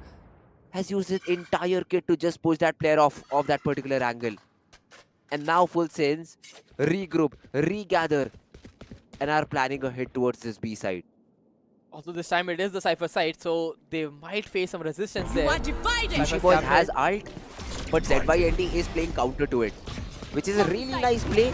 But the Cosmic Divide, I don't think so you will be able to do anything. The Cosmic Divide will make sure that the players do get inside and get the plant down, and then probably Alert playing for that Hunter's Fury. Potter right against the wall. You just need to reposition if you can survive. Now by the retake. The retake has to start now. The operator, one flash, or rather the fragment there. Potter with a perfect trade. You cannot go back. Look at the positions, man. I love it. I love it for Full Sense. I can't use that. Gravity well available. Every piece can be used just to delay. And then the players are just not falling on side. Sushi Boy finds a 3v3. Eventually traded. But now look at this. John Olsen, first tap. It is Hunter's Fury that is being used instead of the Gravity Well. And now the Gravity Well should be used. They're trying to counter it. Kakarot will be pulled away. That's it. That's it. The round's over. FULLSENSE just played it to perfection. And even those Spiders, they're leading 6-0. The discipline is still there. They're not over-peaking. They're not over-pushing. The plan is clear and everybody is playing around it. That's why we say FULLSENSE is such a great team. That's why this team has made it to Ascension's top 3 year after year. And this is just brilliant. Like, the round, you have 3 players playing side. They take the trade, they lose out the duels, it's fine. Neither the Ashta nor the Sova, they are not even afraid of losing the round there. They know their utility is perfect. They know the first tap, no, the Hunter's Fury. Double Hunter's Fury shots, you cannot go for that. The next time you tap, the Ashta will pull you down. And that's time up. Crazy play from this team and showing their class. And again, if you look at Zol, they don't even know what to do at this point. They push down Sova down mid. 2 players playing backside of A, Cypher setter for B, and FULLSENSE. Initial 40 seconds, 0 movement in the entire map. Is this a connectivity issue or a strategy? Is Porter AFK? That's it. Or Sushi Boy. Oh, Sushi Boy is back online. Will we see a reroll for this round? Well, we will have to wait for the confirmation because I don't think so FULLSENSE is really into this round. Zol. They're also just waiting in their own spawn, not making any moves. So let's wait for the production to confirm whatever has happened over here.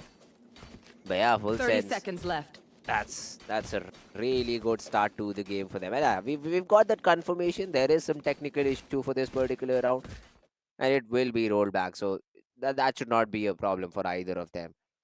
Everybody's fine. Everybody's just, you know what, another day at the office. We're doing our job. The strategies are working out really well. But these things cannot be said for Zol. They are just being taken down one after the other. Nothing is working for them. They tried 5-player retake, got baited out by the Hunter's Fury and Gravity Well. They tried 4-stack towards B side, they got hit by on A push, and then they just couldn't clear the angles. FULLSENSE had the better opportunity to take the duels down. Man, at this point, if you're Team Zol, what do you even plan here? I'd say still go for that 5-man retake on A. Oh, I'm sorry, on B. Because the last time it was possible because there was an ultimate in the Hunter's mix. Fury. Yeah, that was an ultimate which is not available now. So maybe just have the same strategy and then use your own ultimates to work around. The last round you had to adjust a lot. The Cypher had to play offside because the null command was in play. Then you also had the cosmic divide being thrown in. All of the plan was very well thought by the players of Team FULLSENSE, and that is the reason you were not able to win the round. But now when the ultimates are out of the picture, at least the major chunk of ultimates are out of the picture, just repeat the same plan, use your own ultimates, and then try and see the result that you get. So that's, I think, if you solve, that is exactly what you try and do. But right now, yeah, FULLSENSE, they're happy, they're having a fun time. Potter, Sushi Boy, Leviathan just shared a laugh. Alert, still just yapping about something. And John Olsen, who I thought will be a very reactive guy, is all quiet. He's like, yeah, I'm just doing my job. Yep. All he has to do is just put stars and wait. In his own spawn. Yes. Not even to move out of the spawn. Like, if we have a record of how many meters a player moves in one particular game, I think John Olsen will break that record of moving maybe like 100 meters in the entire map.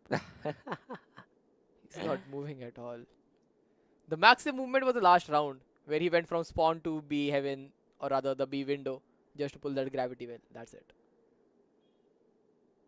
He's a utility guy. What can I say? I love utility people. They just bring you so much better value. Exactly. They set up the survive, they plays. call, they communicate, they do everything. And at the end, win you the round too. So, what better than that? Exactly. Now, Zol, though, as easily said that go for and retake B, it is not that simple. They don't have weapons. And Full Sense are eyeing for that 8th round. I do get it that this is a very attackers-oriented map, but then some degree of comeback has to be made over here by Zol. You need at least 3, maybe 4 rounds to work with in your second half. And I don't think so Full Sense is to give you any from that particular number of rounds left.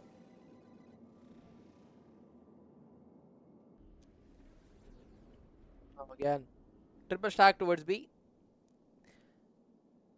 Yeah, even when they are online this round, the strategy is the same. Nobody moves out of the spawn into the first 30 seconds. They're just waiting if there's some proactive play from Zol, and then they'll just clear the entirety of the map all by the piece of util. So all running towards A, checking if somebody up close, finds nothing, then triple plays walking down mid. A Cypher Cam will definitely give away the information, but that's the timing. Yep, Cypher Cam broken down. I think it just spotted Jet there. Tailwind activated, waiting for the flash. Yep, crossed up. But oh, KSV, he finds the frag on Sushi Boys. Shock Dart does not do much damage, but now swinging out wide and he misses the shot. Divide down on the other piece. Finds one more. Kakarot shoots for one, and the Sheriff is not landing there. Oh, this miss. This could have been the round-changing performance. But the player was right near the back, man. It is still possible because those weapons can be recovered from mid. So Zol will still give this round a fighting chance. A Marshall still for JE. Oh yeah, finally he found that rifle for himself. One way to make sure Alert cannot see anything, but then Leviathan, he has a good position. The recon to give away information. ZYND up top, good clutch it out. He gets one frag and gets the second one too. Good snap, time left, and finally Zol, after few good Sheriff shots, they're able to convert this first round. Finally, the Sheriff finally working out. Although for a moment of time I thought this round might be all over. But yes, they caught them onto the side. Good frags there. Started off with the Sheriff, and then everybody just going left and right. But Alert, an important duel. But in a 2v2, make it a 1v2, and then this top position. This is so much overpowered. You don't expect a player there, and then you just get done with the round. Push on the board for Zol. Another 7-0 coming to an end. 7 is the new lucky number, I believe. But yes, the other round, Full Sense, they're prepping an A hit, but Hydra Kid, good shot, but Z, not sure what he attempted to do. He was completely blind. The KO flash left him entirely blind, but Skezwi! One enemy the remaining. Hunter's Fury is insane. And finally, Kakarot also answers right back. Another round on board. Or maybe not. Hold up, Joan Olsen. Recovering it. You're saying a few words about him, Spartus, of him not moving. Watch him run all across the map and clutch the round for his team. He is put in a 1v2, breaks both the doors. So now the opponent needs to be worried about spawn 2. Taking that back. And I think that operator was spotted early on. So John Olsen, these stars will Concealment. make question marks all across the smoke to maybe confuse. But Hydra Kid still hot on the angle, finds the shot, and the second round for Zol. Good comeback, good back-to-back round. Zol needed this so bad. They were looking like this might be all over. But yes, but now with 2 back-to-back rounds, finally putting them into competition. Now where does the operator move? The mid. They have the Sova to help with the utility if it comes Hydra Kid's way. But the B side, it's completely empty. Here. That's, I believe, where they're playing retake. The op. Oh, could have found a target. Hydra Kid eventually fires a shot and alerts the players of Team FS to not be there, to not push in that direction without a piece of util. And the drone will also clear and tell that nobody has walked behind those smokes. So it was all a ruse. And a counter drone by Alert, maybe to take some space A. Yep, that is the game plan. And they will hit this A side. But John Olsen is still lurking, so not exactly sure about what is the plan. The entry in, the recon behind Potter's dash. But the recon finds nothing as the site has been completely left out, and a retake is being played over here by Zol. A 5v5 situation is what we have. Leviathan spotted. Kakarot goes down. Hydra Kid gets another frag. The plant is still not down, and Leviathan. He is able to equalize the numbers. Even gets the wall bang headshot onto one of the players. Yep, Kezui, he's dead. John Olsen finds his head. ZYND important duel. He loses it out. And now I don't think so there is any chance left for Kakarot to clutch this out. Yeah, he's dead. Leviathan. Man, this guy is having a crazy game right now. Just winning every duel plays at his monitor, man. The amount of brilliance it took to convert the round, it is just Leviathan's individual heroics. Losing out 2 players pretty early. Kakarot 1, Hydra Kid 2nd, but then Leviathan. This is a double peek on the spawn. Yeah, the AWP missing should not happen. The AWP the other guy completely whiffed. And then Leviathan turns back heaven, delivers a headshot. John also cleans it up. Could have been an ace though, if that wallbang headshot was credited a kill. But yep, the very next round you have forced for a save. Double rifles, a guardian, a sheriff, broken buys all around. FS looking for the right. Yep, will execute. Full send, recon, not giving away the position for JD. Hiding in the smoke, not for oh my god, Potter check his PC. Through the smoke, deletes Kakarot. And now Kezui is afraid. If Kakarot's fate can be repeated, I'll definitely say Potter's a hacker. Yeah, good presence of mind to just spam that angle. Potter finds a second, and that's it. The round's already done. There is no way for Zol to get back in unless a blunder occurs by the side of Team Full Sense, which I don't think so is going to happen. Kezui is able to exit, but it's better for Kezui and ZYND to maybe save those weapons. And it's all out to ZYND, who is being chased by John Olsen. But Olsen never is there with the team to hit the site. Always lurking around in shadow. This time gets put to bed. And ZYND should be able to save the weapon.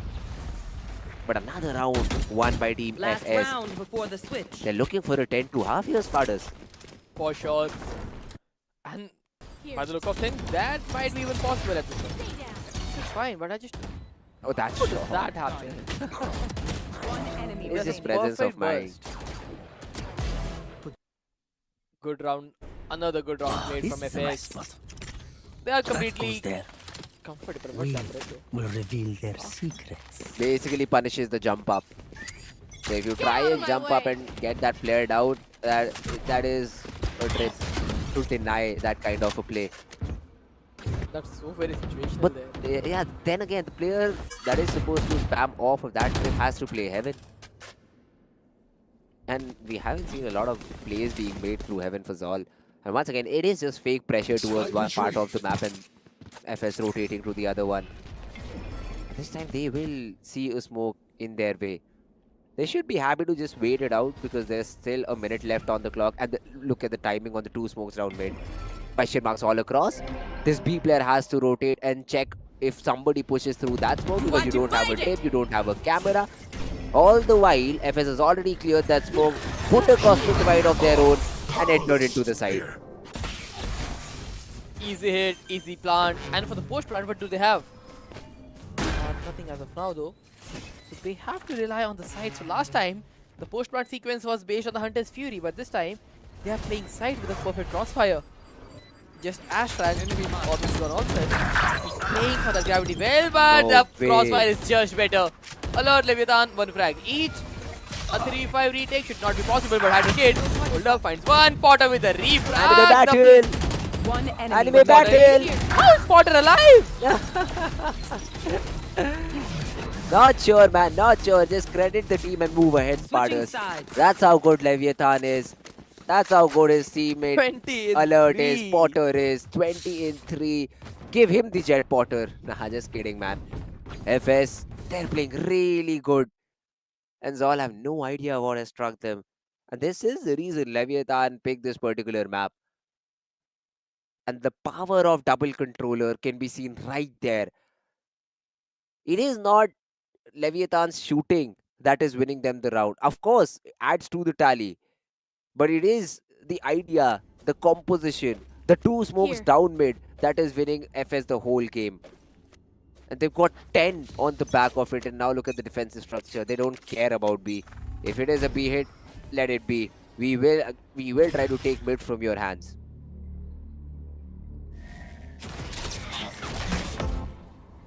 Potter. All the damage. At 190 wins the duel, but Sushi Boys. He's always present for the perfect refrag. No way Jay loses that. Oh my god. Potter had a knife in his hand, but still is able to get the reset. Spike planted. It is still fine, because for post plant you got a shock dart and a flash to maybe re-clear a position. Hydra Kid playing up aggressive, finds one Sushi Boys with the trade, and Leviathan does one better. In a 1v3, KSV has very little chance of clutching. And the good thing for Full Sense, all of these players are just sticking together. There is no risk being taken. They march together as a squad. The knife will give away KSV's position. At least John Olsen with the final pick. Full Sense. They will make sure that there are no more chances of a clutch happening, a comeback happening, because they've just won the pistol round. 11-2. This looks like one of the fastest map for sure. We have seen something similar on the previous games, but on different maps. But Abyss, generally you see at least team have a fight on chance, but Zol looks like they are not able to do anything right now. And losing the pistol means losing out all the hopes as well. Forced by with a outlaw, Stinger, Sheriffs. Just hoping that they get something out of this outlaw first of all.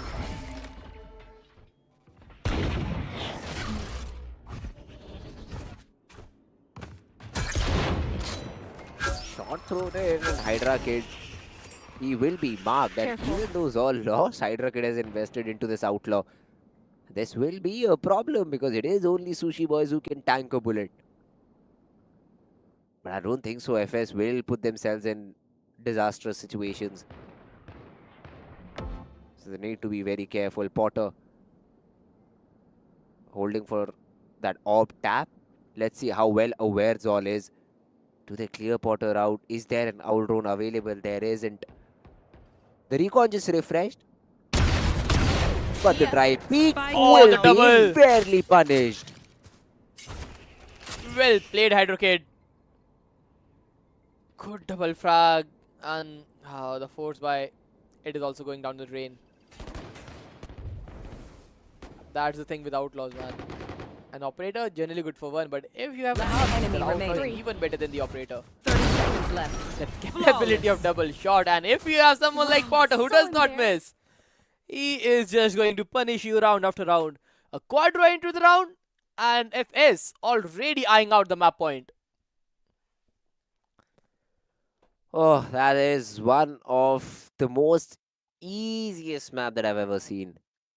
For any team out here, they've been comfortable. The rounds that they've dropped have come out of individual brilliance per se.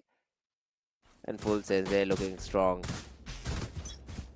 Another one of those broken buys. Although Outlaw has been given away to Alert. And it is Potter making a play up B main. But they say the Full send A hit. And Zol, they only have one challenger on this side, John Olsen, who's also playing up close and personnel. So a recon, a good flash, should mean that John Olsen has no vision. Before the recon gives away his position, he tried to get one, but then KSV is able to get that frag. No trades available. A 5v4, making it a 3v5. Only 3 players remain, and I think Zol will extend this game a little bit now. Blocking sight. Okay, they tried a crazy play. Last player standing. Sushi Boys, one more. Kenzie finds another frag. Leviathan was there for the trade though. But Kenzie with a 3k in the round. Starting with John Olsen, then clearing up the backside, and then the final blow. 3 crucial frags, and Zol, they still survive. It is something that does not matter much for the side of FS. They know they have plenty of rounds to close down this map. And yes, it was their bonus as well. So next round will be a bye, and they are already rushing in operator. One Guardian for Alert. He can go half shield and get a rifle if he wants to, but with a Guardian and 3 Vandals and operator, a proper bye. If you talk about the setup, ready for that ape push, is he? Yep. He's positioned on that main. That's a good angle to play. A is completely down with the operator. Everybody will stack towards that B. Mid being double smoke. The Cypher cannot get the late luck timing. FS has a perfect game plan for everything right now. Look at the setup that FS has. 3 stars on side. 2 can be bloomed into smoke. That is all individual for himself that John Olsen can use. Whereas I think Leviathan is using the smokes for his team. And Potter not being hard cleared, not being cleared with util. Yeah, he will deliver shots like these. Kakarot already down. That means no flashes available. So basically this drone was the last piece of information that they could have got. And now swinging for Potter should not be that difficult. He is holding out the smoke. ZYND found a frag down mid.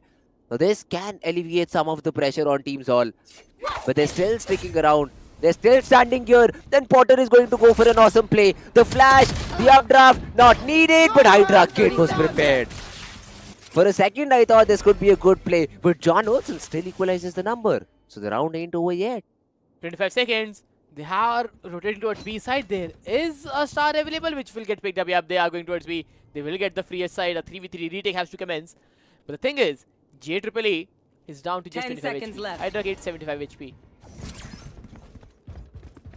Last few seconds. Yeah, 4-second tab. Imagine if they just tab on the timing. But yeah, the spike down. 3v3 retake. 2 of the players very low. Very much stacked up. For the retake, they have a recon, a knife, a flash to clear the closer avenues. Nothing fine close.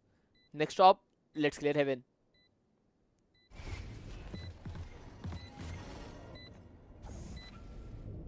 That HP bar is going to play a major problem.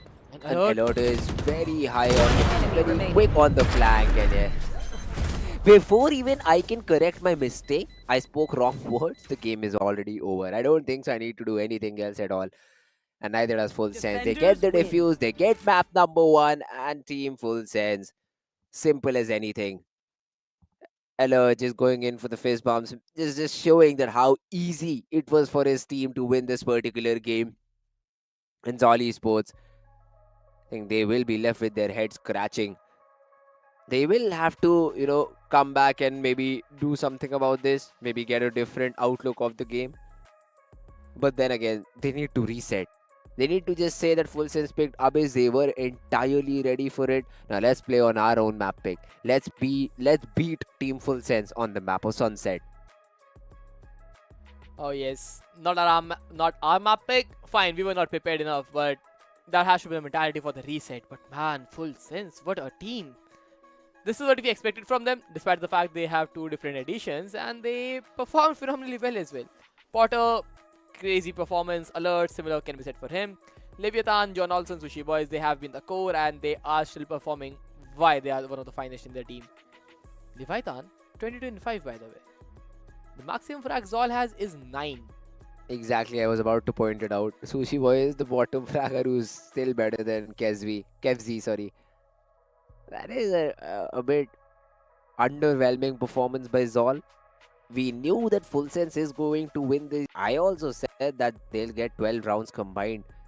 But the sort of game that was played over here, 3 is also looking like a really good number that Zol got. So all in all, not the best possible result for Team Zol on this particular map. And I think they are missing Patman. Hydra Kid is there to maybe fill his shoes, but he is still very far away from what that guy could have done. But anyways, now we will be seeing a few more statistics. It's just a single red line that is being followed by FULLSENSE because their defensive half was so good. A few losses here and there, that's where you see the line drop a little bit in terms of economy.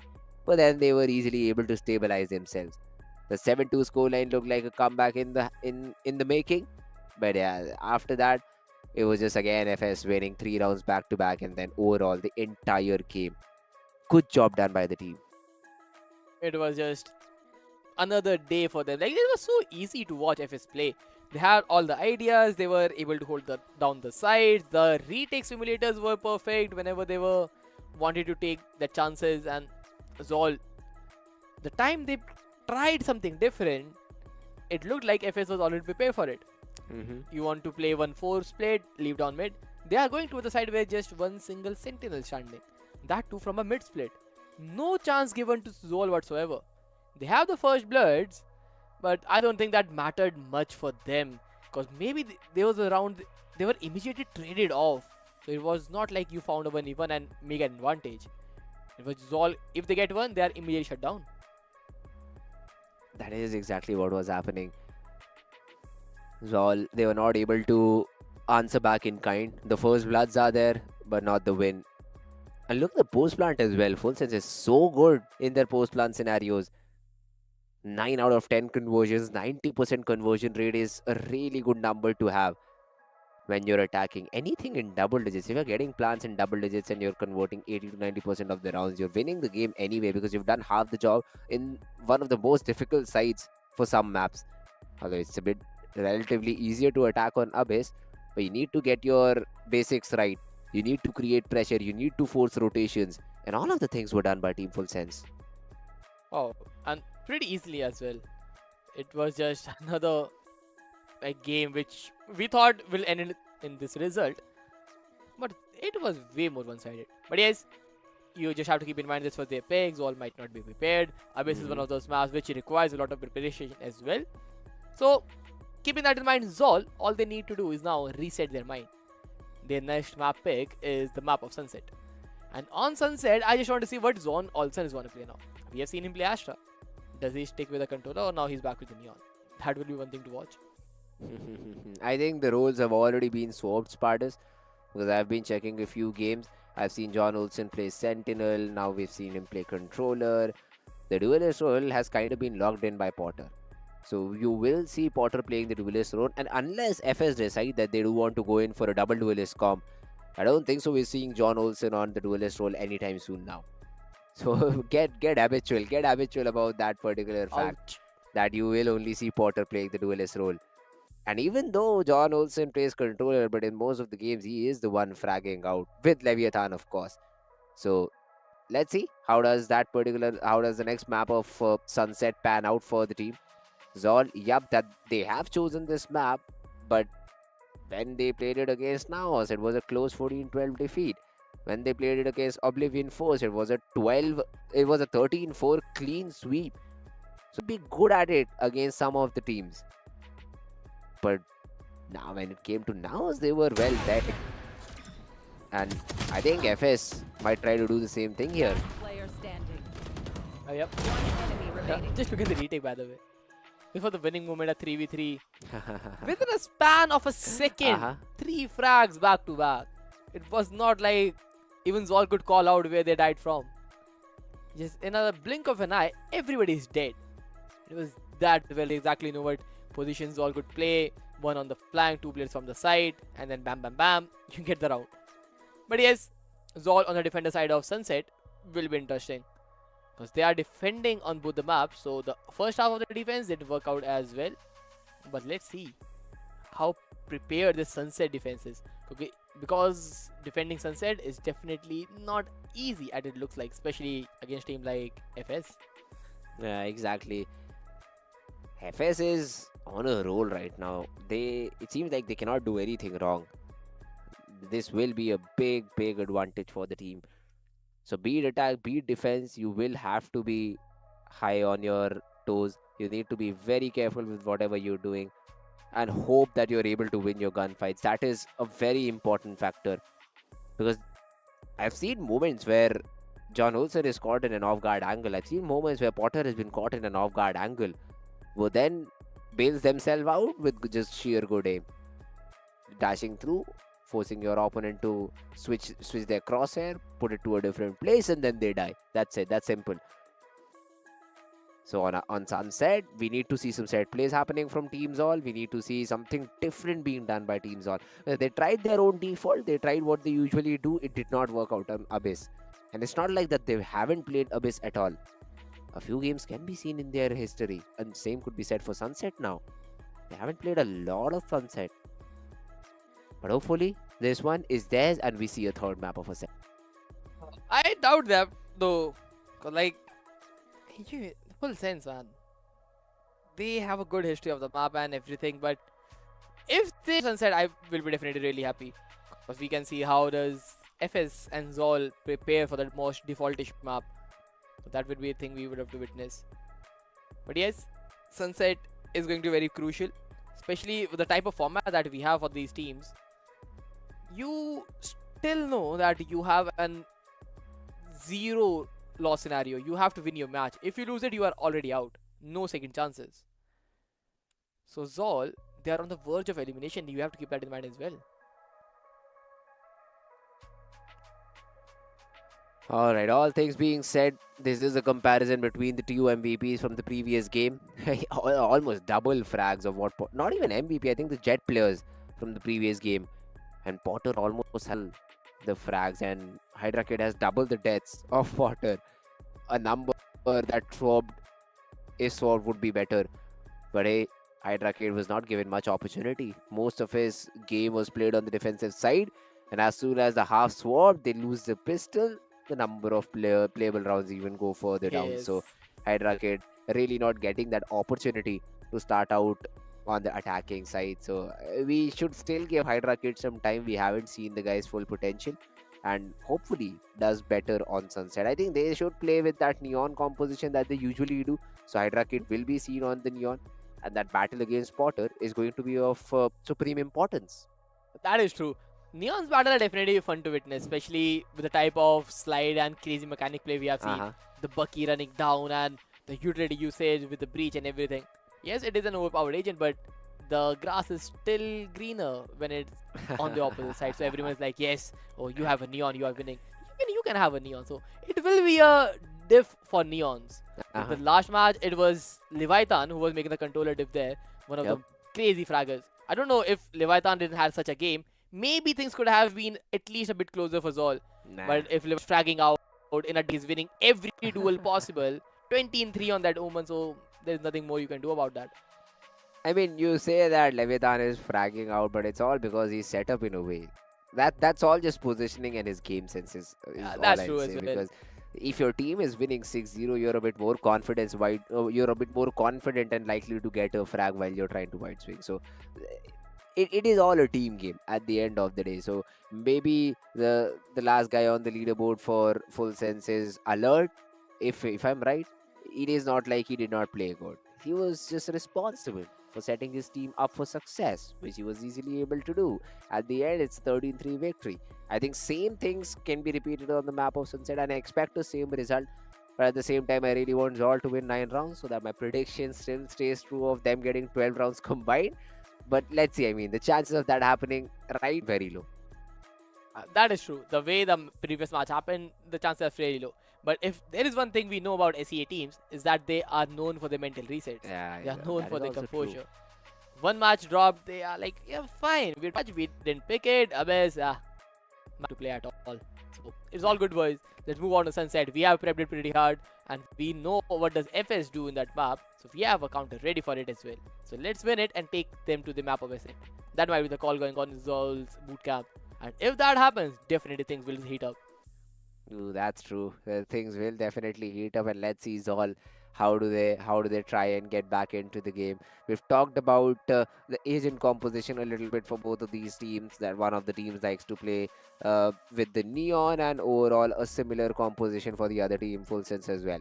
So the only difference, a breach and a KO. The initiators are different. The game style differs a lot depending upon what sort of initiator you have. So basically, if you do have a breach for yourself, the defensive side becomes a bit trickier, because breach is really not known to stall. I mean, the setup utility is really nice, but then again, the individual stall, the stopping power is a little bit missing for breach, because of neon sliding and your stun missing, you'll just die. There are no second chances. Whereas compared to a KO, who has a hard stall, that is the knife, that is a 10-second delay to utility, that is a 10-second suppress, and even if still you're trying to push the issue, there is a molly available. So things like that, and the molly is more freely usable as compared to the aftershock, for which you really need to find a wall. So in the defensive side, the KO becomes a bit better. Offensively, KO is a lot better than breach if you can learn all the lineups that there are for KO. Executes becomes super simple, but Only if it was that simple, everybody would have been running that. There is a reason why KO does not get picked that greatly on that particular map, because it is very hard to master. But hey, Zol is bringing that agent. Let's see if it can make a difference. That is true. How prepared the Zol is with that agent, that I really want to witness. Because we know Cypher is a nuisance in the map, and KO is definitely one of the hard counter for Cypher.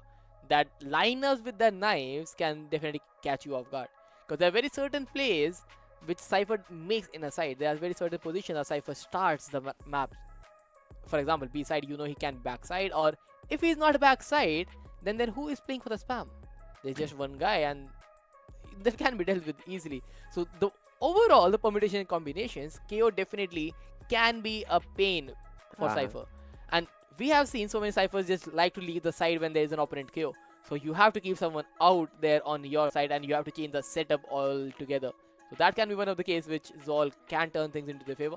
But yes, it will be an interesting watch, since we know it is just one BO3.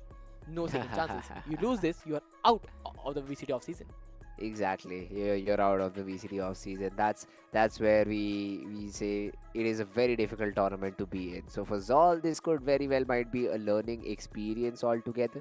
They can take positive things from this OneGame Showdown and maybe practice for a better tournament the next time. Because as you said, no more second chances for any of these teams here. They will be rapidly playing these BO3s, and the loser is just going to get eliminated again and again. So basically, if you're able to win 2 of your games, you will qualify to the playoffs. And that is exactly what the fight is for. To qualify further, to compete against the South Asian teams that there are, and maybe, just maybe try and win the trophy, which I'm sure a team from this region is going to get. Could be either FULLSENSE or could be Disguise. But Disguise also do not have an easy game. It is against Alter, and the only team that can beat Disguise right now is Alter Ego. Alter Ego. So them being matched up against each other, that's a little grand bit finale criminal. Yeah, exactly, a bit criminal. But then gives teams like FULLSENSE, maybe Rapid LOFI, a small bit of chance to qualify through. That is true, man. Oh, I didn't realize, man, that both the best teams are facing against the elimination match. So the losers just get thrown out. AE losing out means they are going home on the first day itself. Like, Alter Ego, the first day, eliminating on the first day of itself of the tournament is like pretty crazy to think about. Cause like this is one of the scores you think that, yep, at least semi-final for them. But yes, the first match is going to be pretty hard, and that match is going to be really interesting as well. Because Alter Ego squad, DSG squad, the finest players just being up against each other for a match make you to the next stage. Not like a semi-final or grand finale, but just to the next stage of the tournament. It will be pretty exciting. But yes, for right now, we are just waiting for the second BO3 second map to begin. It is a map of Sunset, which is Zol's pick, and we expect a good result from Zol's side, at least getting 9 rounds as you want them to have. Just for a prediction to be true, that is definitely true. I really want them to get these rounds for themselves, so that they can also feel good about themselves. I mean, getting into a tournament and getting thrashed 13-3, 13-3 back-to-back will not be good at all for the mental, especially for Hydra Kid, who is playing with the team for the very first time. So for him, his momentum, his game needs to start at least on a positive note, and if not a positive note, at least the one from where he can recover. 13-3 will definitely put a dent to his confidence. So let's hope so that he's able to do a better job. And right now, all we can say is that map of Sunset is going to be really, really interesting. As soon as we have any update regarding that particular map, we'll let you guys know too, because we're also waiting for this game to begin. And I really think it should be a 2-0. There are no, I'd say, doubts about that. Zol being Zol without Patman, yeah, they're not looking that great. That is true. Like, they need some crazy heroics from their players to win that map. Because FS, they are ready for everything you throw at them. Even if you bring something out, this team knows how to adapt. The adaptation power is one of the reasons, like, FS is one of the finest talent teams. And they have been performing it day in and day out. The first match was a great example. Holding down the spawn for 40 seconds, waiting for Zol's proactive plays, just creating question marks with that double controller setup. And for the lack of Sentinel, there is always an Astra. Something that used to happen on the map of Breeze as well, where an Astra was nowhere connected to a team and playing for the late lurks. That was a similar case. But now, what does Zol brings to this map? We have seen their past composition, but will they change or keep it same on the map of Sunset? A good question, Spartus. Let's see, man. I don't think so. If changes were to be made, they should have been made in the previous map, because that was not your own map pick. Right now, you will try to execute whatever you've prepped. So I don't think so any agent composition changes for Team Zol. And for Team FULLSENSE, it's like, yeah, you play whatever, we're still going to win. So that should be the case. No changes whatsoever.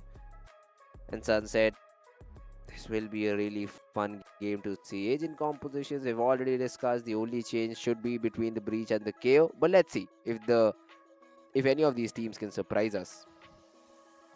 Oh yes, we are definitely up for surprises. We saw one of those South Asian teams surprise today. Asterix performed really well. Now let's see if SEA teams can have the similar thing, or it is just the favorite that's gonna have the victory. Because for the time being, all I want to see is Zol at least having a good start to the game. Because generally these maps are very momentum driven. You lose few initial rounds and then the entire momentum is on the opponent's end and they are just getting round after round, winning all the duel possible. So Zol, if they start with a winning pistol, things might look good for them. And yes, things have not changed, but the Sova KO with a Cypher, Omen and Neon from the side of Zol. FULLSENSE sticking with the complete default. Breeze, Sova, Neon, Omen and Cypher. Nothing different on both sides. As expected. Nobody changed, no nothing. The only thing that needs to be changed is for Zol and their confidence. They also need to make sure they don't give Leviathan a good start. Because, yeah, I mean, Potter kicks, but Leviathan kicks harder. I've seen some performances, I've seen some statistics from the previous game. Even on a different role, he most of the time overfrags Potter. So I'd say Potter is definitely going to be a person to worry about, but Leviathan is a much bigger fish than Potter. Always in the backlines, always finding the trades and the clutches for his team. So let's see Zol. Do they have a special strategy in mind for a specific play, for a specific player? Or are they just going to play their own game? Oh yeah, that's true. But also, I just want to see Sushi Boy performance on the Breach. Like as an individual, playing Breach is pretty difficult as an agent. Because all you have to do is time your utility with the Neon. But that timing is very difficult to master, and so how prepared is Sushi Boys on that? Because last time, I think, as you said, the role reversal happened, the practice has been done, that's why we see John also on the Cypher and Potter on that Neon. First of all, Potter has to fill in the shoes for John Olsen, one of the craziest Neon player we had in Ascension. But then, let's see if Potter can deliver something similar or even better. The support system is still the same, but Alert, being on that Sova, he showed what he can do on the map of Abyss. Can he replicate a similar performance on a map that I don't think would be that much difficult for FULLSENSE to play with?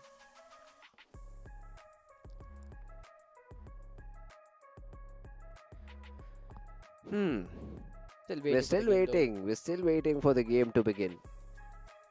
And Zol, they might be more anxious than us at this time because they know that they have to win this game to still stay in the tournament. Because if they do not, they're entirely out. And the prize pool is also distributed in a way where top 4 teams only get rewarded. They need to at least end up in that direction. And finally, we do jump into the game. FS once again starting on the attacking side, looking to get 7 to 8 rounds. 7 to 8 on the attack. Let's see if that happens or not. I still believe Sunset is one of those maps where both the halves are pretty much equal. I don't think it is a defender side or attacker side map. It is perfectly balanced for me, especially with the current patch. But yes, initial pot line from main.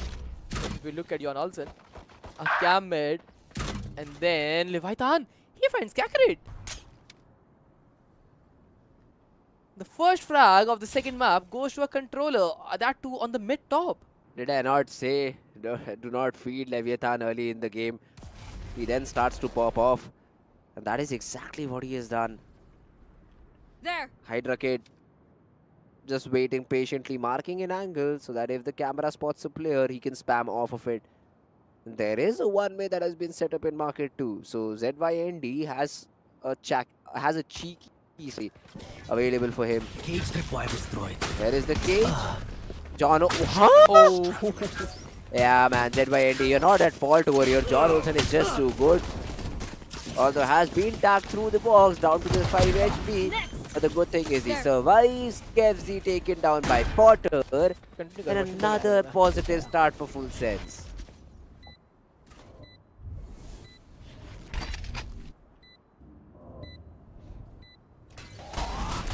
One enemy remaining. Gotta go.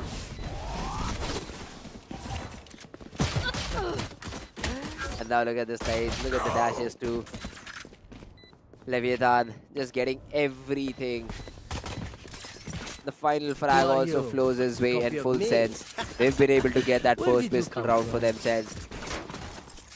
A start that Zol was looking for. A start that Zol really needed. But it is FULLSENSE again pressing the issue. Let's see what does Zol counter with. I think it is only KFZ who has a sheriff to his name. And the other players are just going to play with classic. So if KFZ hits a few good shots, only then will Zol try to maybe get the round. Otherwise, it should be again a FULLSENSE round. And the great thing about FULLSENSE is they've already started exploring mid. They're always going for these mid splits. They're not leaving any real estate on the map. So that if a strategy goes waste, if a strategy falls, they always have that secondary option of going towards one of these sites and directly hitting it. And they're so very patient, even though there are not great weapons on the side of Team Zol and FS know about it. They're still very patient. They're still letting the clock run down, waiting, anticipating a play being made from Zol, which is not the case this time around. But now KFZ being crept upon, the only sheriff, the only hero that can do something, and he's dead. A timing swing through by Kakarot, but the classic, just a weak weapon in front of the Spectres. John Olsen should be getting another frag over here. He does, not only one. I was about to say but two, but ZYND is eventually able to trade him out. But that's just a ghost loss. I don't think so that will be of any trouble.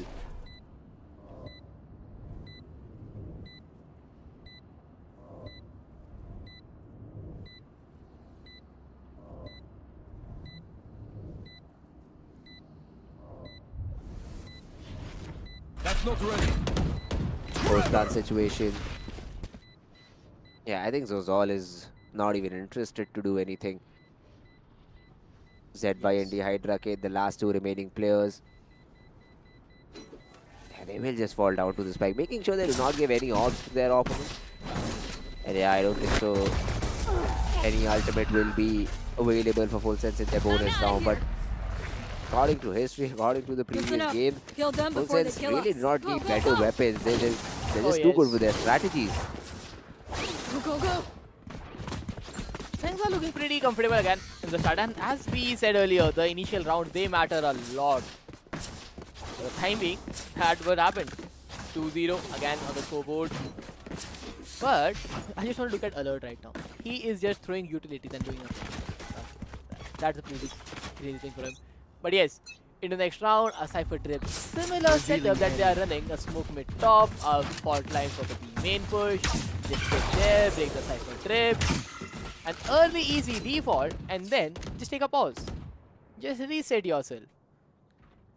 All that Cypher kit, B main proactiveness gets dealt with in the first 15 seconds, and then they are trying to regroup and see what they can do with the remaining utilities they have.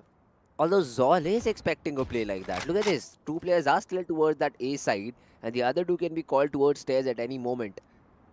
So they did not fall prey to that fake pressure that FULLSENSE was trying to create. Right here.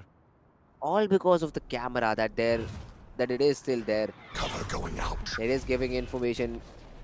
ZYND cannot cure a thing, and now literally holds that paranoia, but has been baited out. Never mind. I thought it was baited out, but Hydra is able to get advantage out of it. Leviathan, he has been taken away, and the controller down.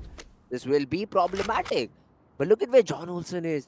Lurked all the way in their opponent's spawn. Can seconds be left. surprised. The camera does not spot him in time, and now ZYND needs to be careful because he will be put under pressure. The stun is good, but he still finds one. Not just one, but the second as well. This is all while he was stunned, he was fault lined. But the round still remains. Spike planted. Two players with vandals, with rifles, who are trying to stall in this post-plan scenario.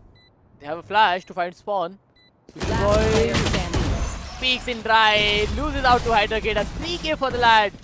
Zol gets the first on the board. Full buy round, not much econ damage as well, just losing out 2 players, and that's it. A good retake.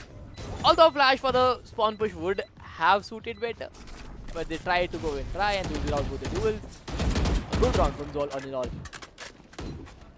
But now, this next round will be an equal buy from both the sides. Because last round they had some real advantage that definitely costed them. 30 seconds left. After this, they have pretty clean buy. Like you see here, Alert, I think he just has a ghost in his hand. Because the perfect trade was not there.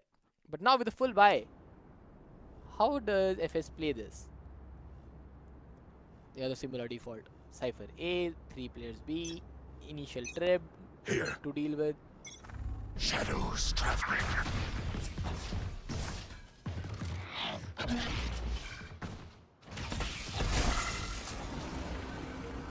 Yeah, It this is buy. again. Yeah, good That's why Andy pressure. had picked up the trip, by the way. He's not letting it break. The drone clears everything. Off your The feet! timing on that retrip is going to be everything. He does not get time to even use it. John Olsen finds the first frag. Potter has already secured the side. MD on flag. That frag will make things interesting. ZYND. A 3k with just the Guardian. Leviathan. Or for the clutch. But JEEE just better. Oh my god, that is a crazy round by ZYND. Well played by them, and Zol, they are putting up a fight at least on this map. Good round, and it was all because of the Cypher there. Players tried to push him down in the market, but he was well aware with that Guardian in his hand. A triple for him. Look at John Olsen. He could not even reposition, got flanked out. Here. But yes, they lost 2 rounds in a row, forced for a save. A Sheriff half-shield round. Cover going out. Almost fell away from his drive though. So he needs these 2 orbs to get it online.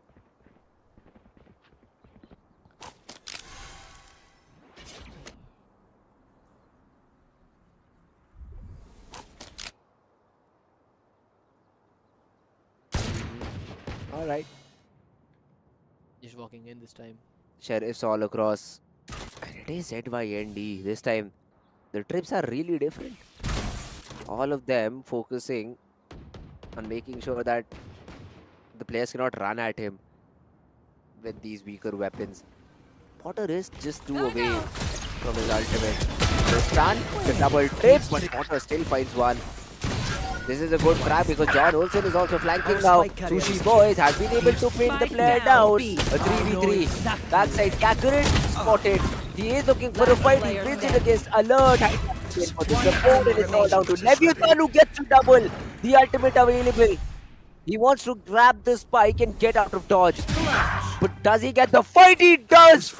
Lands the headshot. And Leviathan, the clutch king, strikes again. This round could have been fairly easy for Zol, but Leviathan, man, he is continuing the hotshot form. He was in the last map. Force Zol for a timeout as well. Oh, full sense timeout. Yeah, that does make sense too. Because for the time being, if Leviathan is not able to clutch, they might be not able to win the round as well. But what a 3K. Gets turned, Potter gets 1, instant trade, fine. Sushi Boys take the frag, but then this Kakarot gets 1, Hydra gets 2nd. But Leviathan just peeking everybody out with 45 HP. Just perfect play from him. The double and then the discipline for the last frag. Stealing a round where they just have half shield sheriffs. But now full sense with the coaches talking with both the teams. Let's see. What does full sense change? Because the last full buy rounds did not look good enough for them. got flanked out in one of those, not able to hold the sidelines. But this time, Potter has his overdrive, so things should be fairly easy as well. Neon on that ultimate is pretty difficult to deal with. Although let's not hit the B side anymore because ZYND has been getting the better of you every time. The 2 rounds that have been won have been on back of ZYND and his heroic play. So it's better to maybe just stay away from him. But let's see what a change of plans will be made in this particular round. They're not starting loud-footed towards B main as they usually do. They make a lot of noise, they run, they break the trips, nothing of that sort. And Zol, they've got triple players towards that B side. And nobody watching market or mid. So this is basically main pressure while you're trying to see what can happen in the early few seconds. And then probably later into the round, you'll try and clear everything else out. That is the idea. But let's see if FS can find this gap. If they can call the sort of play that is being made over here by Zol. It is Eco, so gambles like these are all fine. Scanning Let's ahead. see if it plays out. 2 players walking out. Leviathan turns around in time. JE also spotted. Paranoia drops. Does not matter because Leviathan was able to dodge it. And Potter already in his opponent's face through mid. A job well done. Should be a 4th one for Team Full Sense. Really easy. Yeah, 3 sheriffs remaining for Zol. Nothing big to worry about. All the Camera players are taken pretty healthy out. as well. Olsen has a mid-top control alongside Potter. A cam down mid for the information. They know it has been broken, so there is somebody sneaking up. Shoulder bait. Potter with a frag. Just a regulation round.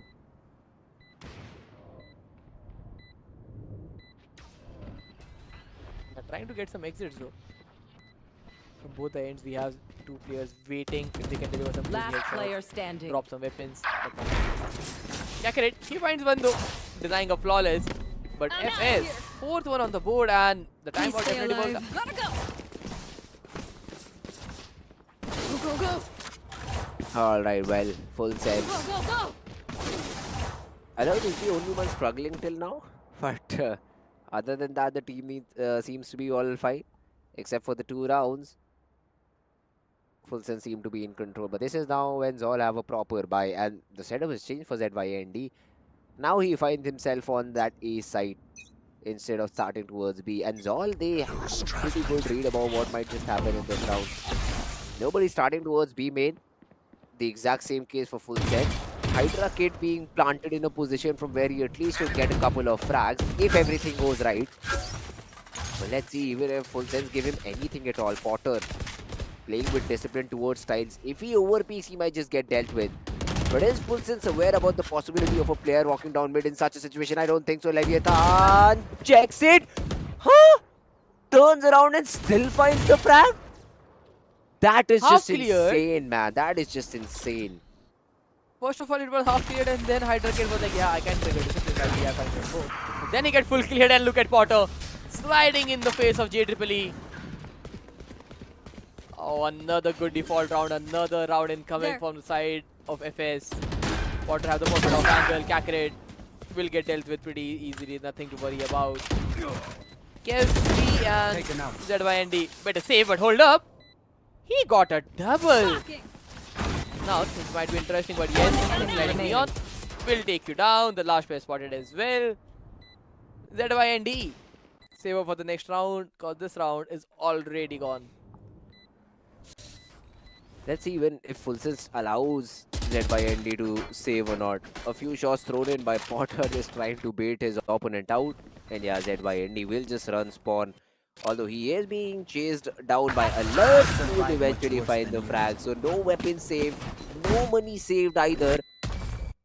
And Full Sense, they've already secured 5 on the board. This is looking like half a dozen rounds if everything goes right. Although the biggest hurdle will be Hydra Kid's ultimate, the overdrive. Because for a team to convert 50 rounds, the Hydra Kid's overdrive, that is the most crucial ultimate in the game. Running Neon with, just sliding into your faces and still being 100% accurate with an ultimate. That is so difficult to deal. Revealing area. Cover going out. But yep, FS, no change in their default. Just an early recon. Waves holding for that. Stun, halt line. Initial 20 seconds, the early default set. Marking the extremities, finding nothing. Deploying drone. All drone mid from Kevzi.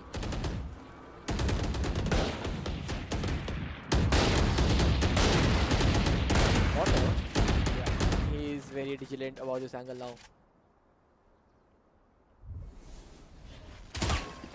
He played mid, also Sova is spotted. That way Andy finds one. Olsen delivers a frag. Oh, that was very opportunistic, I would say. I'm out of here. He tried some crazy play, JEEE, but no one was paranoid, and Potter, he had the perfect off angle. Good round, 6 on the board, nothing to worry about yet again. Hydra could not even use his ultimate. They had 4 bigger ultimates, and such ultimates should be used to convert rounds, but Zol, they don't have proper game plans as of now.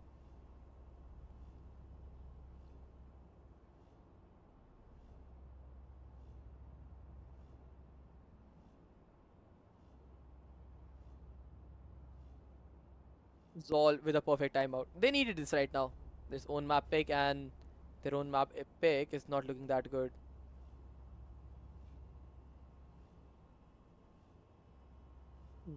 What do you progress from here? Zol, how do you change this since it's your map pick? So things are not looking good at all.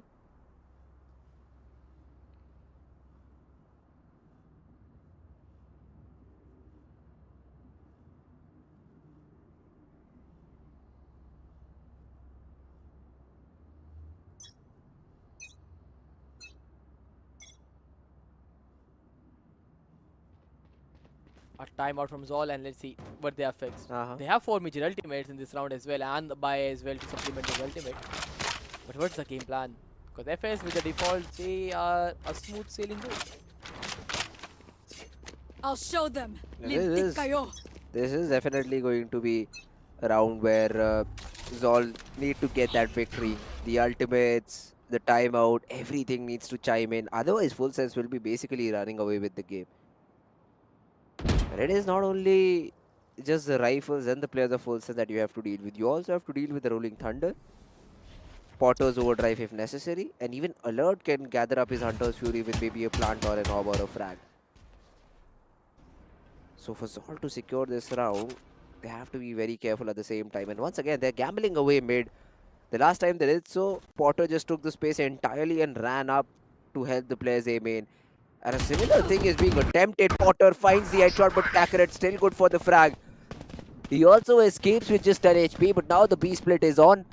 The players, they have to flurry and get into good position. Kevzi, unaware about the flank, but is still able to find Alert. ZYND will play the spoils float. He gets one, but then Sushi Boy is there for the trade. And now Jay finds the frag down. Mid, Sushi Boy is very low, and Hydra Kid is flanking him. Well played by Zol towards the end of the round, and they're able to convert it for themselves. Team A. The timeout again. Good adjustment there. The coaches are definitely working out. But yes, 1 round and the double frags mid, they were so much necessary from the side of Zol. FS, they have 4 bigger ultimates of their own too. A Rolling Thunder can be paired up with the Overdrive, Concurs, Daze, and a Sliding Neon. So difficult to hold the side with something like that in your opponent. Let's see what is FS game plan is. For the first time, I believe they are prepping something towards side directly. First slide mid, top, breaks the trip. Yeah, that's a pinch coming in. Will Potter pop his ultimate? And the entire A side control and a good pinch coming in. Now Potter, the Rolling Thunder commences. The elbow control should be fairly easy, but oh, Hydra Kid, he finds a double, and Kakarot, he finds one more frag. Last player standing. Spike down A. Hydra Kid with the 3K. And FS game plan gets shut down pretty easily by one single individual. Although they have fallen down to these 1v3s previously too. I like the getaway card by ZYND, just throwing in that ult. But the thing is, you still got 50 seconds to work with. And if John Olsen is awarded the plant, that alt won't matter a lot, but at least he can trip his own flank if he wants to. The camera will give away that John Olsen is towards this B side indeed. But how do they play the post plant is the question, because a lot of time needs to be bought by John Olsen. And it will take a long time for the players of Team Zol as well to rotate off. But when does he decide to use the camera is the main question. Has it been spotted though? I don't think so. Both players main. It is a backside plan, so they very well might think that he is CT. Whereas he isn't. And both of them have given their position away. Yup, the time is of the essence. They turn around at the wrong time in John Olsen. Did I not tell you, Spartans, this has happened before? It was Leviathan the previous time, and it is John Olsen this time around. That is just insane, man. How do you come back from this?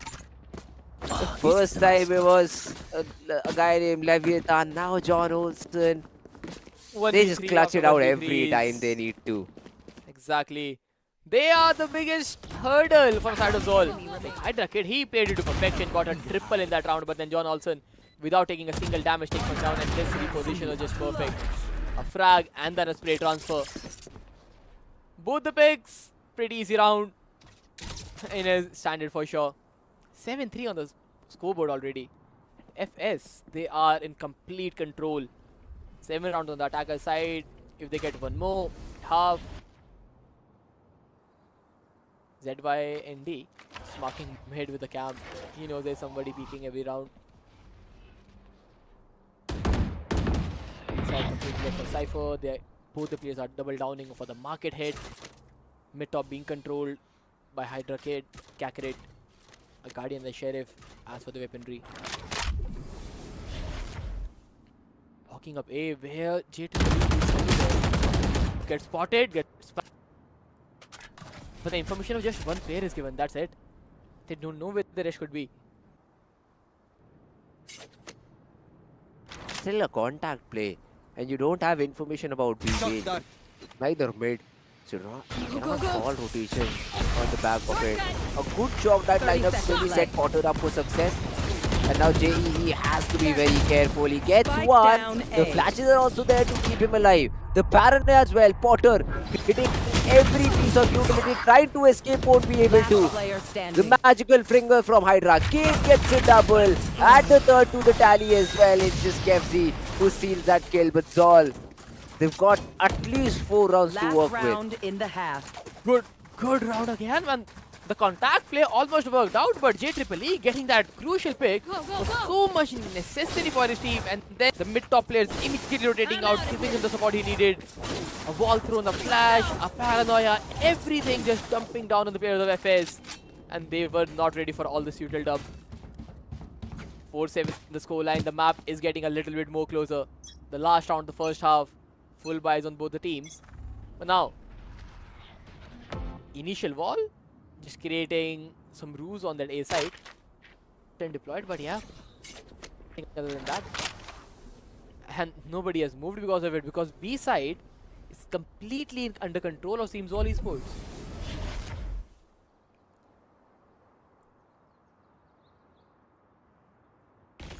Potter, he is looking for a slide play. He does it brilliantly. And there's the frag as well. Hydra Kid dead. I know exactly. No support found for Hydra Kid. And that early advantage that FULLSENSE were looking for, they found it. The neural theft invested, position known. And now they're going to cut these rotations away from mid. It is only Kakarot who's left all alone and dead. A big gap in mid now. And the player on side, ZYND, is isolated. He needs a heroic moment over here. Zol still wants to win the round. John Olsen, he's hearing everything, tries to pick the perfect timing but falls off. ZYND as well got a frag and is able to escape from the side. It is a 3v3 and still a possibility for Zol. ZYND swings but gets shot. Potter with a 3k already. Sushi Boy helps, and it's all down to Kevzi, whose position is already known. And probably Leviathan will be able to secure that frag too. A shorty. Yep. should be fairly easy to close down this round. 1v3 and there is no way FZ wins this. A stun, Leviathan with a perfect frag up close. 8-1 for FS and a good attacking side run. Yes, it is the map pick for Zola and we expected them to have a good run in the first half, but just 4 rounds. Still decent from what the scoreline could be. At least they have 4 in their backpack to work in the attacking side. But man, FS, they are so well structured. Goodbye. Last player standing. Oh, that's true. Leviathan with the final blow. An 8-4 half. It is still something to work with, better than Abyss. But I want even better performance if this is your map picks all. The attack has to be flawless now. This is a map where you can get rounds on attack. We are not playing in the South Asian region anymore, so the teams will know how to do their defaults properly. Or at least I assume. Let's see, John Olsen. Inside the smoke, question marks created. Zol, 3 players, 4 players towards mid. And they are trying to take John Olsen by surprise. He will see one ZYND, unaware. A right click works phenomenally well. And now it's maybe Potter's chance to shine. It is Leviathan's chance to shine. I thought the mid frag should have been his, but that is not the case. Kevzi looking for a clutch over here. A 1v2, the Paranoia connects. Ghost recovered for Sushi Boys. And the spike is just all out in the... Kevzi needs to make a decision. Where does he go? He needs to go towards that A side. He needs to find these frags. But the good thing, FULLSENSE is not giving him any individual duels. Scanning ahead.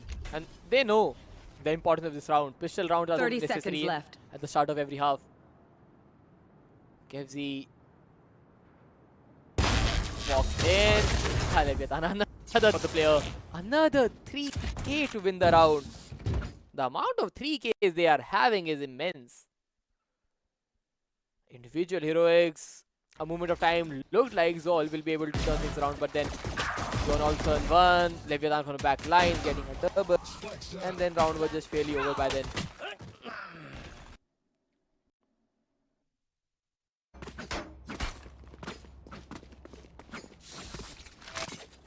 Well played by the players of Team FULLSENSE.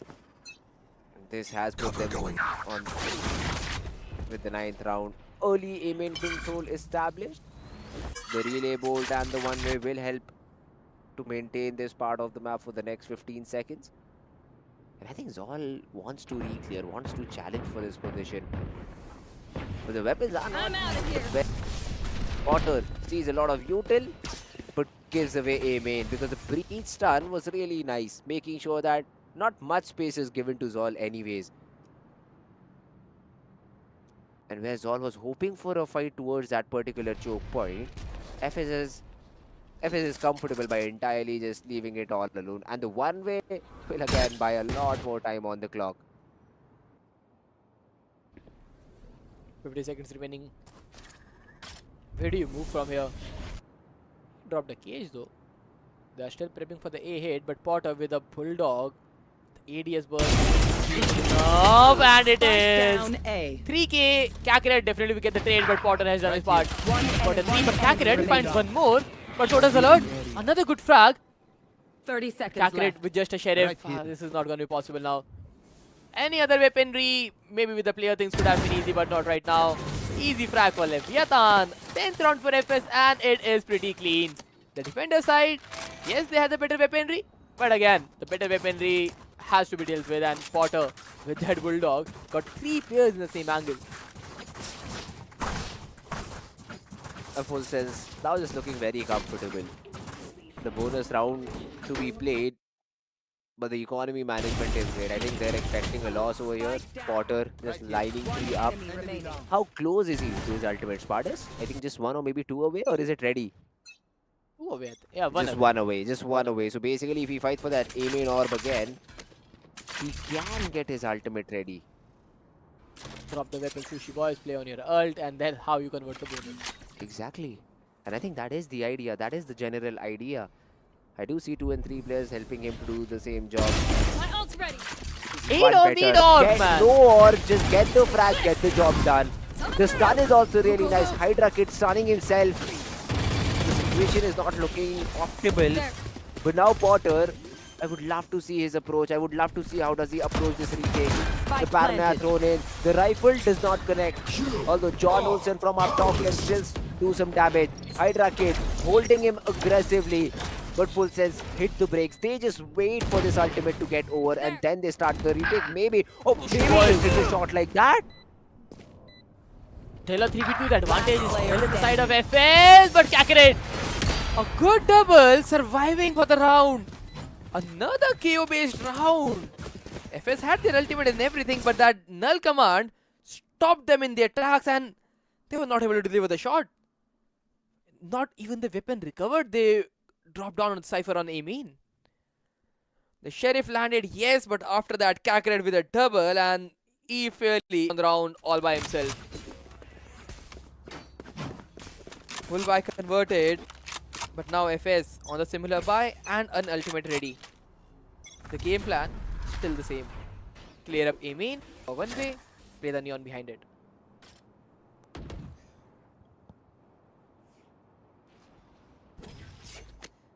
Alright, well,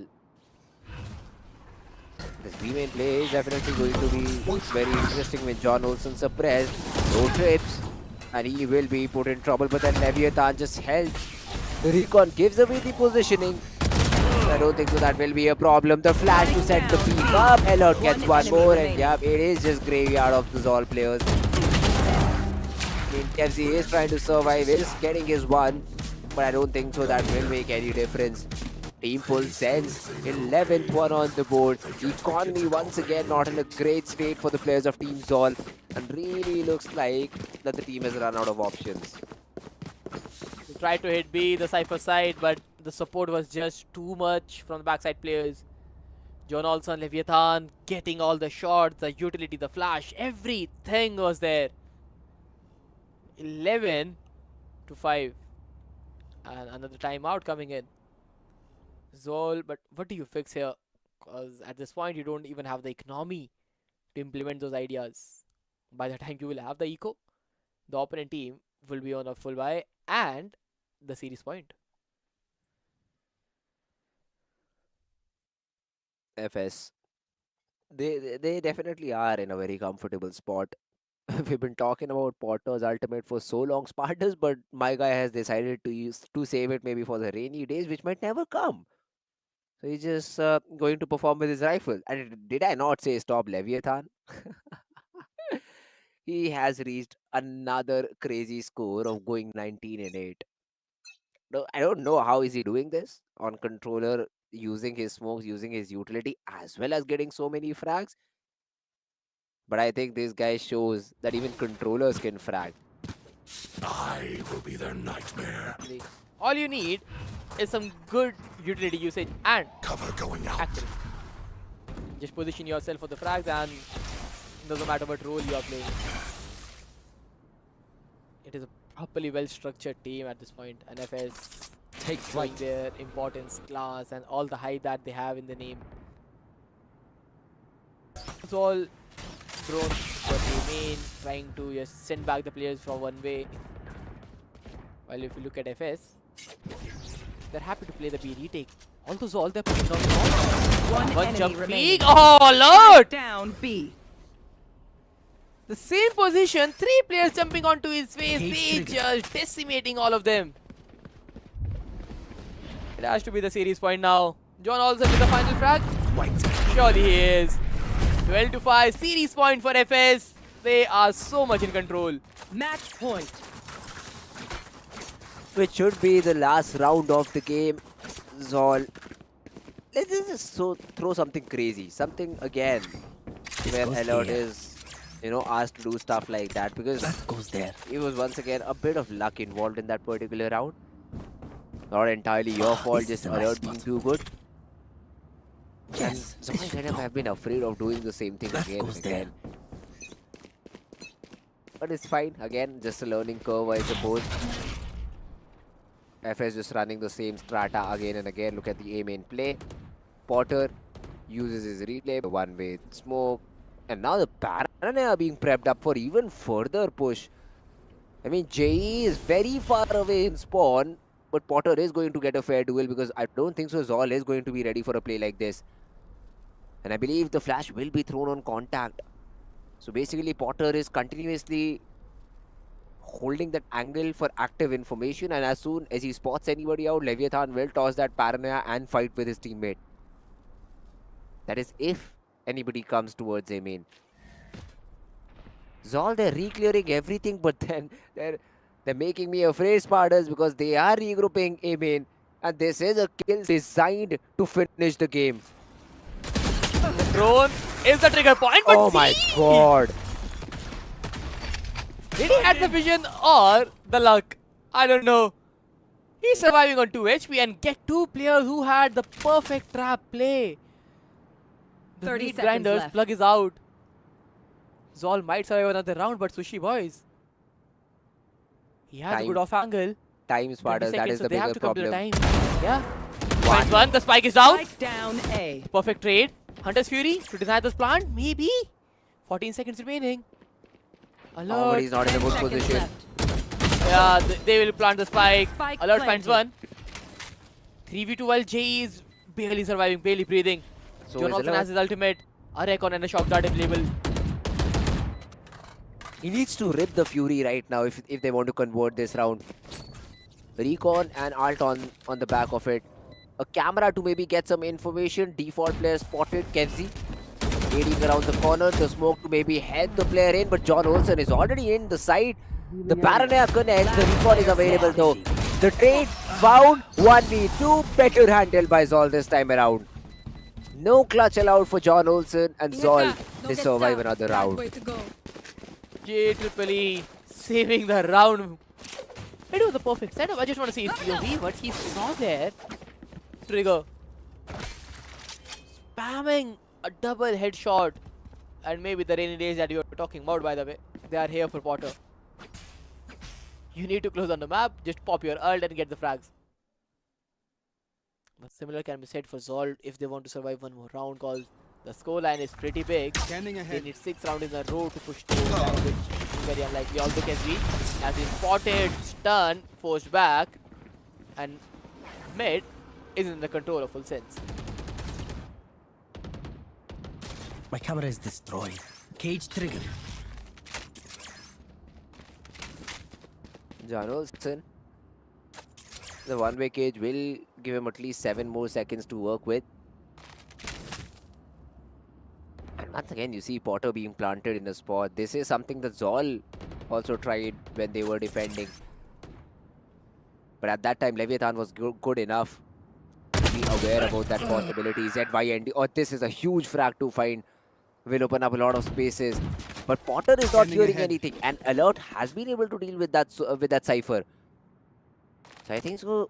FS should have a fair idea about where this hit is going to come. Sushi boys support Leviathan with his own util, if need be, because this is going to be an A hit. Leviathan, I think he has heard the footsteps. A few at least, and now has a dark cover available. Also the Paranoia, 25 seconds left on the clock. Zol will be surprised because the Aftershock is also still available. So is the Hunter's Fury. The Paranoia tossed in. Leviathan is trying to just get one. FZ gets one, but so does Leviathan. Hydra Kid with the trade. 13 seconds to spare. The spike is being planted. But can Potter deny it? I don't think so. The fast lane and the reposition. Both the players behind the side. And the ultimate has been ripped.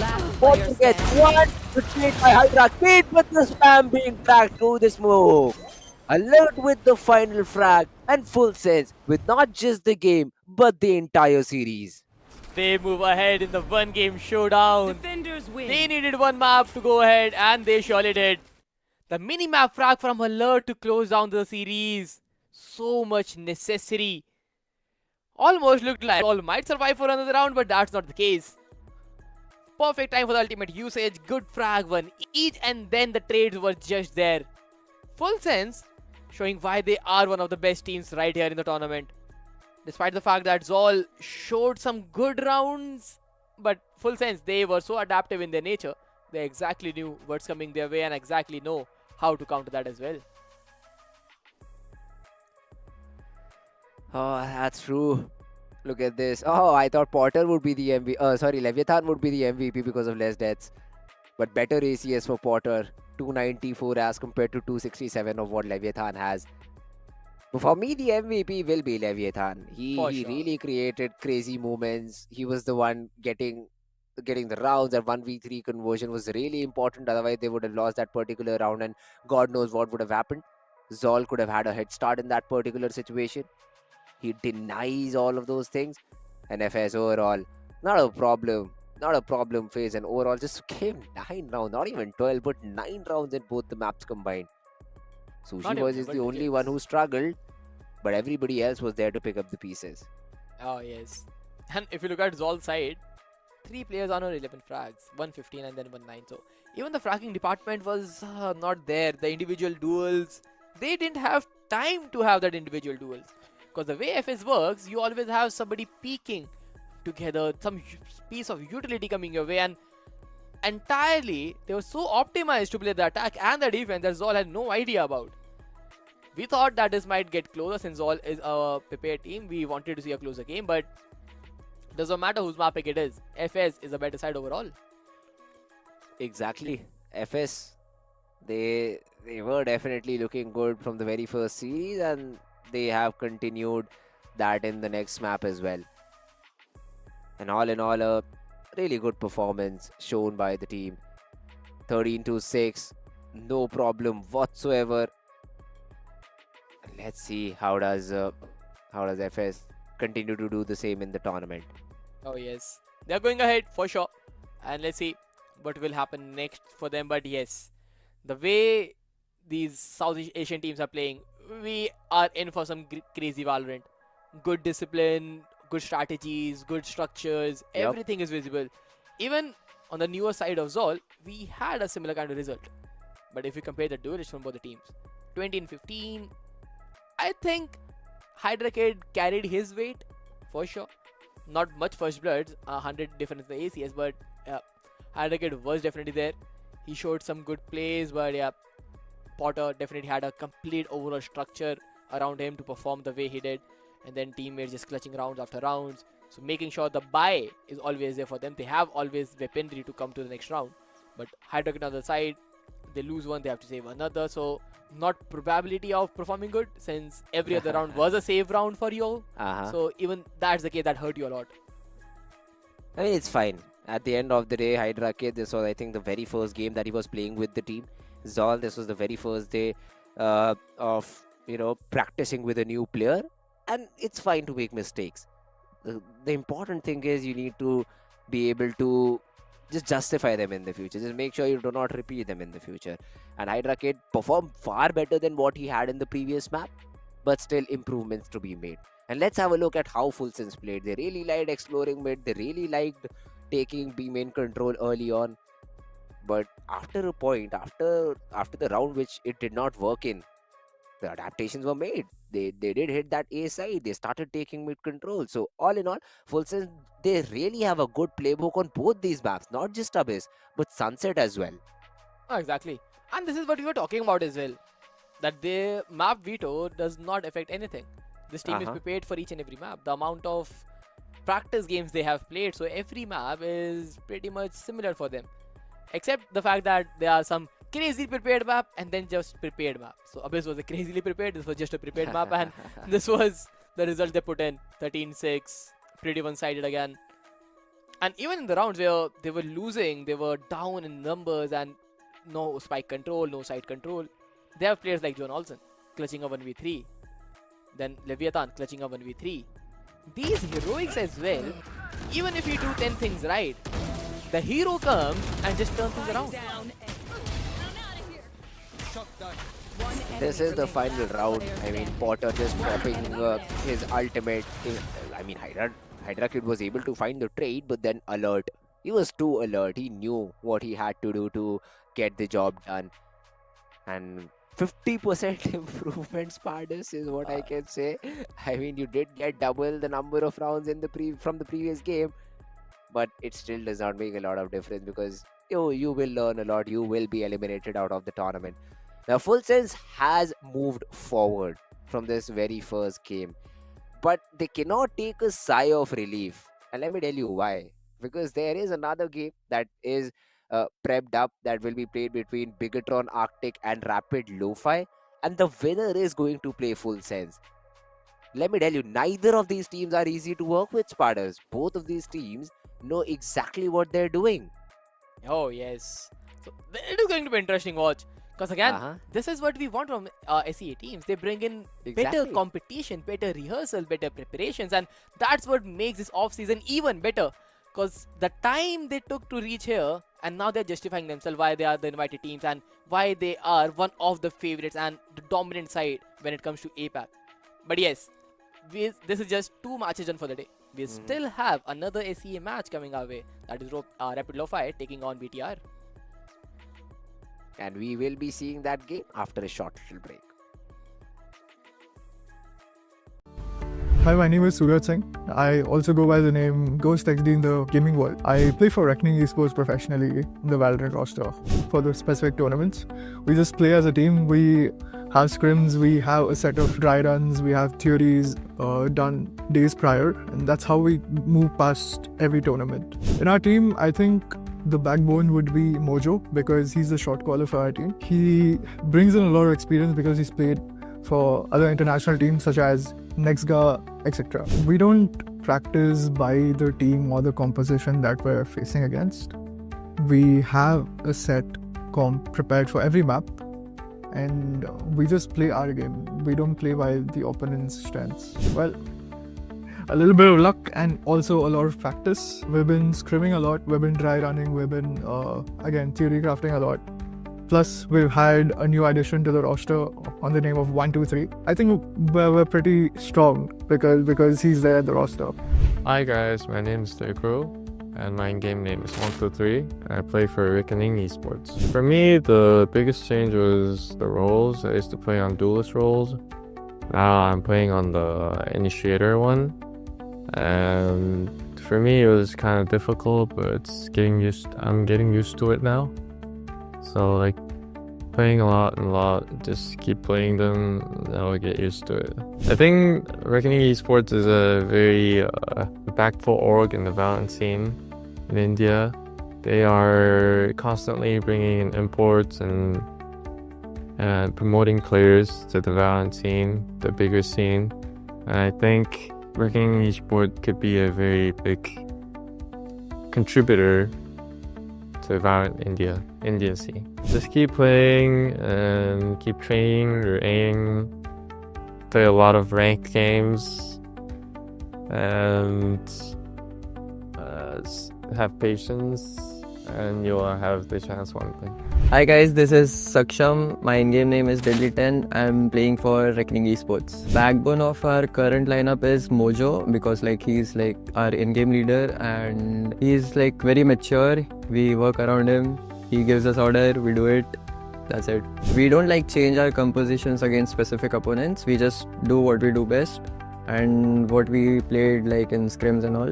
We just play it in the server. So like our key preparations are not like that much, but we are focusing on our communication and like the agents we play. We are improving day by day, so we'll be at our level best in the showdown. A major problem was our roster because 2 of our players were like not available for the event, so we brought in Kibo and Ligro to fill in for them, but I think we are gonna stick with them for the next season as well. Hello guys, my name is Jayesh Negi and my in-game name is Kibo Jain and I play for Reckoning Esports. During intense matches, right now we are just focusing on round by round and focusing on doing the less mistakes.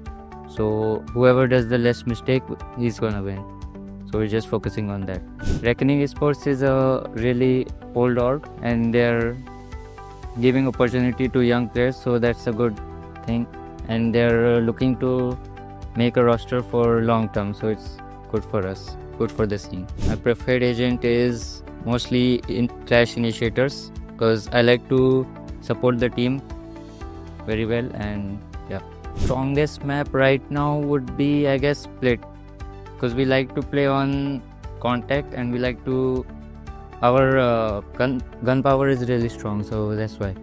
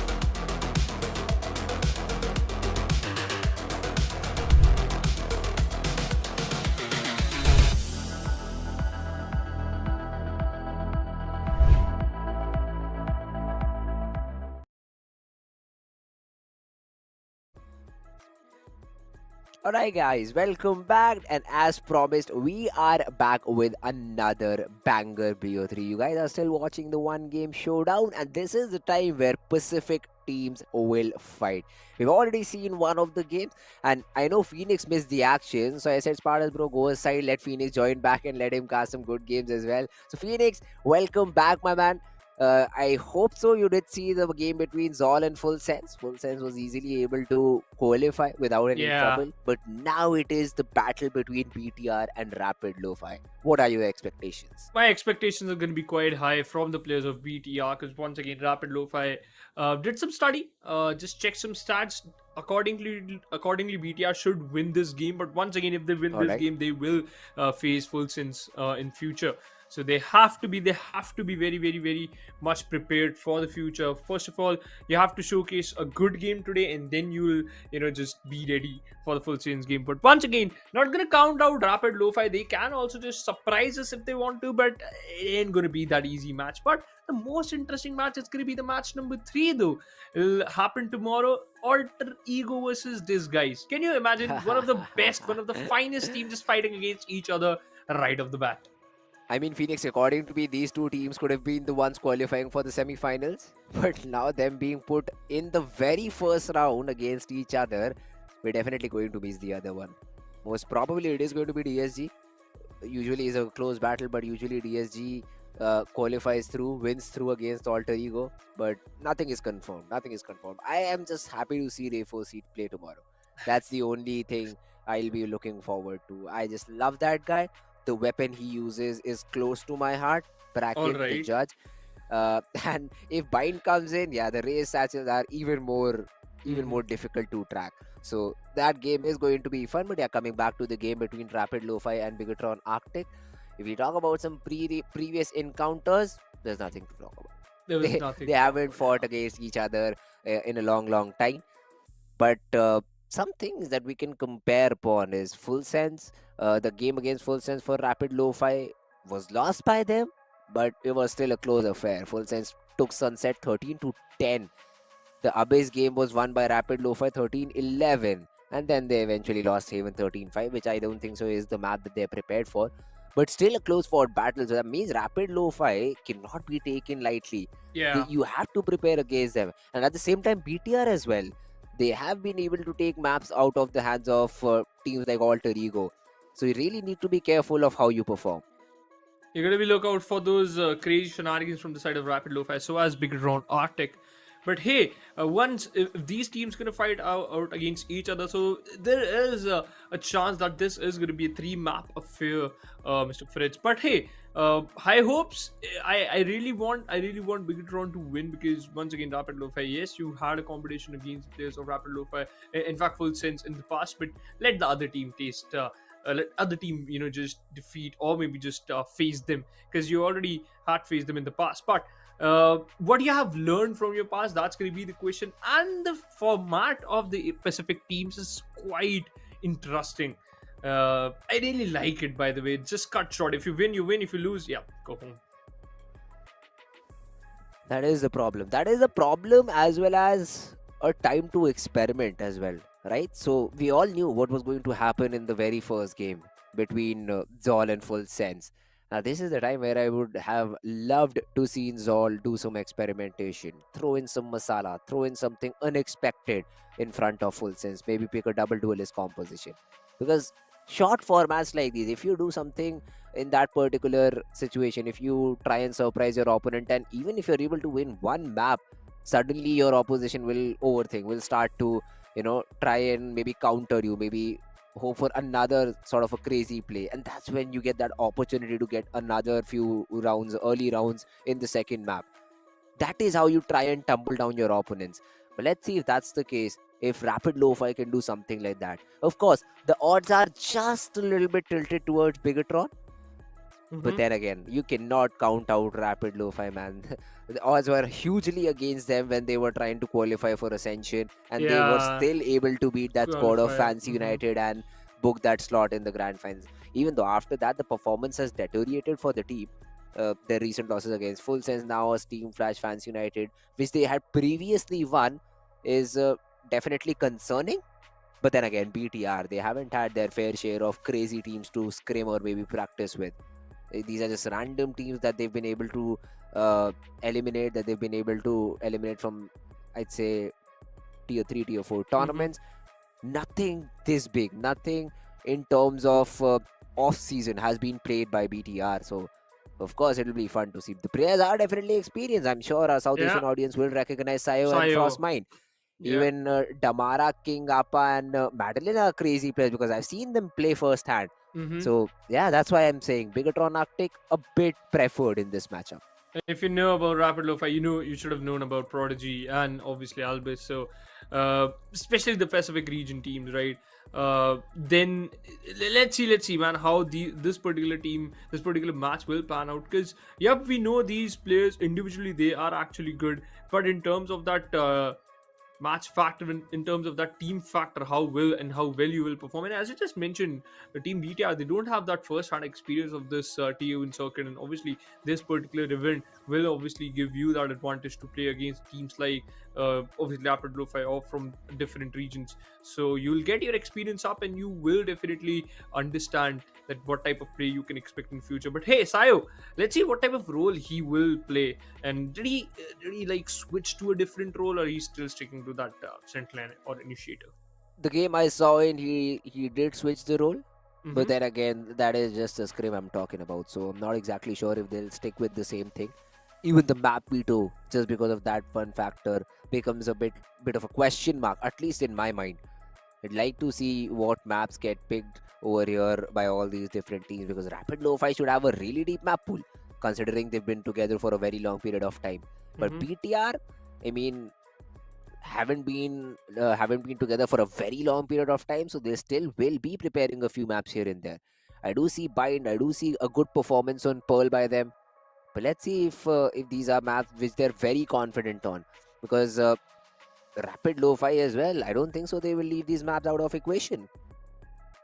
You do have some maps in your backpack, and you can instantly just play on those. But hey, you have to respect your opponent's bans too and picks too. Obviously, there is a possibility that they can just utilize those particular maps in your favor. Are you expecting a different map rather than the OG Bind, Split Haven, or Ascent? Are you expecting Abyss or Pearl in the first two picks?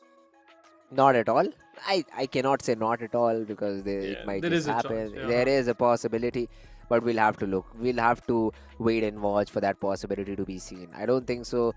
We can rule anything out at this point in time, considering how new, I'd say, BTR is. This is their very first major tournament that they're playing. And Rapid LOFI, on the other hand, I think they've played almost on every other map. They seem to not like Pearl.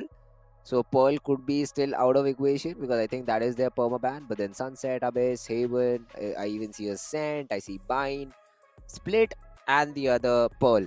These are the two maps that they usually do not like to play. So other than these two picks, I think Rapid LOFI, they know they have that outlook on how to play these other maps. But let's see if it is still there, if it is still a possibility. So I'm really waiting for the map veto.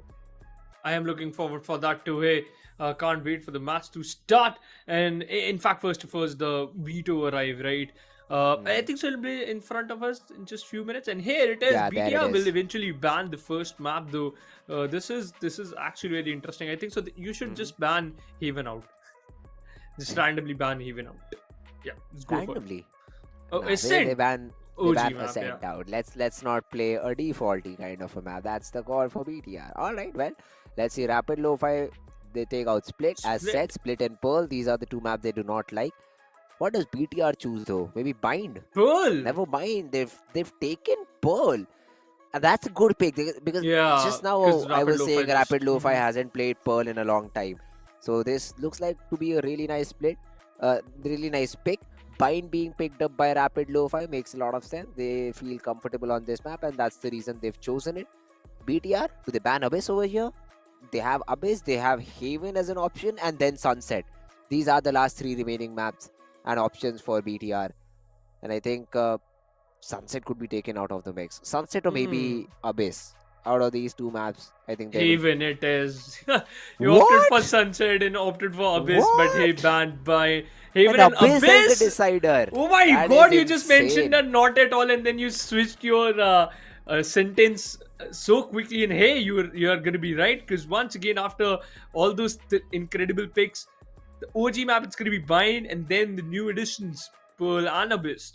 Pearl is not a new addition, but in the map pool it is. So yeah, let's see, man. Let's see this games get a little bit more interesting, because Rapid Lo-Fi, you gotta get good on Bind. Otherwise, this could be a 2-0 series. Yeah, and let me tell you, Bind for the side of Team BTR has been kind of a good map. I mean, I do see a random team named Roar, who BTR had played in one of the tournaments, and they were able to finish Pearl 13-3. And then La Familia also suffered a same 13-2 defeat against BTR. And the composition they run is also really interesting. I do not see a lot of Killjoy in the meta, but that's what they run. A Killjoy on Pearl, a Neon, and then a double initiator, Fade, and KO.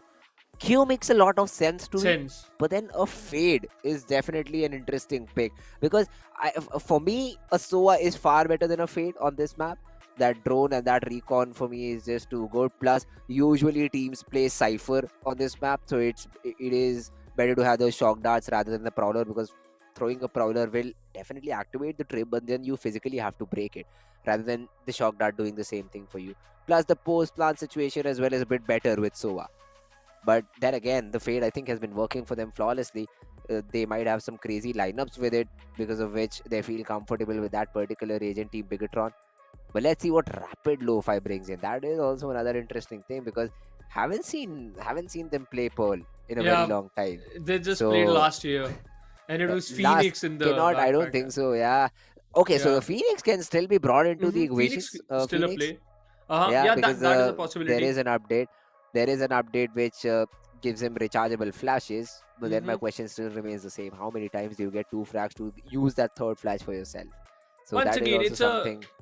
Yeah. If you're gonna play like Smokia, then if you remember the South Asian region player, then you can get the flash quickly, as well as you can actually just exploit that, run it back. But hey, once after he was just like doing some type of shenanigans and repeating the same script, he got instantly countered, because his opponents eventually understood that, all right, you're just gonna flash and peek from here. Let us just bait that out, and then we just gonna shut you down. So yeah, that is a problem with Phoenix. And also in the retake situations, if you don't have a flash, if you don't have your particular utility like a Blaze or maybe the hot hands to clear those crucial angles in which you can just flash out and peek, then it's a very, very difficulty. It'll create some point of difficulty for you to just go and retake. So yeah, it is quite subjective, but hey, they tend to use that double initiator too. KO was also in their backpack, and with Fade. So I don't think so that there is no need to change unless you have anything else. Instead of Fade, you can even opt for SOA, as you just mentioned, it's better in terms of those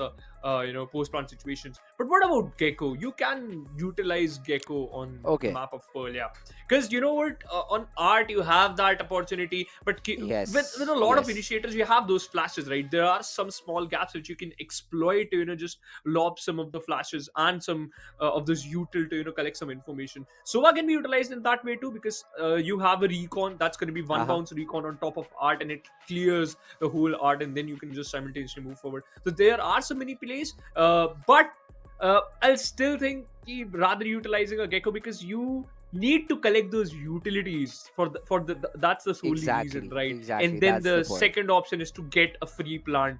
Other than that, you are stuck with a single controller. Usually the teams will allow you to maybe get that free plan maybe once or twice, but after Yeah, that it just starts getting one tap spammed out. break and that's it. Yeah, so the HP decrease as well on Wingman has kind of affected the pick rate Affected, of yeah. that particular agent. It is still a viable agent, but then again, who do you pair up with? There are a lot many questions when it comes to Gecko being used in situations like these, because the B main walk, the long walk that there is, you can easily dodge the flash. You need to walk all the way up so that you can throw a universal flash. I'm not saying it cannot be done, but then it's better to do it with a KO who can just, lob a flash from 20 meters away and flash everybody on site. That is the only way I think they're trying to work KO. Also, when you were talking about that Gecko point, I realized that some sort of combinations can also be made with fade. So basically, you throw a very high fade eye that usually gets broken once, but then you pair it with a flash.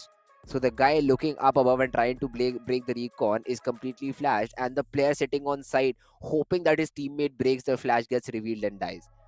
So these are some sort of set plays that you can create, that I think Bigetron might create over here, that Rapid LOFI might not be for. But then it's just theory crafting at this point in time.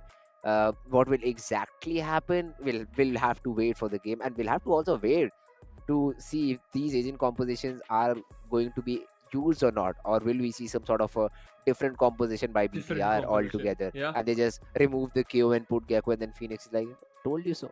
Told you so, Gecko can be played. Gecko can be played, yeah. That is a possibility. But once again, Pearl is a map which is quite big, by the way, and the map control on this map is a little bit tricky, especially when you don't have a sentinel. So you need a very particular and a solid sentinel, and similar can be said for the controller, right? If you're going with a controller like Viper or Harbor, yeah, quite weird to just put, but hey, you need a second controller, so you have to, you must compromise on something. So that is a possibility too. It all comes down to the preferability of a player or a team, how much comfortable that individual player is and the team is, that which type of particular comp they will use. To be honest, I don't think so that BTR Bigetron will change any type of composition changes right now, because it's working out solid. You have double initiator, it's worked out in the past, and if you're just trying to caught off guard your opponents, then you can. But other than that, just stick to the basics, stick to whatever you're good at. On the other side, Rapid LOFI, yes, these guys can surprise us, can go for the Phoenix, can even opt for the Neon, and instead of that, you have a lot of options available, and they can also include double controller if they want. Double controller kind of has gone out of the meta for some reason. Don't know why. Just randomly did drop out. I think just because Astra got a buff and it had 5 stars. Suddenly players were like, you know what, so solo Astra is still viable on the map of Pearl, which I still kind of disagree. I really want the Harbor Viper meta to come back, because it was you really a lot of annoying to play, it and gives you a lot the of slice and dice do things. Yeah, exactly. Plus, pair it up with the current Neon meta, the Neon will be in your face and you won't even know it. But still, the teams are not using it. At least in the South Asian region, we haven't seen a lot of teams, first of all, play Pearl, and the ones they do, they play with just normal composition, except for True Rippers, who of gone towards the double Sentinel composition. They run Chamber and Killjoy both together. But yeah, other than that, we haven't seen a lot of experimentation that has been going on. To be honest, there's also one more team which utilizes double controller, I think so, on the map of Split. That is OG. I still remember Techno a lot of teams use do, yeah. Viper, yeah. So that is also an option, but not on Pearl. So exactly. That is an interesting question. So you should, I don't know why I agree with that point. Like, you have an opportunity to play those particular agent, because that Viper wall legit throw you off on a lot of situations, and sometimes sneaking in and then just popping out with a flash or maybe any type of utility gives you a very solid start in a lot of situations though. But let's see. Once again, it all comes down to the team, like, if they are comfortable or not. And times double controller tend to make you a little bit slow, especially with the Neon. You tend to play a bit fast. Quick. Yeah. So you just want to burst out, clear out those angles quick 1-2-1, and then just go for the team fights. That is a possibility. But hey, let's see once again, these are all the speculations. Again, we're just making it back and forth, and we will definitely witness the map of Pearl in just few minutes. Here we go. The map of Pearl. It is a really beautiful map, and even the sound towards defender spawn, this song that gets played is something that I missed. I do not like Pearl that much, but I did miss the song. I was happy about just the you've song. told me that. Yeah. I don't like Pearl that much. I'm a chamber spammer, so I like Pearl. The chamber A has lot. been nerfed from the last time. The Pearl we But saw it's at the still chamber meta viable. is not there. Trust me, it's still viable. That If is you what know True how Repose to has been utilize it. running. Yeah, that is what True Repose had been running. But then they had to add another sentinel to And, compensate for the problem that is the chamber problem. has. So not a lot of teams are comfortable running the double sentinel composition. You don't want two players who are ready to play sentinel. And That's there is true. so much more to using chamber than just the operator. So that's why I think a lot of teams are getting away from that double Chamber. sentinel. Never getting into, not getting away, but never getting into the double Getting sentinel into meta. double sentinels. So let's see if Bigetron Arctic does it, if Rapid LOFI does it, because I would be excited to see that. Has worked out for True Repose, might as well work out for you too.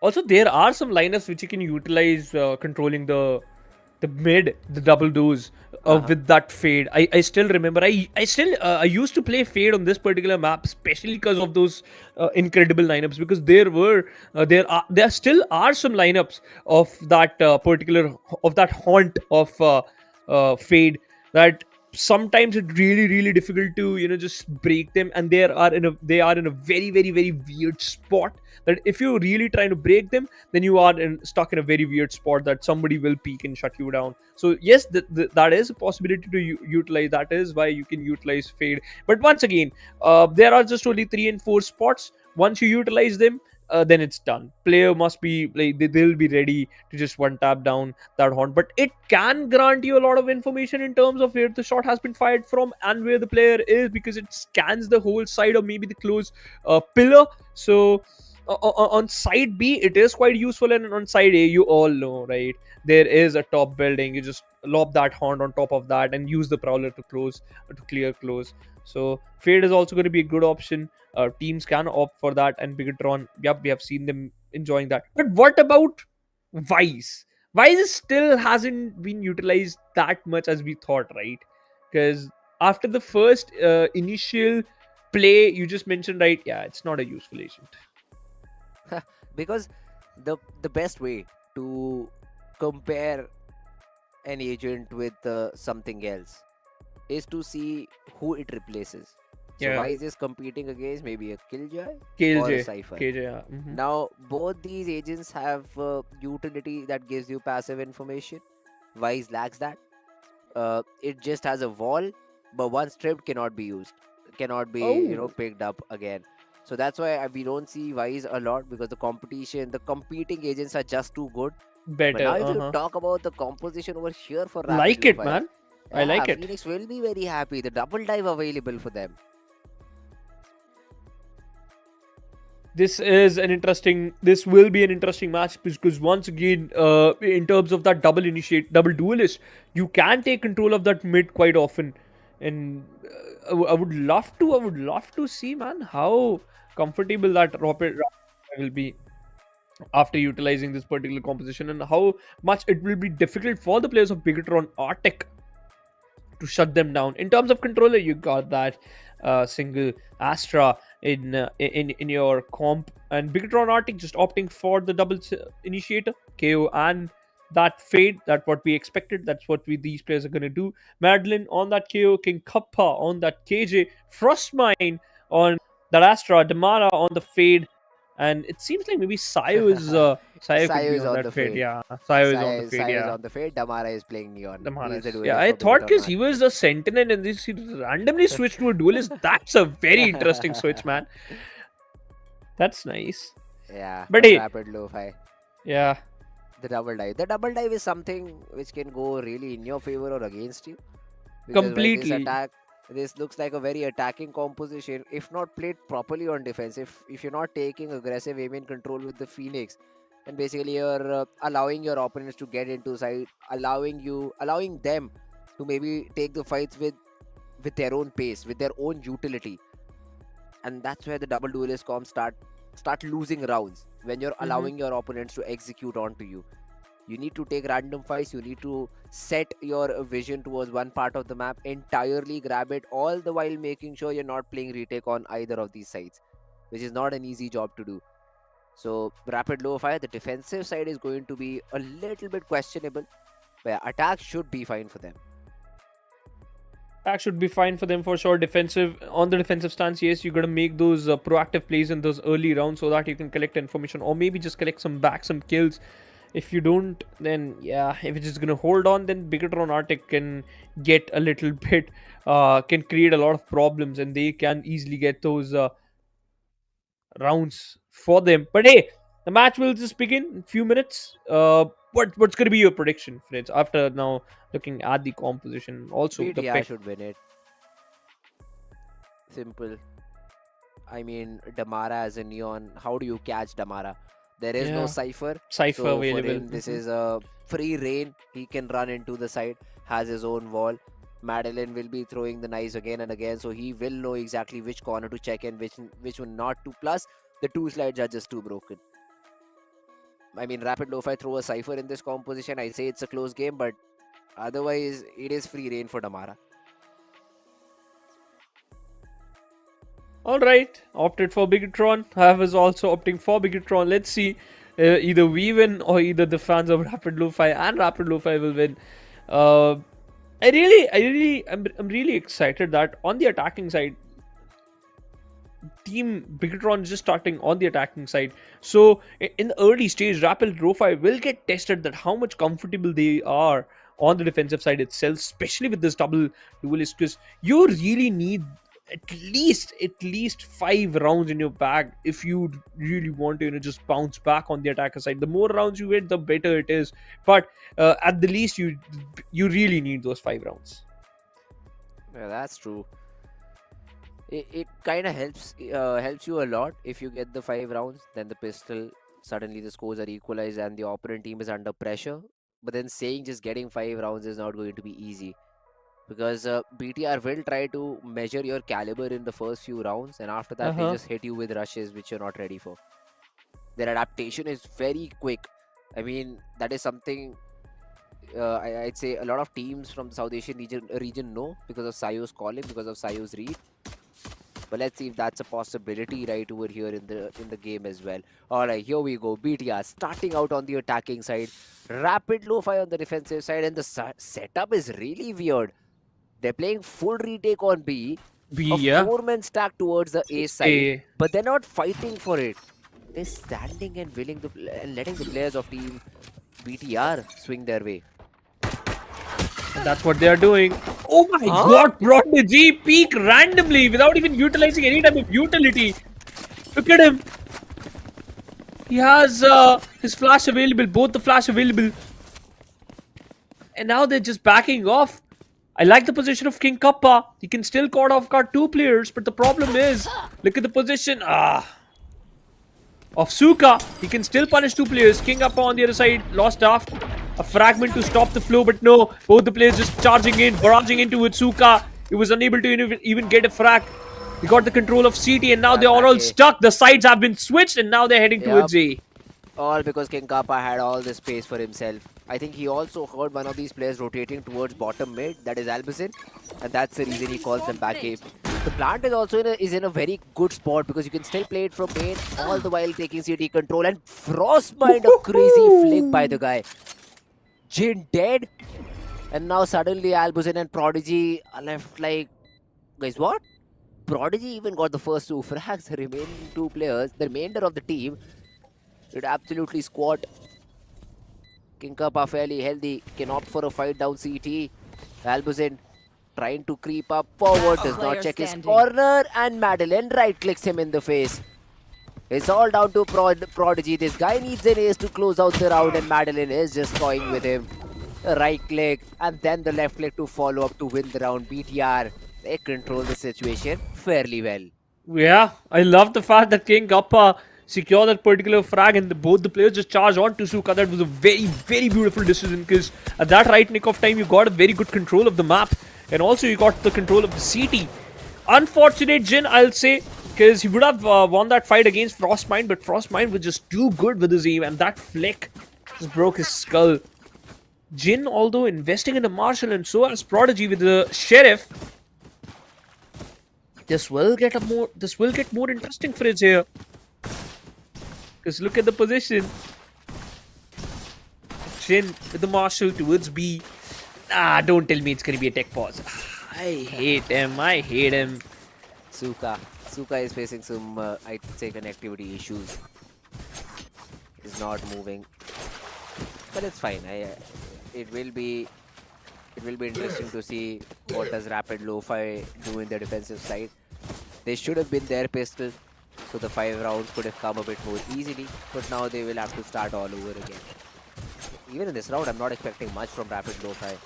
Even though Jin has that Marshal available and a shotty for Daft, even Prodigy is thinking of investing in this round. This will be troublesome if BIGETRON are able to, cleanly win the follow-up round. Because then it is just half shield for all these players buying up.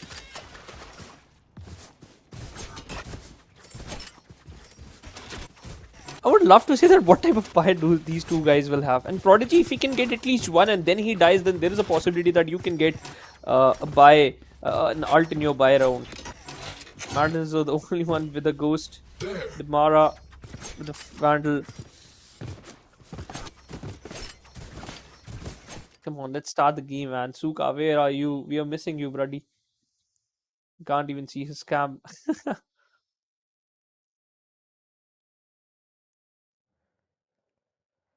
Yeah, technical issues just got real. Yeah. I hope Suka has mobile internet so he can connect to hotspot and get back into the game so we can start the game as quickly as possible.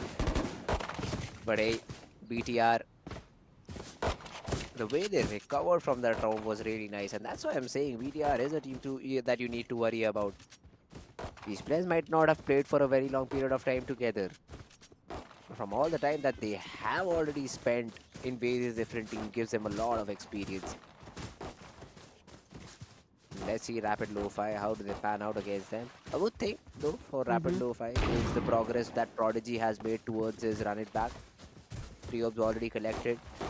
And in this round, if he gets an orb and gets eliminated, he will be just 1 away from his ultimate. So that is also a good thing. But why does only King Kappa has crazy ambience, while Damara looks like he's attending an online class at the same time? What if he's doing the same thing? Yeah, he is attending an online class. What if? You never know, man. All right. Study and play at the same time. That's new. You should do that, guys. You should do that. I just played.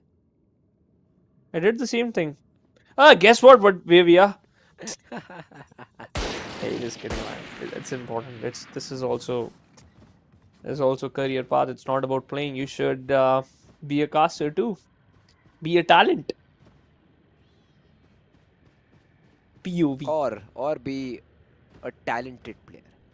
Or be we still are a talent. We still are talented players, man. I am okay. Yeah, you are too. It's fine. Yeah, in a different game, but you are too. Spartus isn't. Not in any Spartus. game. So. Yeah, he just tells us that he is good at one game, but we never saw him play. Never, right? Exactly. That's interesting. That's where the things. Yeah. One day we will ask him to defeat a person. He's not good at any game. He's just mediocre at everything.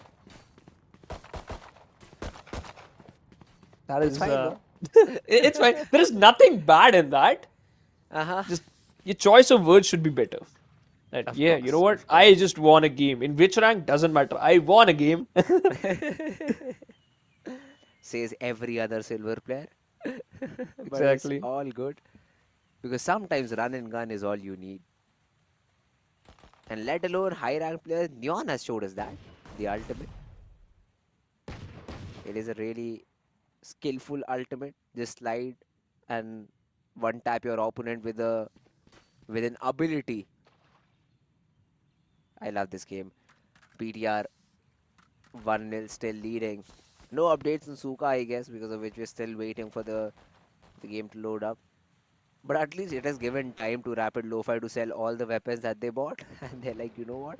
Let's just play with classics. The time means Suka will join. You know what? We'll just change our decision. Oh my god, what our production is doing. That's a really nice way to just showcase those agents. Statues, yeah. The statues fountain of as those well. agents. Uh-huh. Interesting fountain. Yeah. Signifies glory, I believe, because everybody is very hyped up around it. I like Phoenix statues, man. Like his hair. I really want similar hairstyle. The truth just came out, huh? My hairline is messed up. It is, but look at this. So Omen is basically shrouded stepping. Sage is inspecting, I think. No. She's just charging the slow orb. Yeah, alright. So it is inspecting a slow orb, I believe. Yeah. Jet is also ulting. I cannot find a connection between these things. Phoenix is also ulting, by the way. Yeah, exactly. 2 players ulting, 2 players using their C ability, I believe. But C ability is wall for Sage, so that is also not the case. Am I missing something here? Because Omen for sure is shrouded stepping. I never see Omen with his hands open other than when he's shrouded stepping. Because I've been killed so many times that I just remember now. Telling you guys with personal experience, yeah. There was a time I used to play Omen because I was so bad at the game that the players, my friends I used to play with, just asked me to fill with smokes. Oh, And the there other was option that was time. Brimstone. Yeah, You and the used other to option follow was your Brimstone. friends' option. All right. What did you just say? Yeah. There was a time you used to follow your teammates' decisions. Otherwise, you'd be like, what type of he agent? played a different game. Ah. And he knew how to shoot back, and I did not. Valorant was my first FPS, so I needed to learn a lot. I get it. From the start, I started my Valorant career with Phoenix. I switched to KJ. I used to look at the walls, and then one of my friends said, "Come on, man, you look at the walls." And now I am better than him. Smart as it is.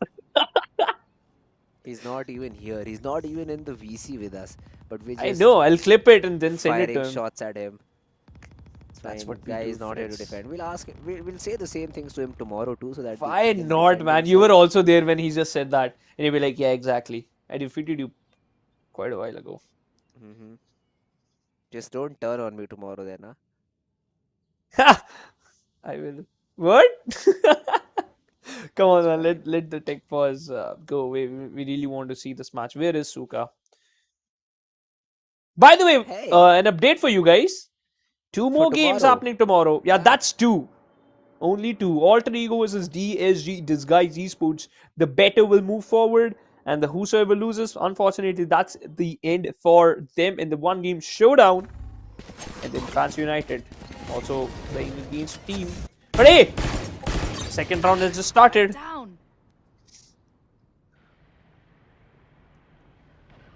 Now let's see. How does BTR approach this? Simple frag. King Kappa 1-2, almost the third as well. The reset was just not found. Jade has been able to recover a weapon, but look at the reaction from the side of Team BTR. They really want to fight down mid. And now eventually they give it up and are running towards this A side. Because they know at max you only have to deal with Jin with a rifle, which should not be a problem. Although because King Kappa is there, you need to be worried about flank, and I think that is exactly what Sayo is doing. So he will just hold that position out and play in a very safe way. We'll just give information. BTR will come and support him. Yeah, beautiful. But before that happens, Jin gets a frag. That's another rifle retrieved. A Vandal instead. In fact, Bulldog instead. Demara, he has that Vandal available. Madeline with just a ghost. A Guardian in the hands of Prodigy. This is going to be very difficult. Damara can get both of them down. He spots out one player, shuts him down. The concussion was good and the shot was even better. Yeah, it's a slide in dice and you are done. Damara with the frag and BTR with the round. Controlled at the end. And just 2 rifles lost. Should not be that big of a deal. Yeah, the players will just invest into Guardians. I'm more excited to see what does Rapid LOFI do in this round. What is their main strategy? I've seen them fight or maybe just randomly seen Prodigy swing A main in the pistol round. But no fight after that towards A main. This should be a round where we see the Phoenix pop flashing his way A main and then trying to take some space. He is not. Still just staying around backside. And again, Suka is facing some technical problem. Where were we? Talking about Spartus, right? Yeah. So I was just talking about one of our caster, Spartus. He left us at this position, man. Come on, let him bring let us bring him here again on the panel, discussing about how things are going. He has some personal job. Yeah, I was doing that a while ago, cooking food. Nobody asked, but it's fine. I wasn't even telling you, man. I was talking to the audience. Why are you listening? Yeah. Yeah, of course. I don't have headphones on, right? That's bad. Then it's your problem, not mine. Deal with it. Using my own words. That's nice. Nice of you, Phoenix. Not even giving credit to me. It wasn't even your words. You haven't copyrighted it yet. Once you will do, then it's gonna be your word. I mean, I hope that Suka just gets done with his internet. Otherwise, this will be I will be there, Suka, tomorrow. Don't worry, I will be there. I'll talk to you while you're doing this. Although, genuinely, Phoenix, how much time do you get in terms of a technical pause? I mean, there has to be 15 some minutes. sort of a limit, no? 15 minutes. Damn. Yeah, Suka on can go paper. AFK 3 to 4 more times. Just like I think so per match you'll get 15 to 30 minutes and that's it. Per map. 230. Bro, you're just doubling and saying it so casually. Yeah, first in first half you'll get 15 minutes and the second half you'll get 15 minutes. That's how the halves works. Okay. Yeah. And what if the player is not able to connect in the first half itself? Then the By the way, default Suka is back, will be though. given Just away. asking for Then the default win will give it given away to the opposition team. That's how so you the cannot rule play works. with 4 players, huh? Yes, you are not allowed to play 4 players. Never mind. Man, stop saying that Suka is here. You are the one. Just stop saying it. When the round starts, we'll continue with the rounds. I know, right? I but saw him in the spawn and then he was A main and then suddenly we had another technical pause. Let's just forget it. Let's just move back into the game.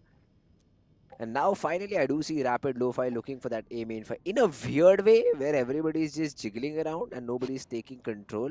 Finally they recon and then maybe Phoenix flashes and takes A main control behind the smoke. But then BTR was giving it anyway because look at the mini map. They are positioned for this A hit, for this B hit altogether. And Jin needs to survive if this retake has to take place for Rapid LOFI. Oh my god, the flash from Madeline was just phenomenal. He wasn't even sure that what just happened. Jin.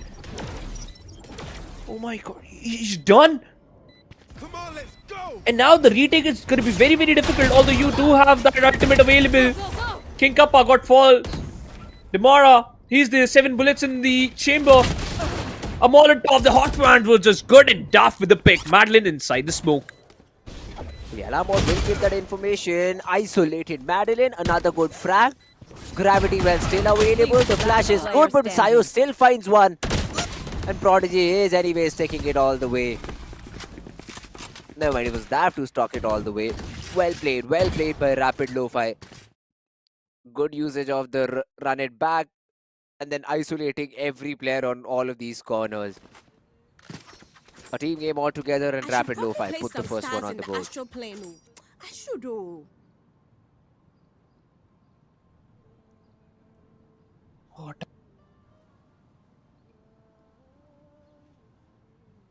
This is, I believe, Rapid LOFI just buying out some. So is it even a tactical timeout? Yeah. Because this will, yeah, it is a tactical timeout. I thought that sometimes you tend to do this just by 3 more minutes. 3 to 4 minutes. Although Prodigy, that was an interesting way to enter inside the side. Eventually, you got a frag. King Kappa was not even prepared to just fight it out. But hey, we can see both the coaches side by side. PTR and Rapid LOFI having a discussion. And is that the blackboard behind him? The BTR's coach? Oh, now I understand the classes Damara was taking. Yeah, man. Guess what? His teacher. Yeah, I'm about to say that. His teacher is the coach of the team. Damn. Yeah, man, you didn't study well. Come on, I was playing a match. Doesn't matter. You were not prepared for the test. You were the coach. You were watching it. I know. But you should have prepared for the test. Would have said that. Very beautiful haunt. A very beautiful recon. Apologies. Scanned all the 4 players there. Prodigy was just playing with fire, literally. I think he still has the blaze wall to reset himself, but has decided not to go with it till now. 2 flashes available too. The players have been set in, and now the split starts. Albuzin finds that first, but then King Kappa with the trade. It is a 4v4 now, and the other players are stuck. They cannot push through. Prodigy is trying to get out of that particular position, maybe get a frag or 2, but Sayo trying to spam 28 HP. Prodigy very low on HP, and the wall does not kill because it's through the wall. But how he does that? Shot. Connects the trade, but Jin does one better. King Kappa also finds one in the mix, and now it's a 1v2 where Prodigy is left all alone and dealt with. Madeline with the final frags. PTR with round number 3. Beautiful round though. A back and forth frag fest round though. Not gonna deny that, but still goes into the favor of BTR. And now look at Damara and King Kappa. One of them got their ultimate. And Sayo also got his ultimate, by the way. That's gonna be a nightfall. But hey, Rapid LOFI, they don't have enough cash. That's gonna be an eco for them. In this particular round itself.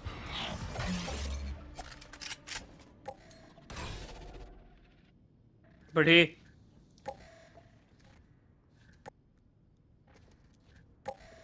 oh, such information. But all the 5 players pushing from A main. This is very, very interesting for Edge. And the fun fact is, BTR, I don't think so they are even prepared for that. But nah, it is just pistols. Sheriff shots.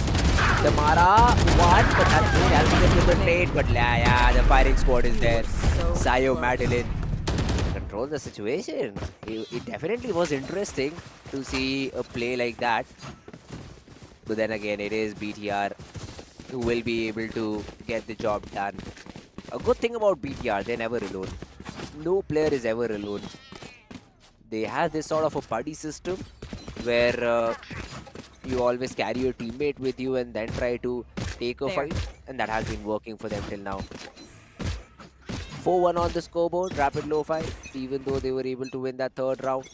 After that, they've been completely shut down. But now is a round where you might see some success. Jin with up, making sure nobody is A main. But then again, this B side has been left all on Albuzin. He has to either get that frag or fall backside and just have the same fate, because there will be a flash in that direction. The stun is good, but Albuzin dodged the flash and is able to put Damara down to bed. Not just Damara, but Sayo too. And now Madeline looking to get this fight. Prodigy with the second run it back is able to create a big advantage. Suka, a 1v1, the gravity well thrown in. Kappa gets one, gets the second as well. Frostbite hold up a 1v2, still a possibility. Operator in the hands of Jin. The smoke will push him away, and Daft, he's left all alone by his lonesome. If he gets checked upon and fragged upon, Jin will be left in a 1v1, will have to use his nade. Gun barrel spotted, the frag found. Frostman can reset if he wants. But he's doing it so without holding the shift button down. So he will be heard by Jin in that situation. Oh, but that's a good fake. That is a really good fake. The smoke as well to completely sell it. but he is doubling up towards B main. He will get the plant down before Jin gets into a post-plant position and also has the Cosmic Divide to help him. No stars though, no gravity well available. So he has to play this maybe on side. The Divide invested in a way that creates just one question mark. And now Jin can hear everything. But for all Jin knows, the guy could have pushed CT. Backhauls to be cleared first. Jin finds nothing. Frostmind is playing behind the pillar. Yeah. And this is not a position which can be seen. The post plant Jin sticks it to half. The player spotted 13 HP, but this is an op. And I don't think so Frostmind knows about it. Area around the corner, op shot baited the white swing. BTR, they secure their fifth on the back of this guy's clutch. A beautiful round in favor of the player of BTR, and Frostmind plays to its perfection. Very, very crazy.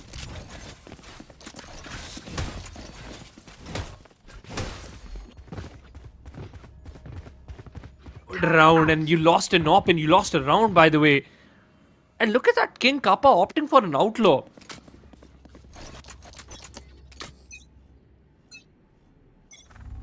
That is interesting for sure. I mean, he knows this is an eco round, so wants to just one-tap everybody.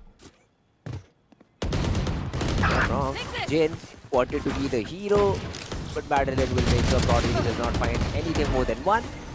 Suka is able to take care of Damara.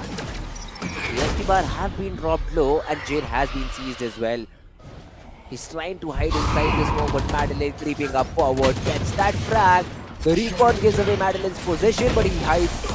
He is safe for now. Oh, Super Albuzin! They work in tandem. Albuzin pushes through, gets another, and suddenly King Kappa, who wanted to hunt, who was the predator, becomes the prey. In a 1v2, lockdown available, but does he decide to use it because he only has 10 HP to his name? A round which you can not even lose, but you are about to lose it. 1 bullet and that's enough. You have 2 in the mag, 2 in the chamber. And now he gets one, and Suka. the turret gets the second. That could be huge. Player standing. And the turret, because the player cannot swing. The player cannot swing because of the turret. No but the way! seconds, He can! Seconds away, Suka. Turret.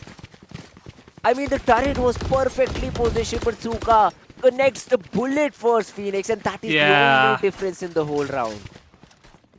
The turret was about to fire some shots, but hey, Suka was a bit fast in the turret.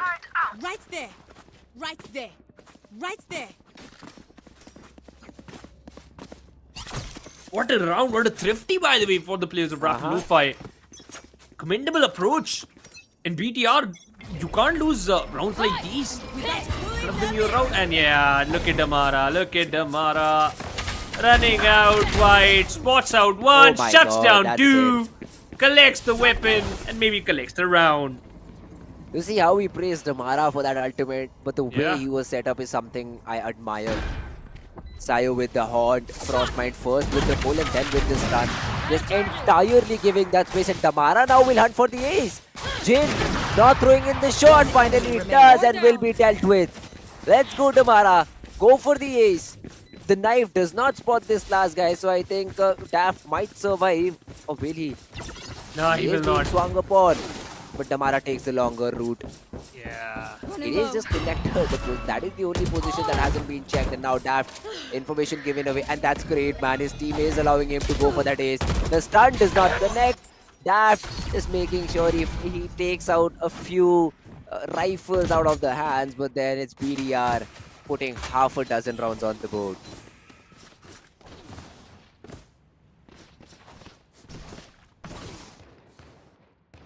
What a crazy round, by the way. We just spectated Damara through the round and eventually got killed. Unfortunate. Rapid LOFI once again got stuck in a loop where they don't have money. That's sad for them. Where's the train going? For victory for the players of BTR. 5 sheriffs. Prodigy doesn't even have his ultimate available. That's going to be the run it back. Damara, his weapon is glowing. A flash available.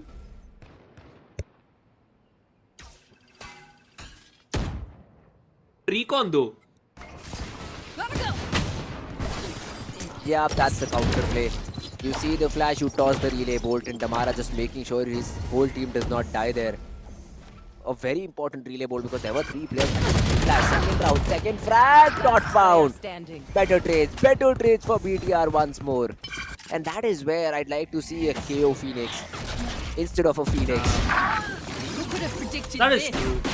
That pop flash on A main is far more effective than this curveball because after a point of time you will be anticipated. Exactly. People will know that you will be flashing through and coming in. And that's where Damara throws in the counterplay for the first flash. They cross through, they get the frags, they get the round done. Nothing bad in utilizing those type of situations. The only problem is like after 3-4 rounds, it's quite understandable that what you're gonna do. Time for a field test. There. Gotta go. Go. Alright, well, Damara once again just being set up. The slide does not work out this time. Suka is able to find one, and Sayo cannot get the trade. These 2 early frags will definitely put Rapid LOFI in a good position. Madeline looking to equalize the numbers. Albazin aiding around the corner, but he has missed the timing. Madeline has already crossed through, and I don't think so Suka is aware. He eventually goes for the check. But look at the mini-map markers as well. Madeline, he found himself in a good position. Now Frostmind facilitating the cross because Jin was holding that up. But Prodigy finding King Kappa. Frostmind found, and Madeline was anyways noted. Third round on the board. Rapid LOFI looking good. Very interesting round though for the players of Rapid LOFI. Don't start resting. Suka was the one who just held that connector till the end, secured both the frags. BTR players must be saying that it was good when you were offline, Suka. But hey, nonetheless, One enemy remaining.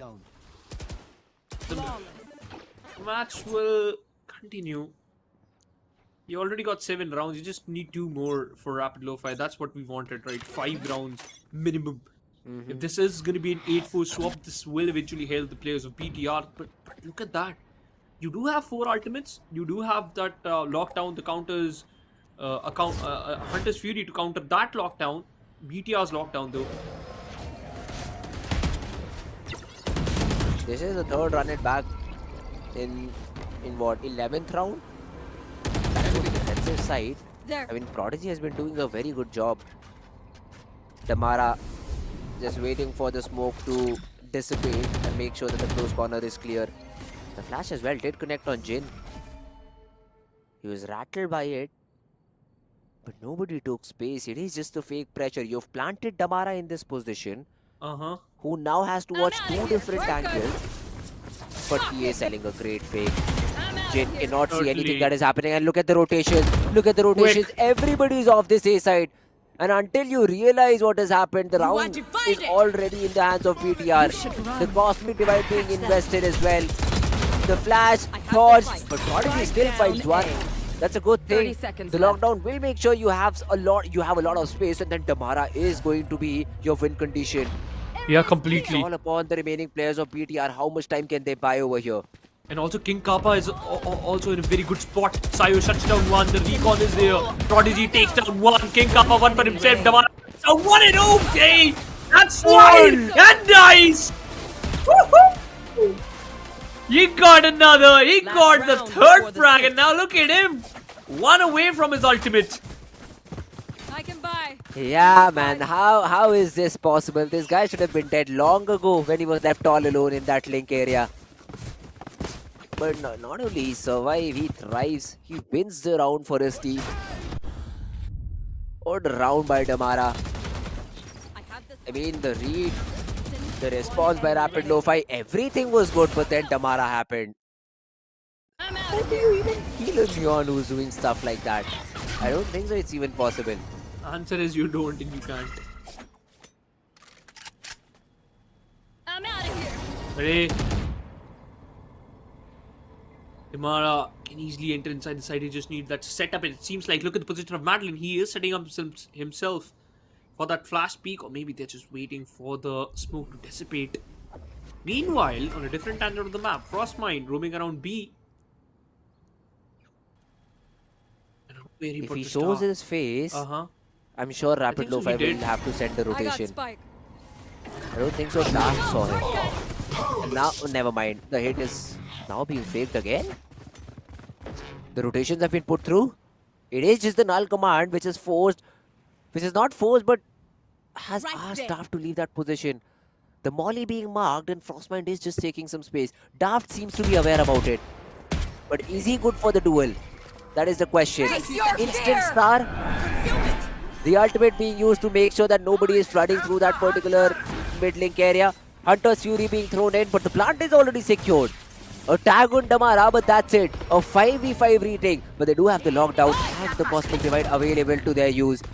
The BTR is trying to fight through lane, but that won't work out. Sayo good for one, but now gives away the space. But Madeline on the other hand gets a frag on Albuzin. That is a lurk through mid. They have to be aware about this. The Cosmic Divide though will be a little bit of a problem. I think the Killjoy volley has been activated. Now you also have the siege and the nade for KO to delay even further if the tap happens. The nade thrown in. Do you still have some utility left? I don't think so now. It's all onto the fights. Suka will cover the diffuser. Finally he gets dealt with. And crazy transfer by Sayo. The timing, the play, everything was just perfect, and BTR closed the half 9-3. What was that by Sayo? Oh my god, breathtaking reaction by that guy. Turret out. And secures the round for his team, man. When it matters the most, he was 6-8. Died 8 times in a row, and in the previous round secured 6 kills in a row. Beautiful, got a 9-3 swap. And Rapid LOFI, they need to get this. They need to get this pistol in their favor. They have to win this one. Otherwise, this is a dead end for them. Although this is BTR's pick, so you must be aware that this could happen. Only problem is Tamara and his teammate Frostmind. They're just being a little bit notorious for these type of pistols. Jump peek from the side of AD, peek from the side of Madeline. He has a fragment available. He can spot out 2 players. Tamara just can slide in, shut down 2 players. He's done. He's done. Or not, maybe. Go, go, go. Leaderboard is always a good stall option, but the slide is insane. That is a bit too much, and that will make sure he gets punished for it. But look at the HP bars. Jin down to 50, Albuzin down to 13. A tough round for Rapid LOFI to play from. And BTR, yeah, they're just hitting where it hurts the most. Suka, a healthy player, has been taken care of. Yeah, I mean, this is looking difficult. Sayo. Ooh. Good shot. Jin with a good shot. A crouch peek that was not anticipated. And Frostmind is also going to walk into 2 different players. But how about him getting one and whiffing every bullet on Albuzin? One enemy remaining. Madeline will just get the refrag and now knows where Jin is. The Molly won't do anything and Jin still finds another headshot. Hold up, the round ain't done yet. 22 seconds. A Molly available for King Kappa. Harshiel Classic, 125 HP versus 50. The timing, perfect. Beautiful. BTR with the pistol will squash any hopes that Rapid LOFI of getting back into the game. An easy round for the players of BTR though. Almost gave it away to the players of Rapid LOFI, but still managed to get that in their favor. 3 sheriffs, despite they haven't got a plant down, but hey, Martin's still sticking to that goal. This is the second time he's just doing that. Still remember what happened in the previous round. Recalling my bot. It was a close call though. Swarm grenade. But I don't want that to happen again. And now no one is investing in that outcome. Rather, Tamara with the judge. Heard that alarm bot pretty close to him. Now the players are heading towards Art. The contact turret is enough, and the KO knife already got utilized though. The fragment is going to be there for Madeline. That smoke will delay this push a little bit. Tamara with the region shield. Now he will get those players right in front of him. for the judge. Okay! Okay! Now that is interesting. You gave away a weapon. Yeah, not just a weapon, the whole judge. It can be very difficult to deal with that particular weapon in close range, but the shot from Prodigy. And here as well, they want to swing again, but Frostbite. He's like, if you go dry, you're just dead, my mate. No more flashes available. They jump through with the judge. Distraction enough to get one frag. Under and flash. Daft and Suka both spotted. The rotations have to be quick. I don't think so it is even necessary now. Suka, he is able to get one frag and retrieve a bulldog. King Kappa is very low on HP. And Suka will just give it away. He has the spike. He will get the plant and play a post plant in a 1v2 scenario. Spike planted. Bring them down. Last player standing. One tapped and shuts down both. The same thing happened. Last time you just saved the day by winning the round, but this time it ain't gonna happen again. Rapid LOFI wins the anti-eco, and just because of that one player, Prodigy. That jumping Soa with the judge was just good enough for the distraction, right? Beautiful round. Could have been played in n number of ways, n number of better ways, but BTR falling prey to a little bit of overconfidence. It will definitely hurt a bit. But let's see Rapid LOFI. How do they continue this particular situation? Madeline spotted, tagged down to just 29 HP. But let's see BTR. I mean, even with lower weapons, you can never count this team out. Damara and his Bucky will be a big threat. And now this is an A-side hit. They know about it. King Kappa does a frag about it. And Sayu is also holding this off angle, who gets a pick. Frostbite helps. Damara helps. Eco for an eco will make both the teams go broke. But I don't think so BTR minds it. This is the 11th one for BTR. That too in a thrifty fashion, Phoenix. Yeah. Turn down. Rapid LOFI never even thought about this type of situations happening once again. Thrifty. And yeah, it's done, Suka. A thrifty win in the 11th round for the in the 14th round for the players of BTR. And now look at the buy. They haven't even got the plant down, so that's just because of that. Forced to opt for those sheriffs. A Bucky in the hands of Madeline. That will be enough. That'll do the job for sure.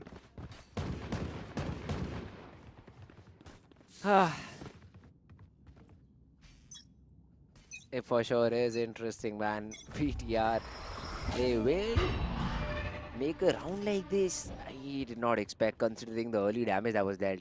I thought they will give Rapid LOFI a run for their money, but in the end, the better rifles might just reign supreme.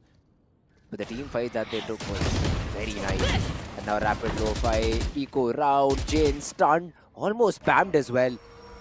But the good thing is they survive. And now Prodigy around the corner. The flash connects on King Kappa. But I think BTR is happy to give that space away. A second smoke deployed towards Art. It was disrespected by Prodigy. But we still have a player up A main. Damara under a lot of pressure. Holds left click down. Finds one. Almost kills Prodigy as well. But a weapon retrieved. And now Sayo has been forced to take the space. Daft will get an opportunity and he strikes. He strikes well. A good frag found. Madeline's position given away. This should make sure that you hit this A side with all the might that you have. But no. Rapid LOFI, they're taking their sweet time. They're going 30 back. seconds They're left. regrouping B main, I believe. And they will hit the B side. B is completely open for business. Although slowly and surely BTR, they will sure collect a lot of information, and now just because of King Kappa, they have that. These three weapons are good enough. Madeline with a Bucky. You are divided. But only 10 seconds left. You have to rush. You have to rush in. And that Bucky is going to be enough. Spritz. And then, oh my god, that fragment. Yeah, easy round. Easy round. Madeline connected. The most incredible shot. And Frostmine with the final one. Nah. This is criminal. Not the entire round. It was expected this way. But what Madeline did was criminal. A volley frag ran through a goddamn ultimate, which is supposed to make sure that you don't push through. Yeah. Not one, but two different frags with a weapon which only has 6 bullets. Yeah, they cannot do anything wrong right now, BTR. Even if they shoot in air, they will find a frag on rapid LOFI. You do got to run it back, but that doesn't matter. Look at Damara. The most expensive weapon of this game and the most annoying ultimate of this game too. That overdrive. A weapon skin has been named after that, by the way. Fun fact for all those interesting Valor fans. But hey, Sayo got some amount of information that no one is there with the help of his brother. But hey, you got to be careful. The hot hat has been utilized, right? Yeah, he does. Prodigy utilized that hot hands a bit too early. It's fine. He has his run it back. So I think he knows that if he gets a frag, everything can be compensated. Plus Daft getting that pick down mid on Madeline will definitely help the issue. The null command is done, right? They had a null command available, if I'm not wrong. Damara has something that can literally win the round entirely by himself. That is true. The overdrive. Plus the operator, of course, I was referring to overdrive, but the operator Look at the position of Frostmine, by the way. Joke's over. He can get this as a hit. The recon destroyed. The Haunt gives some space. Prodigy spotted. Ultimate finds no value. And then a drone follow-up. That's a little bit weird, but Suka shuts the ult down from Damara. A 3v5. And now the hit starts. Sayo wants to play the hero, dealt with King Kappa only good for 1. And now I think the Frostmine's flank will also be expected. Yeah. Rapid LOFI. I don't think so they're getting... sorry, BTR. I don't think so they're getting this round. Unless... Ultimate available, by the way. Ultimate available. That Nebula is good enough. And he already got spammed. 70 HP. Spots out 1. And Dark was quick. Peek out. And to take him down.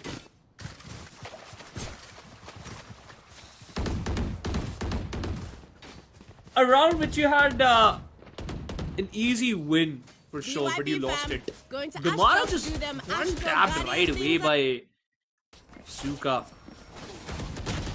Look at him. Instant. Quite unfortunate for Kappa right there because he just got one and that's it. But a good round, good save. Do you have enough money for an op? The answer is going to be no. But do you have enough money for the Vandals? Yes, you do. A solo anchor towards B. That's going to be Frostmine. Calling his player back for support. Spots out 1 at least. The outrun is good enough. Jin just running forward with his late storm, and this is going to be a retake. King Kappa. Frostmine has his ultimate. The Nightfall is going to be there in Madeline with his null command. Yep. Placing swamp grenade. Spike planted. BTR. This could be the final retake. Fade out used. 2 players have been suppressed as well. The volley will put players into trouble. But Prodigy still finds the trade. Albuzin does one better. Daft gets another pick and the lockdown will secure the round for their team.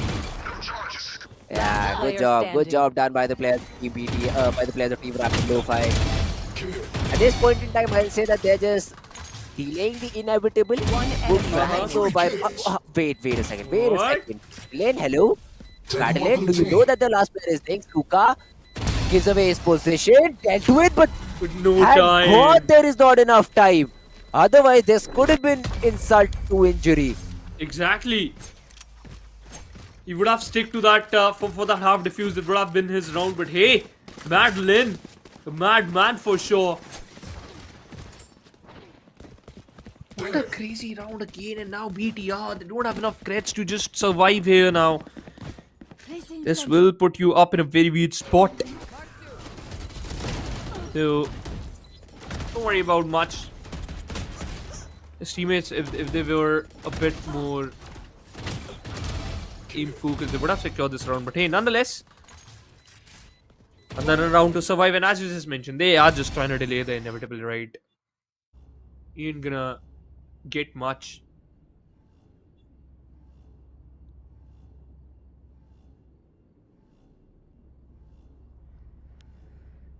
Rapid LOFI. Even though they won the round, they still call a timeout. This is interesting.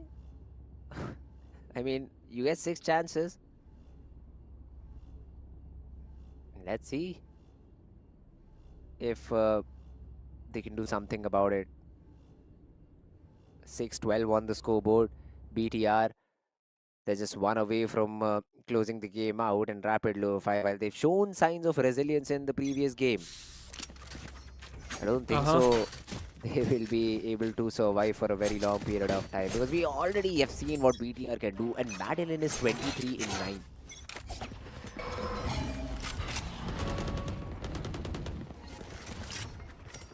Still a chance. But it's going to be a very long run for you. Two sheriffs and a Bucky and a Guardian. Madeline, but hey, just creeping in slowed instantly. Suka must be aware about this. He was not. Spots out a player, got spotted out instantly. That must have been your front. But okay, that Bucky missed. And will it again? No. The answer is going to be no.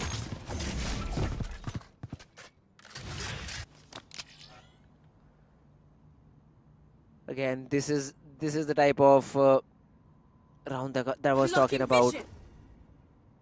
An eco round which can put you in trouble. For a reason, I think. That outlaw is cursed, Phoenix. The last time BDR used an outlaw in a eco round like this, they lost. They lost it, And now I think Jin, just because he bought that outlaw, might just be the end of it. Frostmind has a cosmic divide. Miss Madeline. Too far away from the pack. Yeah, flanking this team. I think this is just about creating a distraction, and Prodigy uses ultimate at the wrong spot because the player is very far away, King Kappa. But Jane still fights Tamara with the great Tamara with another Tamara almost with the fourth. But that will get the better of him. And now Madeline is being anticipated. The knife thrown in. Just one player suppressed, and now there's just not enough time because of that Molotov. Madeline, he might again get that frag, but he ain't getting the round. He will. The 7th one for Team Rapid LOFI. Come on, 5 more rounds, but why Rapid LOFI is just playing like this? Madeline, for the second time he has done it at the similar position, at the same situation, at the same style. He secured the final frag, but unable to convert that one into his winning round. And Damara, now look at him, just one away from his overdrive, his ultimate. You do have the Hunter's Fury, you do have a Cosmic Divide available, Suka. And that was Frostmind's Cosmic Divide, so yeah, it just makes sense. Lost that round. But hey, once again, Rapid LOFI can show some presence towards mid. Good knife. Although no information given, that's why the rotation is quite early. Both the players, both the duelists heading towards Art, expecting a star to be placed and a smoke could be utilized. Nebula it is, and yes it is.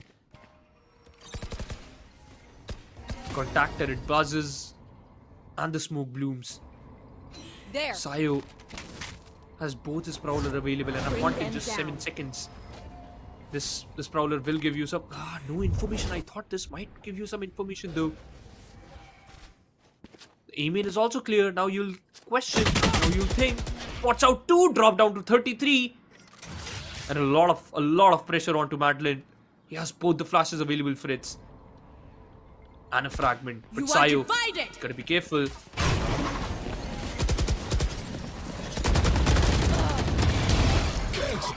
Oh, look at this though. Albuzen finds one, but Madeline is there with the trade. The advantage still maintained. The lockdown will put the players in more trouble because there are just 25 seconds left. That frag won't matter, Jin. Frostbite has got to trade. There has been revived back up. 20 seconds. Hunter's Fury available for Albazin. This would be the best time to use it. And here goes the Hunter's Fury. But do they clear the corner? Hell, Damara is still alive. The Rob is still online. And a smoke in their face. It's done. BTR. 4 seconds left. The remainder of the players will be 10 to win. And BTR will be able to close the round out. Close the game out. Team BIGETRON. They will make sure that Rapid LOFI trail by a whole map. Yeah, a little bit stretched to the final few rounds, but hey, eventually BIGETRON is the one leading the pack and getting the victory in their favor. What an end to the first game. What an end to the first map though.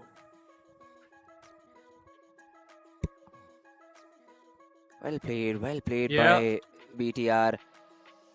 I mean, the way that they started the game, it was okay. They're here to win. The first round itself, Phoenix, a 3v5 that was converted on the back of proper communication and proper tactics.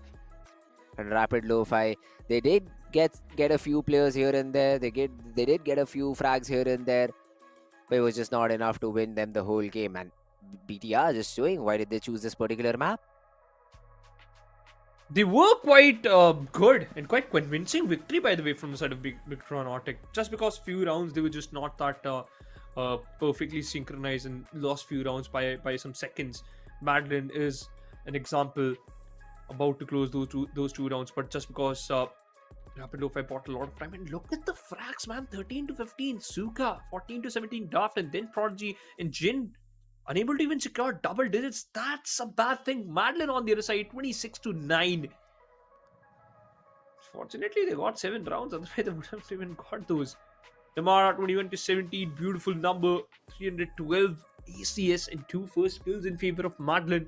But Sayo, good support, man. That swap happened was just because of this one guy, Sayo. Hey, Prodigy, a bit lackluster in the later stages, right? Yes, your flashes were there, your hot hands, your blaze. Not that impactful, unfortunately. In terms of the individual frags, I think so. Most of the frags he got just because of that run it back. 4 of them were just there, and then after those, just because of those curveballs, you got a good team support. But hey, good try by the players of Rapid LOFI. But hey, this ain't it over yet. Because you do have your map pick.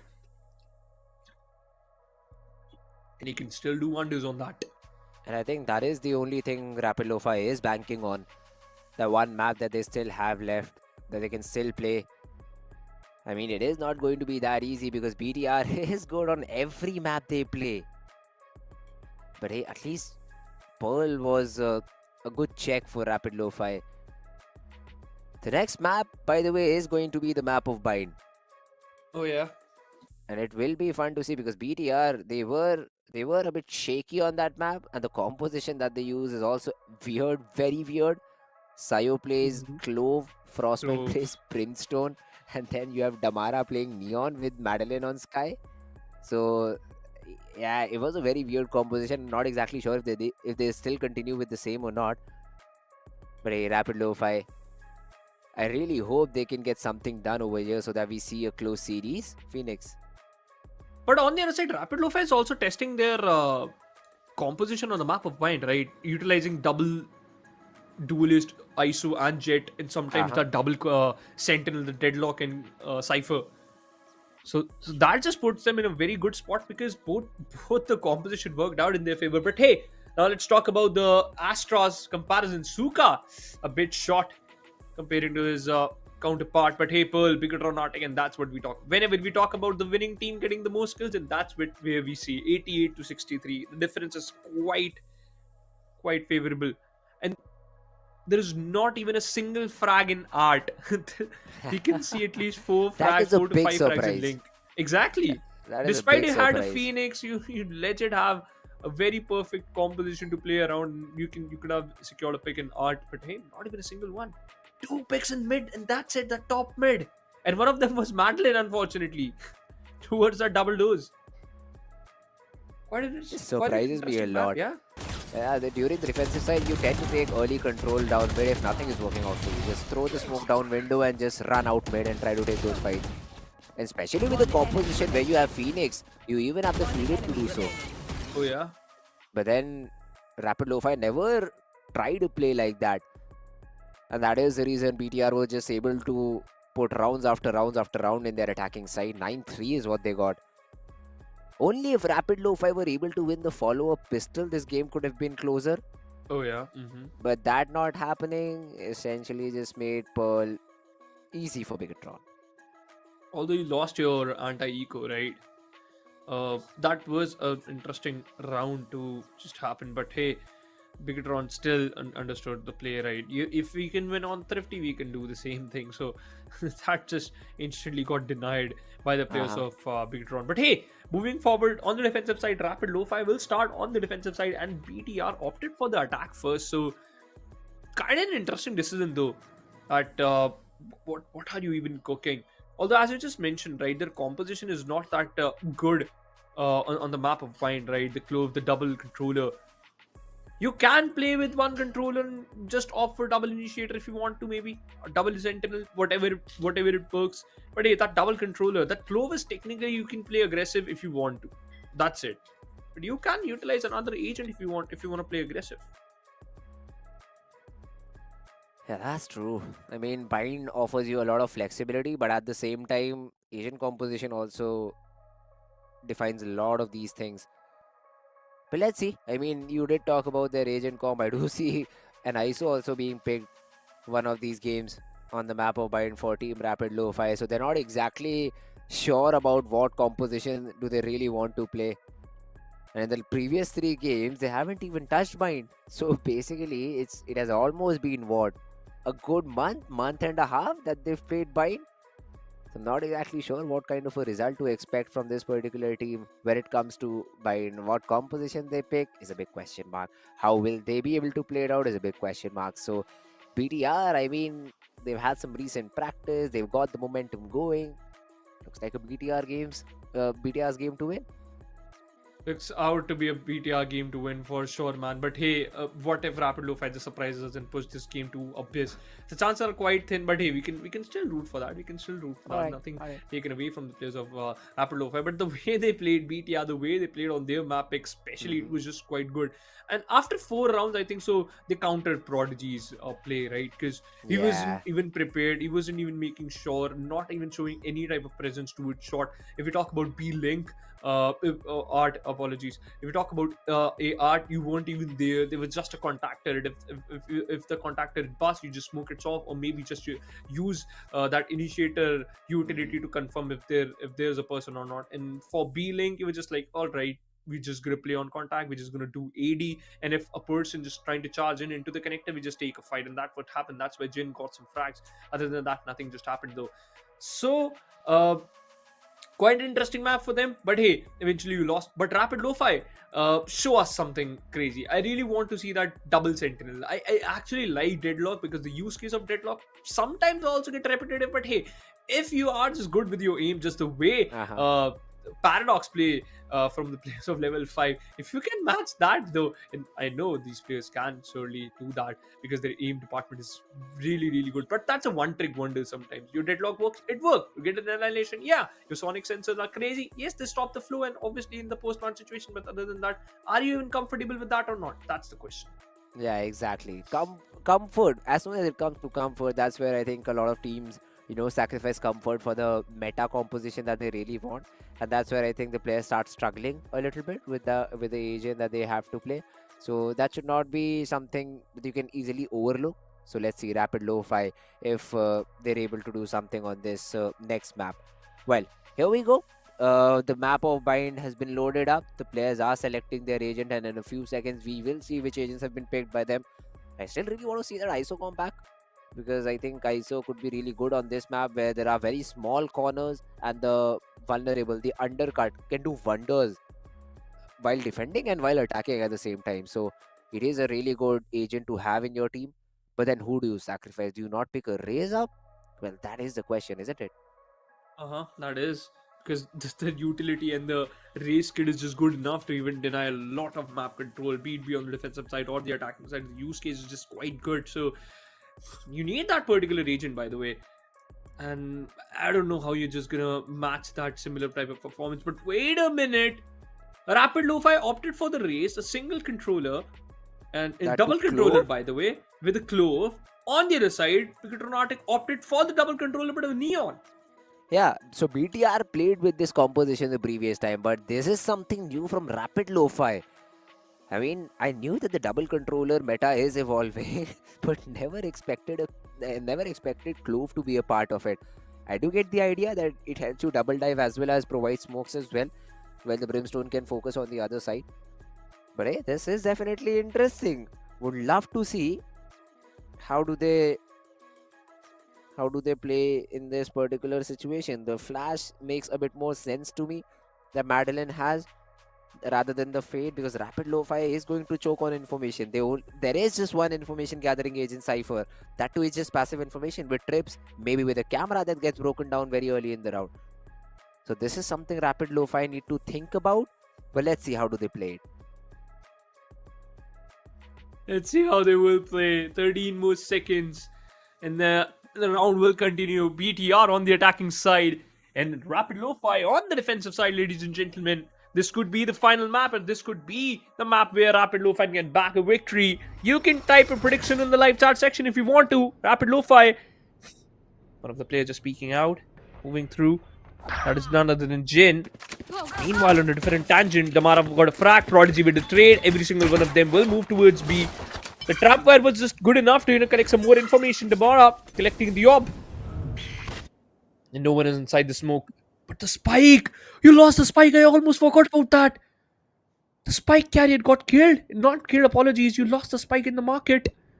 Frostmine. He's the main man. A trailblazer to collect some more information if the player is there. Chen missed a few shots. And no one is close. A 3v5. 3v4, apologies. Drop in a smoke.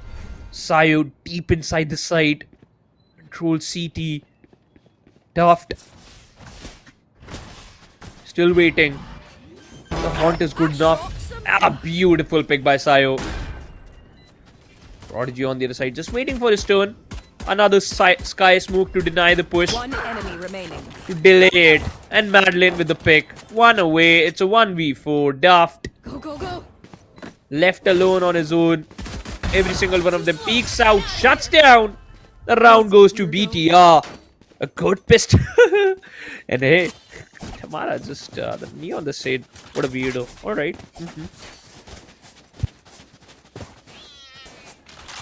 Quite an easy round for the players of BTR.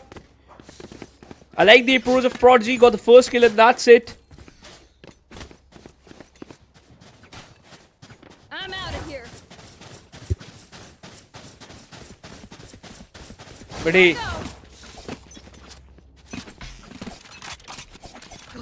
that's just the start. Tamara with the Phantom, a quick entry in showers. An ultimate op collection because he is getting ready with the overdrive already. 3 more points away and the overdrive will be there. Just waiting for the players to react and they certainly will. Shuts down both Madeline and Frostmine. And that was a Dissipate, by the way. Once again, it's going to be an easy round. A Pain Shell lopped to slow the pace, to shut down the pace. King Kappa slowly just sneaking in through carpet and mid.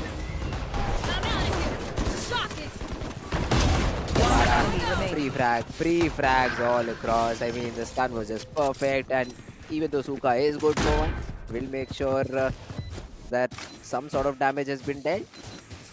But I don't think so it would matter a lot because I think one of these guys was playing on a pistol and the weapon was recovered. So BTR, a good start, and now look at the bonus.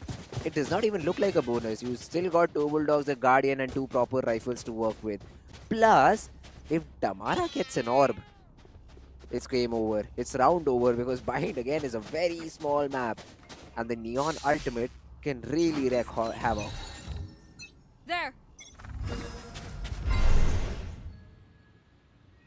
The probability of winning this round for the players of BTR is still good enough because the buy is just crazy in Damara. Once he gets his ultimate off, this is a done scene because we know how crazily he plays. A region shield, Suka got spotted out. You need a flash. The recon bolt was just enough, and he's still going in. The flash was just phenomenal. He breaks the trap, breaks the trip. The Trailblazer just falling up. You gotta check your clothes, and Damara gets a frag. A player inside the side, inside the smoke. That is none other than Mr. Daft. But hey, you became a draft. The fast hit, and once again, Rapid LOFI have no answer to it. Look at this. Yeah, now Albazin is of no value in this round. He just got slid upon. Damara. Doesn't even care, like man. Dambi. He's also playing like that. Maybe the next Dambi in making. Maybe the next new Damara. Wow, friends. Go, go, go. We just need some motivational background music while you're saying those words, right? One enemy. Now look at him. Now look at him. Come He does on. not die. How is he still alive, man? I just don't understand. Jin won't be able to survive either. So basically, no weapons saved as well. 4 of these players have no credits to work with. The loss bonus is there, which will allow them to maybe just invest into these sheriffs. But that's about it. And with Damara's ultimate online, I see no way that BIGETRON Arctic is losing this round. Another interesting fact, Phoenix, it's only King Kappa who's died twice. Every other guy is basically Ashwathama right now. Because Damara is the one leading the pack, right? If he dies, the other person tends to trade. Madeline with his flashes and Trailblazer always setting himself up. Look at that. He's just doing the same thing again. And that's the beauty of this team. Frostmind and Sayo were just leading the pack from a different angle. Because Sayo is just playing on a different tangent of the map alongside King Kappa because he's good enough with his smokes and then he just slice the map and then tend to take control of that. Meanwhile, Kappa attracts his opponents, and that's what they were doing from the past 3 rounds. And that is just crazy. And now the whole team is just gripping up. Jin, he has his whole kit available inside hookah. He will peek. Will he? You can caught off guard Sayo, but nah, not lucky. The Seekers has been invested. 2 players already inside in Damara. Just look at him. Finally, he can die. Oh, yes, he will. Daft and Suka got one of their own. Daft got eaten up alive. A 3v3. Yeah, the trades are nice. I mean, Rapid LOFI for a second did raise my heartbeat. But eventually, I think everything is under control. There is also another trip that the players from Elbow have to deal with. The CT push is not going to be possible because even though Sayo is dead, the smokes will keep on replenishing. And as soon as they're out, the player is just playing anti-flash and Frost might just get the job done. Not exactly sure why was he playing anti-flash because there was no flasher available on the other side. But hey, BDR still with round number 4. Rapid LOFI. Good shots, by the way, by Suka and Daft. But I didn't help them. Orbital Strike just 1 away. Damara already has his overdrive available. Sayo and King Kappa will get their ultimate soon, I hope. And Rapid LOFI, this is going to be an ultimate collection round for them. You can get your Neural Theft, you can get your Astral Divide, and maybe not dead yet. Who knows? But now we can see a drift change. A shift from the side of Daft. He puts a drift near bench and the shower's entry and towards the A main too. A kill trip. A deep smoke which will raise your question that if someone is there near carpet. You've got to check that angle too. And a dissipate, by the way. There. Slowly and steadily they are moving towards the side, and yeah, the trip has been spotted out. Instant rush, the orbital strike for the backside, and Damara just got one. That one for himself. He will get dealt with. The trap wire is enough to give him information. A neural theft has been invested. He will get dealt with. A 2v2. Sayo. The players charged, and Sayo shuts both of them down. I mean, Rapid LOFI should have taken their time. The second take was about to happen. And if they swing after the second take, they know that the second guy is very far away and they can angle out properly. Right now, they just got lined up, man. And rapid lo-fi, this is a really necessary timeout that has been called.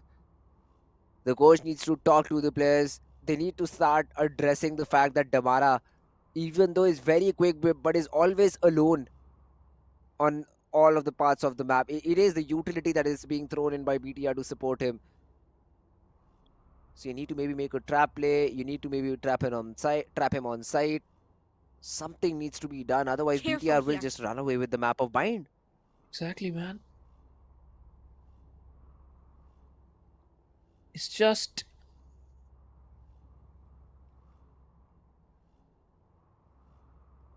too bad for the players of Rapid Lo-Fi, because whatever they're trying to pull off, whatever they're trying to do, it's just causing them to lose. And that what just hinders them. A talk with your coach is important, because this can change some of the momentum of this game. That's what you can hope for. But hey, Sayo just lined up both of them. And this is the second time I witnessed it today. But hey, let's see.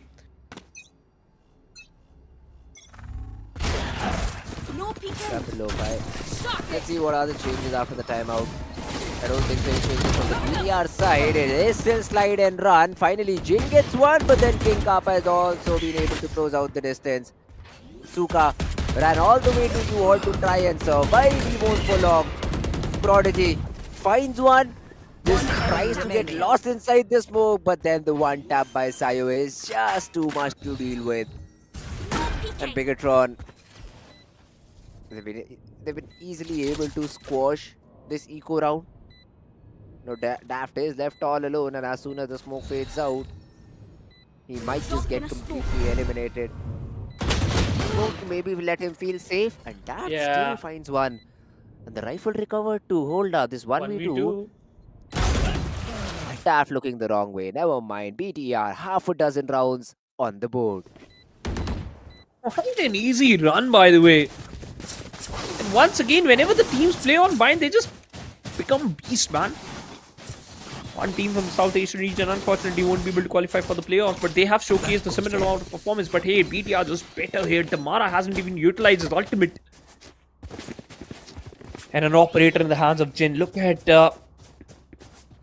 Albus. 0, and that's it. That's the amount of frags he just got. Jin. Trying to get some more frags with this op. Plays towards Charles. A very quick entry once again. Oh my god, the tracers. The tracers were good enough to trace him down and shut him down, Fritz. I'm out of here. There. Go, go, go. Now Damara is looking to jump out. And with no tripwires in his way, it should not be a problem. The slide into side. The side is all empty. And now it's all upon maybe Prodigy to do something about this. He can run out of the smoke without any harm because he has his ultimate. But then needs to make sure somebody gets his trade. How are you gonna... Even Sayo has not dead yet. Yeah. Also, how are you gonna retake with an op? Especially when your opponent has beautiful ultimates. Yeah, Jin can instantly dive in with a showstopper, yeah? But that's a very risky play. 6-0, you need to take risks. A good nade to push Damara off that angle, and Jin finds a frag. Horn gives no information. The showstopper pulled out. Albus in one, Sukati another. Madeline gets one more. King Kappa. Oh, the reset. The reset is big, and the shorty out for Sayo. You cannot allow things like these, man. Rapid lo-fi so very close, yet so far away from the round, and BTR. I mean, I think so they will be really happy with the round that they've got. This goes here. I got that shorty kill. Sayo, you cheeky man. You brilliant mind. And I thought, for a moment, I thought this round is done because look at this shot. Nasty. And the follow was just amazing, Albizin.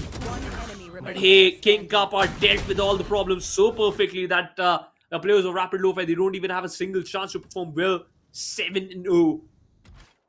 They do have a bye just because of the max loss bonus. And Damara still needs to utilize his ultimate. enough information. Enough information for him to go, him to charge. got your trail. Trapwire available. Touch him now. Daft got to pick off his own. Got to be careful. And Sayu once again with a shorty. God, this man is unkillable. You still don't have Hoka control, but then they've taken elbow control. I think things have just evened out, and then the judge for Damara.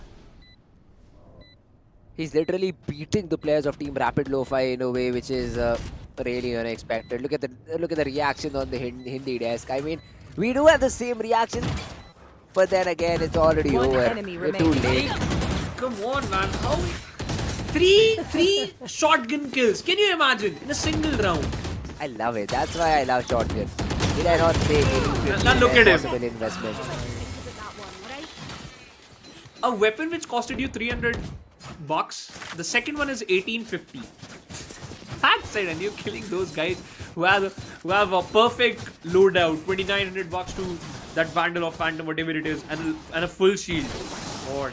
And this timeline, this is actually killing you alive right now. The best factor is, once again, look at him. Just look at Damara. One enemy remaining. I am a little bit concerned for the player of FULLSENSE because if that's how this guy is gonna play, yeah, you gotta look out for him. Hey, don't worry, FULLSENSE. They will pose a better threat than our Team Rapid LOFI. I assure you of that. But hey, right now Damara once again catching Albazin, trying to escape. This smoked off the teleporter. Just for fun. Yeah, just for fun. We have an extra smoke, right? Yes. Why don't you use it? I will. Where? It's my take. A Prowler has been utilized to re-clear showers, by the way. Good information relayed away. And now Jin. It's a bad day for Suka, by the way. Because he's just running a good placement of this Trapwire. Does it even affect? It does. It does! Prodigy shuts him down. Finally, Damara. Problem kid has been dealt with. But Sayu, what? Somebody check his PC, man. But Daft and Suka managed to get this round in their favor. Exactly. I mean, if this round was converted by BTR, I see all the players of Team Rapid LOFI just right-clicking and hitting uninstall because this was not even them. This was the players of BTR or just the game, man, or just their luck. I don't know, man. Must be the game. That was crazy, Suka. It was a very necessary clutch for Suka. It was a very necessary multi-frag from the player because that guy CT did nothing. He was not even there, but just got shot through what? The elevator box, and then a bullet goes into him. His head. Very unfortunate death. But hey, that is what happens. Damara once again just rapidly taking the space, and then even escaping without any trouble. And look at the position of Sayu and King Kappa. Once again, both of them are sticking together. That's what we are mentioning about, right? These two players tend to play together and then create some nuisance around a different area of the map. And you have pulled a lot of foots already towards B. Triple man stack towards B and a player towards Heaven Jin it is. Daft playing the battle. That's the angle you can easily spot out the player if they are moving from main. And also he's checking his spy cam. This is going to be a clear charge for Damara, but the only problem is that kill trip to receive with that. Trailblazer to challenge that tripwire, and yeah, you are noted with that. What? Alright. Hey, he's at least good at shooting. Utility secondary. Prodigy though, once again finds the opening for his team. Although Sayo is fighting for backside, but eventually Daft and Jin will be able to... Wait a second. Damara is still alive. Damara is still alive. No way he just got that frag. Has the fast lane as well to isolate the players. The slide axe! No way! No way! 30 HP and a dream! 11 seconds on the clock. This is insane. The dab to bait Suka out. The headshot for Damara has just made sure that Rapid LOFI uninstall their game after this round. Yeah, man, I think so. A 1v4 when all the 4 players knew his position. And he pulls out a round like that. Uninstall. Right click uninstall. That's it. 30 seconds left. One enemy. 30 seconds. I don't know what to say after this. Damara, the first frag insane. The second one incredible. The third one. You can't even say anything after that. And the fourth And one he's was a ice cold. swift one. He's Yes, not he is. reacting. Oh my god, Damara! Oh my god! I'm not allowed to shout in my home, but hey, I don't even care now. Why are we even seeing this now, Daft? This guy is at least good for one more, but everybody else around him is falling. They're just falling like flies. Jane gets another to his name. But Sayo, he will just close out the round. 10-1 man Phoenix. Somebody just told Damara that it's 9 p.m. here in India and we gotta eat dinner. So he'll be like, yeah, I'll set you guys up free. Don't worry. I'll handle that. And I look at the faces of the players of Rapid LOFI, helpless. And they are thinking, what are we gonna do, man? He's just sliding in, connecting some random shots. And the worst factor is, he's getting those. And look at Frostbite's ping just because he is using that stem beacon. Assist. Where do you go if your Alpha's in? You're stuck, you're dead. Into your Two coffin, ultimates. And then finally the judge takes care of Damara. That's what it takes. But look at where Rapid LOFI is in their spawn. Finally Suka gets one. What is Sayo doing then? Why did he click that X button so quickly? I don't know, man. No idea. 2v3. Never mind. Good shot. 2v3. Daft will make sure. Now it's Frostbite turn to clutch. See ya. Yep, 35 HP. Give me the second. Give me the second. Oh, not found. Suka. He will be able to get that refrag and at least a 10-2 half. At least. Worse than the previous one. It was a 9-3 swap in the first map, and it wasn't even your pick. This is your pick. You got the worst swap ever, 10-2. Eventually, you got a 10-2. It was about to be an 11-1 though. So, Daft and Suka are the only two guys touching that double-digit. Prodigy, not even seen, man. 5-14. Albazin, 2-12. He got 14 duels opportunities and lost 10 of them. In fact, 12. Damara, the frag was just amazing. The only problem was he got killed here. Otherwise, this game would have been secured right away, right here, right now. Sayo, quite early, he just, pops out his ultimate. It's not dead yet. You could have waited for one more second. But hey, nonetheless, you are 10-2 up. I am even complaining about it. A lot of shots being fired. Sayo being set it up by Damara. Because he's holding that on top of tube angle. Madeline, an interesting position to be on. And oh my god, a beautiful drone view. Oh, but Damara falls. And a beautiful headshot. Yeah, Madeline trying his luck a little bit in this position. The pop flash might just work out. It was good, but then Prodigy has already wrapped around. Do I smell a comeback? I mean, a bit too early to say, but still a possibility. I don't think so. King Kappa will be able to get this round for himself. For some reason, he still checks shower. But in a 1v4, where almost everybody healthy except for Jin, a difficult round. 10,000 gifted to King Kappa if he wins this. 10,000. Right. 10,000. Smoke and stick it. You don't have enough smoke. I don't think so. He has that opportunity available, and now the gravitational pull to delay it. No, King Kappa owes you saved your 10k, man. No, King Kappa owes me 10,000. Oh, King Kappa owes you 10,000. That's a good thing to say, but I don't think so. They don't even know about that. They owe you 10,000. Fine. I'll tell them, don't worry. At least Rapid LOFI has kept it interesting. A 10-2 comeback would be a dream right now for Rapid LOFI. But we'll start talking about it once they get the bonus victory. If they get the bonus victory. Yeah. You're already investing in that Phantom. Look at what Damara has in his hands. A weapon which costed him 850 creds.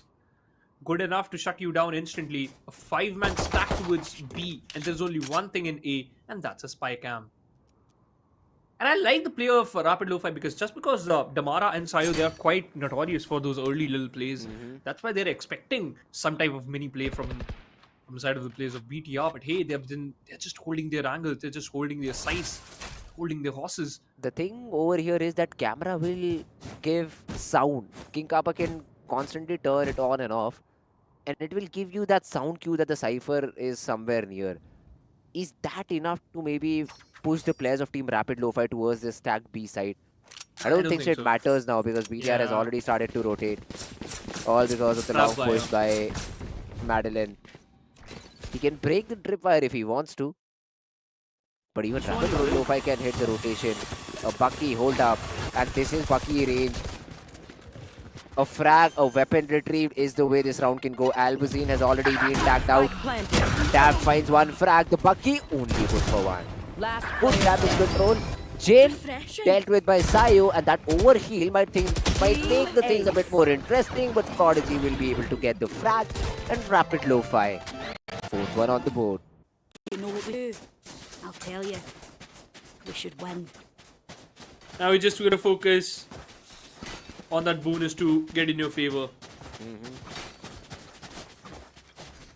And that's what you needed, right? If you get the bonus in your favor, then you can win this map. I'm out of here. Quick feet. Try to win this map. Just can dream about winning this map. That's what you can expect. Damara in the squad. He plays towards long. An ultimate top collection, and they're just leaving site empty. You can take control of that hookah if you want to. And that's a relay bolt setup from the side of Damara, though. Razor has been destroyed. This painter is good to back off and to push back Sayo towards a different side, towards a different area of the map. And now they're heading towards B. This is going to be a little bit risky. Prowler has given nothing. And why you haven't smoked long yet? Eventually just smoke hookah. That's an interesting thing. There is the long. Finally, Frostmind did that. You don't have any other utility left now. Not even a single smoke. So, if they turn back to A, it all comes down to Sayo. A flash No and sound hookah, hookah. no information. Yeah, because no one is there. Now, the two players towards A, that is the position that this team should rotate to. Tamara gives away his position, but now should quickly rotate towards this A side. Or maybe not. The smoke push unnecessary, but Jen falls. Madeline gets that frag on Prodigy too. Albazin spotted. Madeline ready with the pop flash. But for some reason, the Astra is still lurking around that A side. Finally decides to join, but isn't it a bit too late? Very late, man. Very late. They're not even invited to party now. Yep, all alone now, Suka. And with 12 seconds, it's better to take the bulldog maybe. They legit handed this bonus over to the players of BTR. I don't know what they were even thinking about. 3 seconds on the clock, drop down into the side. Frostmind can even connect that frag away, and he surely will. I was not even sure that what Rapid Lo-Fi is just trying to do, but hey. Yeah, individual plays. Totally confused in this particular round. I mean, I do expect that elbow push on the back of a Prowler maybe from Albus. That he throws a Prowler in the smoke and then Jin pushes through so that the player has to make a decision. But he to went shoot the dry. player or the Prowler. Yeah, exactly. Goes and dry. Plays like these will of course be punished because it's not like you're sneaking in. You've already told the opponent that you're here. 10 seconds left. So, a questionable decision, but hey, it's fine. You can say it's just bonus round and move on. 11-4 proper rifles. Rapid Lo-Fi cannot afford to lose any more rounds from here on. They need at least 4 to 5 rounds back to back before they lose it out.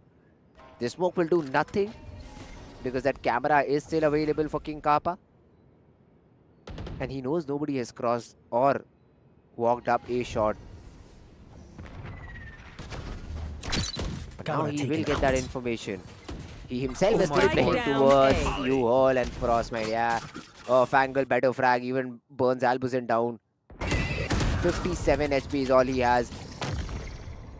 And now if they want, they can just play retake. Simple, not an issue. The cage falls, there could be a frag. There is. And the cage to deny the trade. A push through smoke, Sayo finds one. That gets the trade, but the ult available and King Kappa just making sure nothing happens. The shot again almost worked out. Yeah. But in a 1v3, there is very little that Taft could have done. And BTR find match point. Match point. Just one away from the victory, and now Rapid Lofy, they can don't buy. even Who needs have one? enough cash to work with. Look at that. Look at that. Draft can go for a light shield, Bulldog, or maybe a Guardian. Jin going for the Bucky full shield. He can get the showstopper if he could collect 2 points. Abuzin, not even sure what he can opt for. Spectre, full shield Sheriff is a better option though. But yeah, Damara, he is thinking about to do something. He's just thinking that he's just gonna do something crazy. Will he? Yeah, surely will just try to all in. 3 players already towards backstab. And Jin got spotted out in that trap wire, by the way. Good one. Suka just waiting for him to arrive. Frostbite meanwhile got a trade. Suka peeks around. Get taken down. No Sayo, way. he just so I need much to get the good. shorty skin, I guess. Yeah, maybe. You're already good with those remaining. shorties, right? Need to be better as the players Defenders of TBTR are. Frostbite closing out the game very, very easily. And the map, I cannot even remember at what time did the map of Bind start. I think 5 minutes ago. You challenge our producer that you're gonna finish this match this early. Yeah, man. Remember? He said it will be over by 9, but it's already 9:30, so at least he Come on, lost there. I But was BTR counting won. 9:30. Yeah, BTR won. Alright, BTR won. Yeah, that's more important because Rapid Lo-Fi have been eliminated from the tournament. A lot to learn. That you don't need to fight a Neon, or if you want to fight a Neon, has to be on a choke point rather than fighting it from side. And the double controller, it seemed that there was no preparation for Rapid Lo-Fi with the composition they played. Damara just literally ran through the players of Team Rapid Lo-Fi. A good attempt by them. But I really hope Rapid Lo-Fi learn from these mistakes and come back stronger.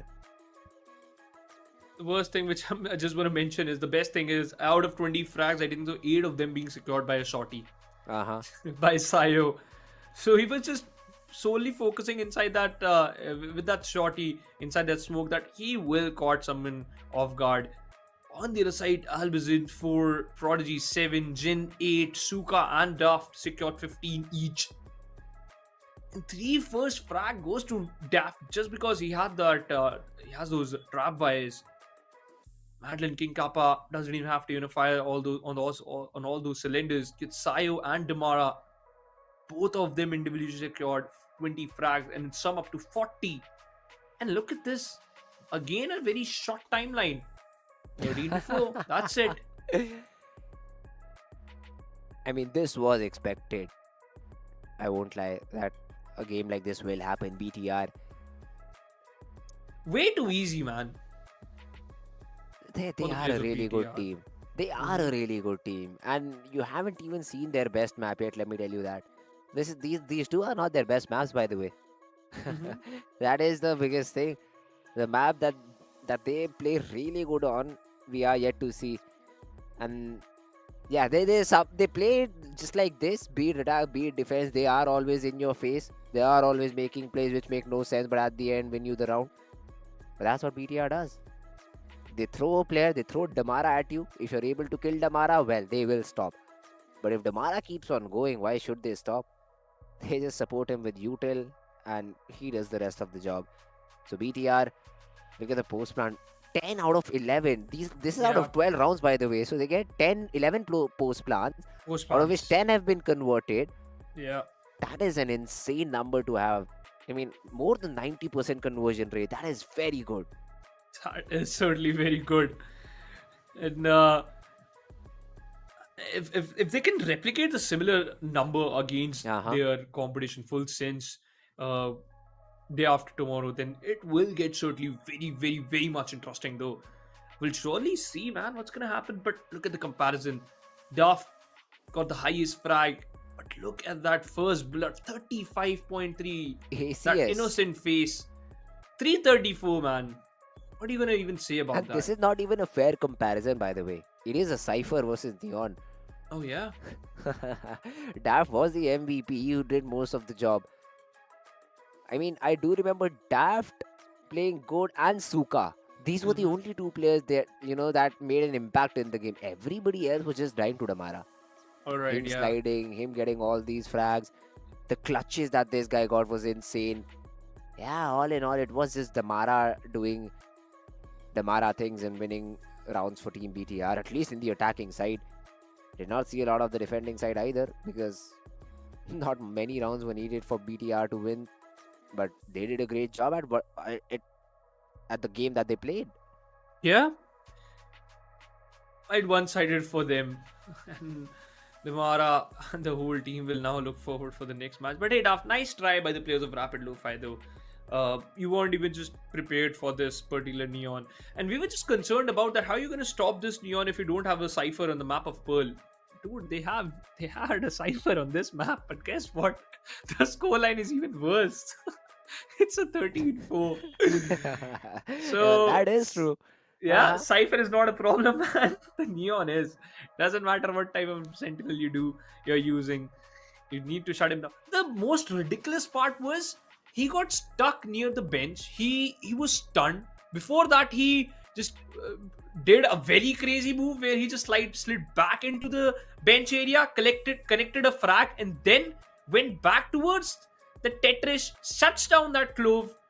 And then the final player was not even sure that where the final frag happened. Come on, you don't even go out and peek out through the smoke while having a knife in your hand.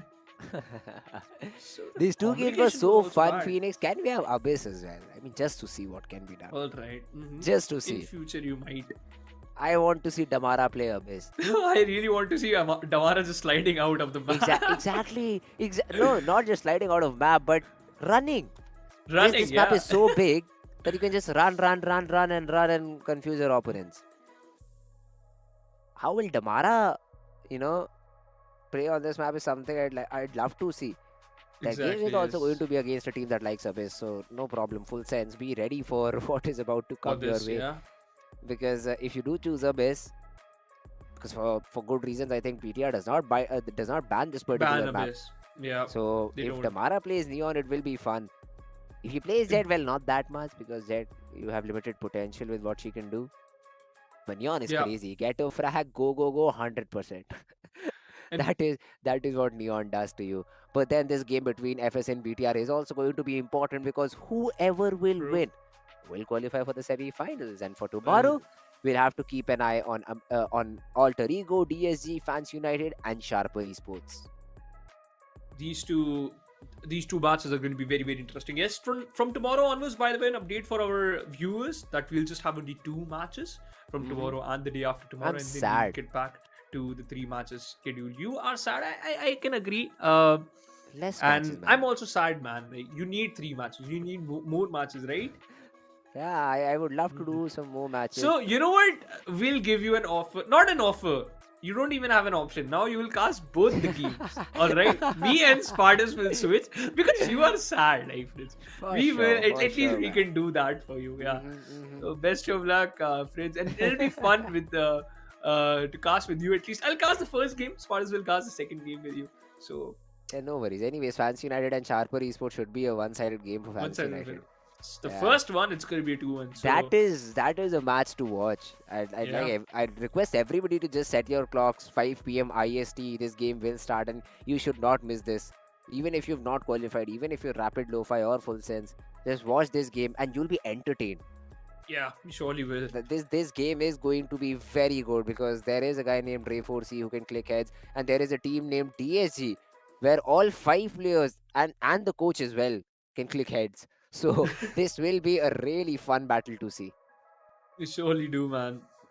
And you should tune in, and where you can get that action, that incredible action right here, and onto the channel of OneGame Global. By the way, to all the English viewers, by the way, this is surely going to be an interesting match. But the second one could be interesting too. Sharper Esports, if they'll prepare good, then they can, just put some good amount of competition against the players of Fans United. Because I'm sure Rapid LOFI, they played against Fans United, right? Back in the time when they were competing in a different tournament. So yeah, they had played against the players of Fans United, but unfortunately they lost quite badly, 13-4 and 13-7. So you can try to just shut down them. But hey, Sharper Esports, the only problem is Fans United is a very, very, very interesting team, because they are just better in a lot of situations.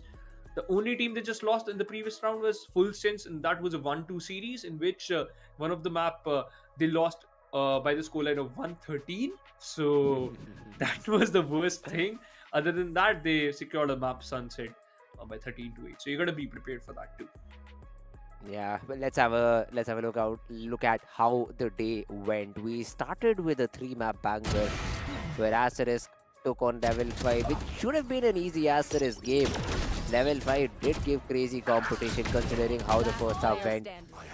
Dogs and Raz, all these players were able to get back in the game, but eventually the game got closed in OT. The second map was no different, and this time a longer OT. I mean, the longest of them. But then an anticlimactic finish. I was happy. It at least went to third map, but then this third map ended in what, 20 minutes or so? Yeah, a very quick affair where the deadlock just dipped everybody, and then the dance of one-sided games started. FULLSENSE just easily defeated Zol. Zol was no match to this particular team. That was true, man. Especially if we talk about the start with FULLSENSE had. Zol doesn't even know what to do. They tried to just delay a little bit, but that didn't last long. Similar thing happened for the players of Rapid LOFI. But yeah, this was the match, and that's what we expected, right? Especially from the Pacific teams, from certain teams, that these teams will surely be a very, very huge.